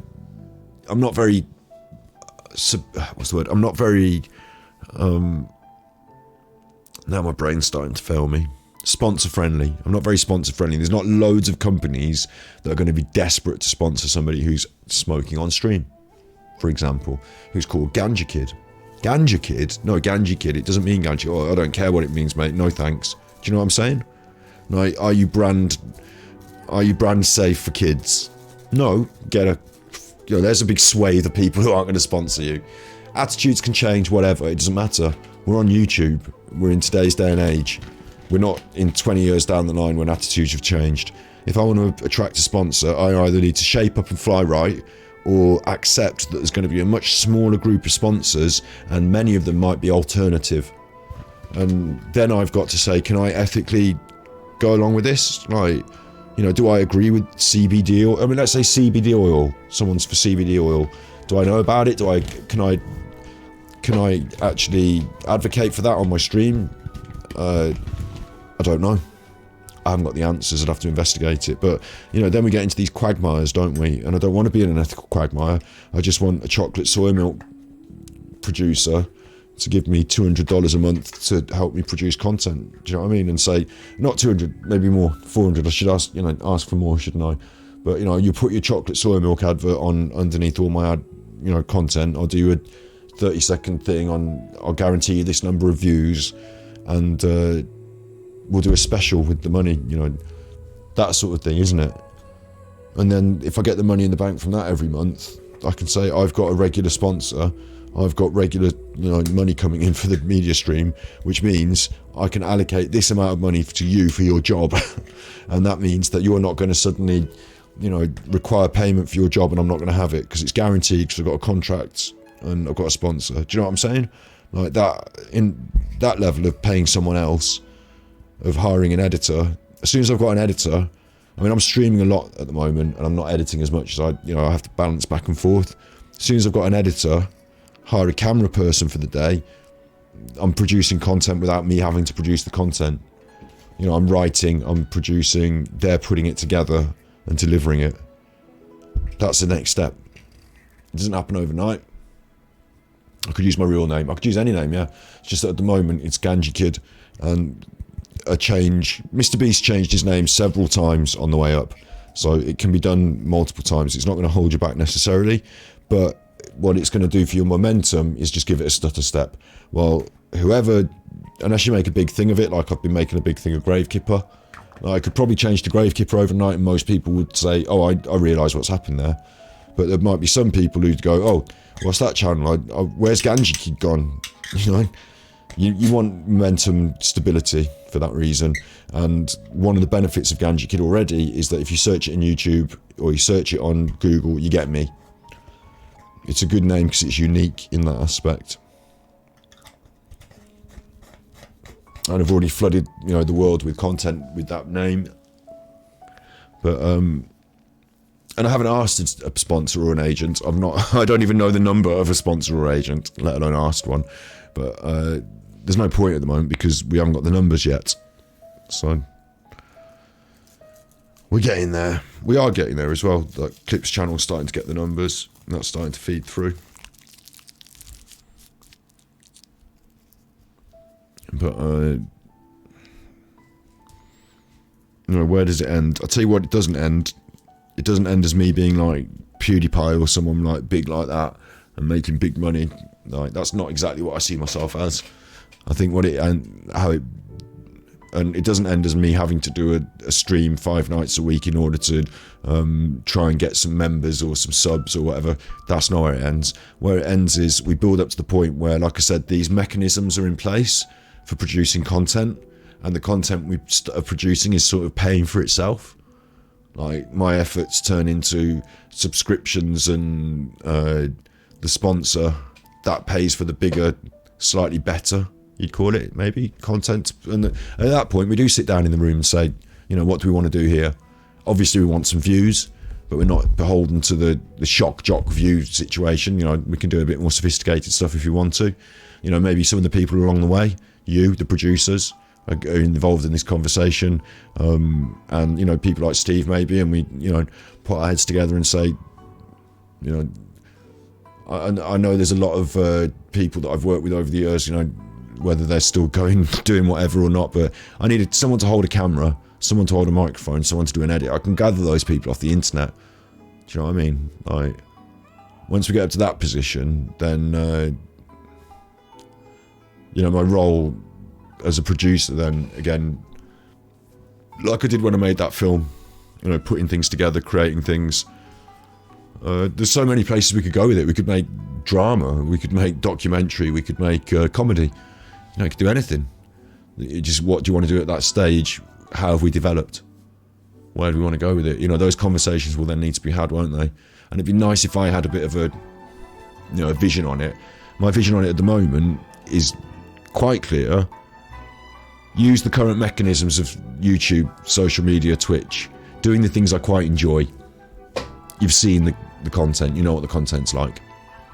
Do that to gather enough views and subscribers. We're looking at maybe 5 to 10k. Would put us in the realm of memberships, subscriptions, and then attracting a sponsor, being sort of, you know, financially stable. Use that as the fuel for that next step, for a better media product, for a more outstanding, you know, polished thing. And that goes well, reasonably well, and then you're doing it. Like, you know, then you've got a little, like, then you're not, you know, this week your team is working to produce those ideas that you've come up with, and you're doing it and you're enjoying it. And you might not see me on stream every day, but, you know, my filmmaking is like, you know what I'm talking about with filmmaking. You know what I'm talking about. You know what I'm talking about. I can do that. Absolutely. I mean, I could do it tomorrow. I could close down the stream tomorrow, take all of the money that we've been donated and put it all in a big kitty and make a film out of it. And then at the end, edit it on my computer and be in the same situation as I was when we started this stream. I want the sustainability behind us. I want the... like, one of the things I did almost without... You know, because I grew up in a world without social media. So I made a film without doing any of the... Like, most people who have gone to film school these days would have all the hype and trailers and Facebook pages and all that going on before they'd even finished doing the film. Whereas I finished the film before I'd even told anyone I was making it. You know what I mean? Like, maybe someone in the team that could help us do a bit of that as well. We're nowhere near it yet, though. We're nowhere near it. First of all, we build up, and we keep pushing. I've got the stuff. I'll tell you what I have got. So, I've got the like, thanks to your support, thanks to me saving and not spending, I have got the, like, what would you say, the funding ready if a project were to explode in my lap. Like, I could just go for it. And at the moment, I don't think I want to risk everything on one throw of the dice, although it recommends it in my favourite poem. I don't think I really want to do that, like, today, right now, but, you know, I could do. It's there for me if I wanted to. We could do Ganji Hits Vegas tomorrow, and I could just fucking do it. Hire a cameraman, turn up in Las Vegas, spend 10 grand trying to make the best goddamn documentary, or become a millionaire or bust that I can. Or, you know, I could go down and try and get an interview with Boris Johnson. You know, we've got a budget. We either do or we don't. At the end of the day, it would, like I say, it would bankrupt me. It would bust us out, and either we're successful or we're not, and it'd be a big roll of the dice. So I think, like I was saying with the primo grind in this, you know, I want the primos for Hu Tao in the bank, and then we can be frivolous with those extra primos. So same with this stream. I want my daily bread and butter. Like I said about spreading that peanut butter evenly. I recently learned a big event on Genshin Impact, a big thing where the new Sumeru continent's out, big new thing. And if it doesn't go well, if the internet crashes or something, suddenly I lose out and my whole month is fucked. I don't want that. I want a smaller, more regular, like, you know, I'd rather have fewer views on more frequent but smaller videos than one big event and it go wrong and then I get nothing. Do you know what I mean? I'd rather ease out, spread out that risk. So same with our content. I'd rather me be doing, if we can build up and get to the point where I can do fewer streams and more behind the scenes work, and let's say we do Monday, Wednesday, Friday, and each one of those is a different topic. We filtered down, we've honed it down to, like, you know, mental health and psychology on Monday, conspiracy Wednesday, and gaming Friday or something, yeah? And they're attracting good numbers and, you know, doing what we need to. The clips channels are working, so I've got an editor on it and that, you know, we've got that stability. And then we can say, okay, what do we want to do next? Where do we want to go from here? And it's not having to destroy everything and go bankrupt. It's additional on top of, with the help of, you know? That's what I'm aiming for at the moment. So in these early phases, and it is like momentum, grind, we might even have a black mark on YouTube, you never know. You know, over the years, me and this incident with the trolls, I might even have a, you know, secret shadow ban on YouTube. They talk about these things. We grind hard, we work hard, and we grow steady. And as long as we maintain and we're steady, we'll get there. So yeah, I don't have to be like Ludwig or, you know, PewDiePie or anyone. I don't have to explode overnight and get 10 million and, you know, find the hottest new game. And in fact, if I'm doing that, I'm beholden to that. And if it fucks up, I've got nothing, because I haven't got that slow, steady spread of the peanut butter, have I? And at the moment, I'm really grateful and lucky to see that It's been a bit of a long slog over a year and a half, nearly 2 years, but we've gained some real people in chat. You know, you're here. We've got like notable new people like Squirrel Sniper and Uncontrolled Historian and Isabella Live, and you know, I'm trying to remember all names now, but you know what I mean. Like, we've got notable new people who are sticking with us. So it's that thing. It's that picking up moss. Rolling stone gathering moss, or not gathering moss, or whatever. It's that picking up the snowball, gathering that, isn't it? It's really hard to find me. Ganji Kid brings up other stuff. Alright, fair play. I didn't know that. I thought it, well, maybe it's because I'm searching for it on my computer, and obviously on my computer I've got all my stuff on it, haven't I? I don't know. I didn't know that. I thought it was pretty distinctive, to be honest. But, whatever I choose, I mean, it could be Gravekeeper, it could be something else. Log out of my YouTube account and try. I could do, then I'm scared I can't log in, but yeah, I see your point. You know, it doesn't have to be something we stress about overnight tonight, but yeah, I think the final form might not be Ganji Kid. I think it might not be. I think it's a bit... I see the problem, because I don't think it means Ganja Kid. I know it's not... The reason I chose it was not for ganja purposes, but everyone else sees it like that, so you know, my marketing point is not that I smoke weed, is it?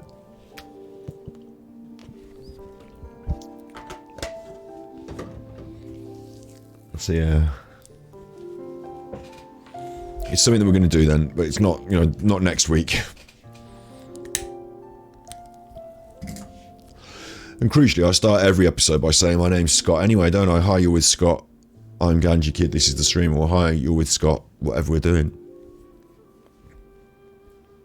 So, don't have to be stressed about... Mr. Beast changed his name loads of times on the way up, and he made it all the way to the top, so... It's not a big deal. But at some point, it'll have to be the right one and stick, won't it?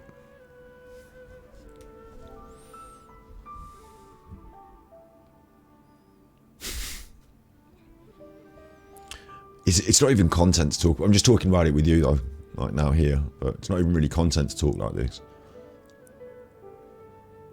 Some might be choosing for that reason. Yeah, some might be attracted to that. That's fine, I guess. You know, it's not like a, you know, I'm going to be like, oh, fuck you, like, you know. But it's the big picture is you have to, like I said, you have to accept what a sponsor and the general audience might think. And I don't care if my opinion is different to theirs. I'll go with theirs because, you know, I have to accept what the reality is. And, you know, I'm not so attached to the name that I care. Might be attracting a more fun audience, yeah. You know, I've not deliberately called myself, like, you know, Scotty Hottie 420. So maybe we can keep it for that reason, you know, maybe it's fine. Sometimes I think about just taking off the kid as well, just calling it Ganji. Because then it's not really clearly marijuana, is it?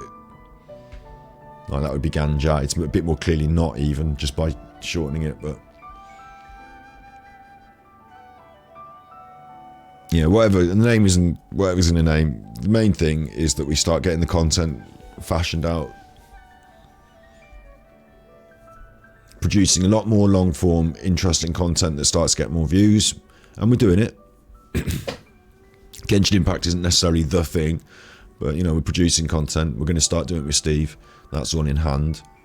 And then developing, not just me editing, but trying to find a way of developing an editor into the crew. It has to be financially viable for them to edit. You know, it simply has to be. So if I can get the accounts monetized, then I can offer them half of the monetization. Or if I can get the accounts monetized, I can use the money to pay them. Then it's, once we've got the editor taking the weight off me, I can then do more physical content creation, handing it off to an editor, knowing that it's producing. You know, the more I do, the more it's coming back to us in monetization reward. Therefore, we can start to look at bigger projects, and I can invest in them with my own money, the money that you donate, the money that I'm saving, and feel like it's not just going to be a shot in the dark. Yeah. The combo with Steve will be fun, yeah. Hopefully as well. I haven't thought it through fully in my mind, but I want it to look on screen nicely presentable, nicely cohesive. you know, I say it's not about the background, it's not about the outline on screen, but I do want it to be like, you know, almost as if it could take place on its own channel. It won't be on its own channel for a bit, but if it grows well enough, it could like take place on its own channel with its own identity and be clearly like me a bit hosty, Steve a bit experty, and the topic a bit topicky. I don't know. You know, aside from buying things and putting them in a room and creating a set, you know, just some kind of branding and identity that made sense. That comes through in the content, really.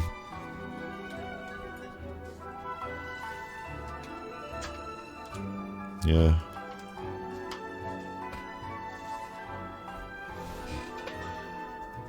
Like, if you're in a band, it's like having a good band name, and like you don't have to turn up at gigs all dressed the same, but you know, deciding on a bit of a look. Do you know what I mean? Bit of a sound. What are we going to sound like? What kind of music are we going to sound like? And what's our vision for the way we're going to present on stage? And what's the name and the poster going to look like? You know, that sort of stuff. Yeah, you're right. An outline and improvised conversation is best. Exactly. I'm going to script out the scheduling, so to speak, so that I know that we're going to have ideas about what to talk about, but it's going to be fresh and conversational rather than prescribed and scripted. Yeah, definitely.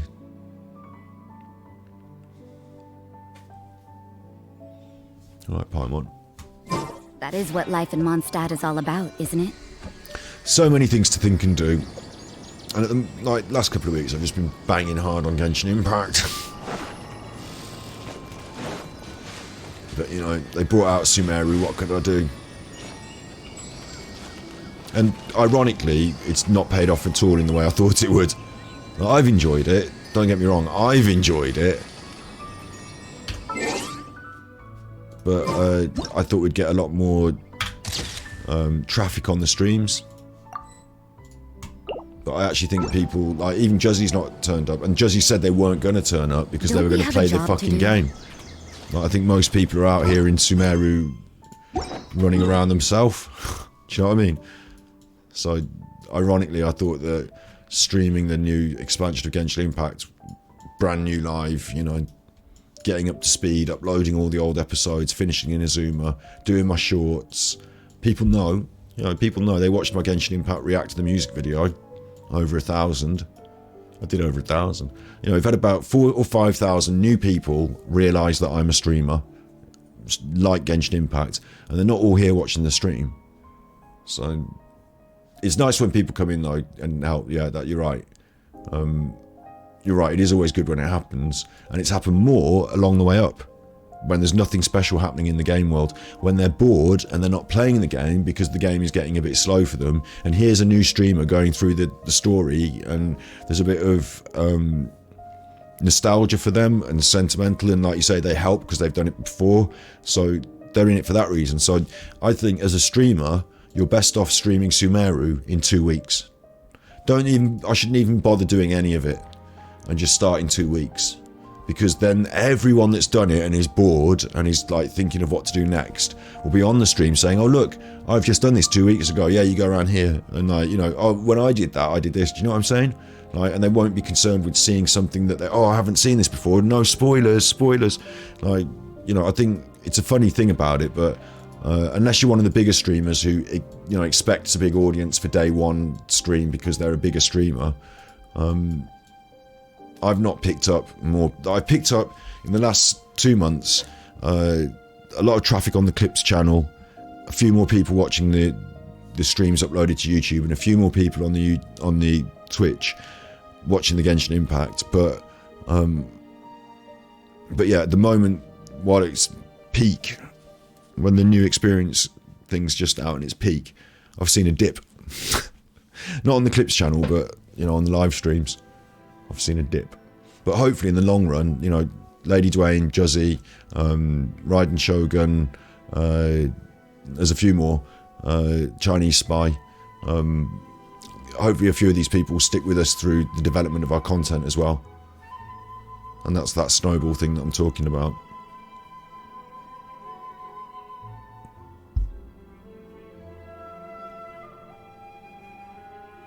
Okay, I've done enough talking now to last me a lifetime. It's nearly 3 o'clock in the morning. I'm going to go. You be good, my little puckos. Thanks for being here and listening to me chew your ear off. Time to dream of primos. Yeah. Yeah, these are all big ideas, but they don't happen overnight. Step by step, and it is small steps and a bit of hard grind, but that's the way you do it. You know, you don't get a level 90 Klee overnight, do you? Rome wasn't built in a day. The chasm wasn't smashed in a day either. Send us a message in Discord if you're short on funding. I'm not short on funding. You've funded me loads. It's gone in the bank. I'm not going to beg for any money, no thanks. I'm really grateful. I'm really grateful. And I'm always going to continue to be grateful. No, I'm not finished spending money in my life, am I? But no, if I need to, you know, I'm confident we've got money in the kitty at the moment for those things that I've described, that laptop and things. I'm not desperate for anything at the moment. We achieved the goal of the computer. We're using it now. I've got the money in the bank for the other camera. We just haven't pulled the trigger on it. I'm not stressed. The only thing I need to do is earn money for my daily bills like normal people do, but you know what I'm saying? I haven't got, like, you know, some streamers have a stream goal for money, for a new thing they want. We've got all that through our endeavour thus far. So I'm really grateful, and I just am grateful. And the other ideas I've got now, it's how it works, isn't it? Now the other ideas, a laptop, another step forward, another new idea, a different thing, they're additional on top that are going to happen, hopefully, through the endeavour. Yeah. So thank you for offering, but no stress, no stress. Yeah, I might need a more powerful laptop, but if I do, then I think I have to just dig into what we've been saving, because otherwise, I'll try and pull my end up a bit. Alright, you be good, my little puckosh, you be good. And remember, if you can't be good, you're naughty.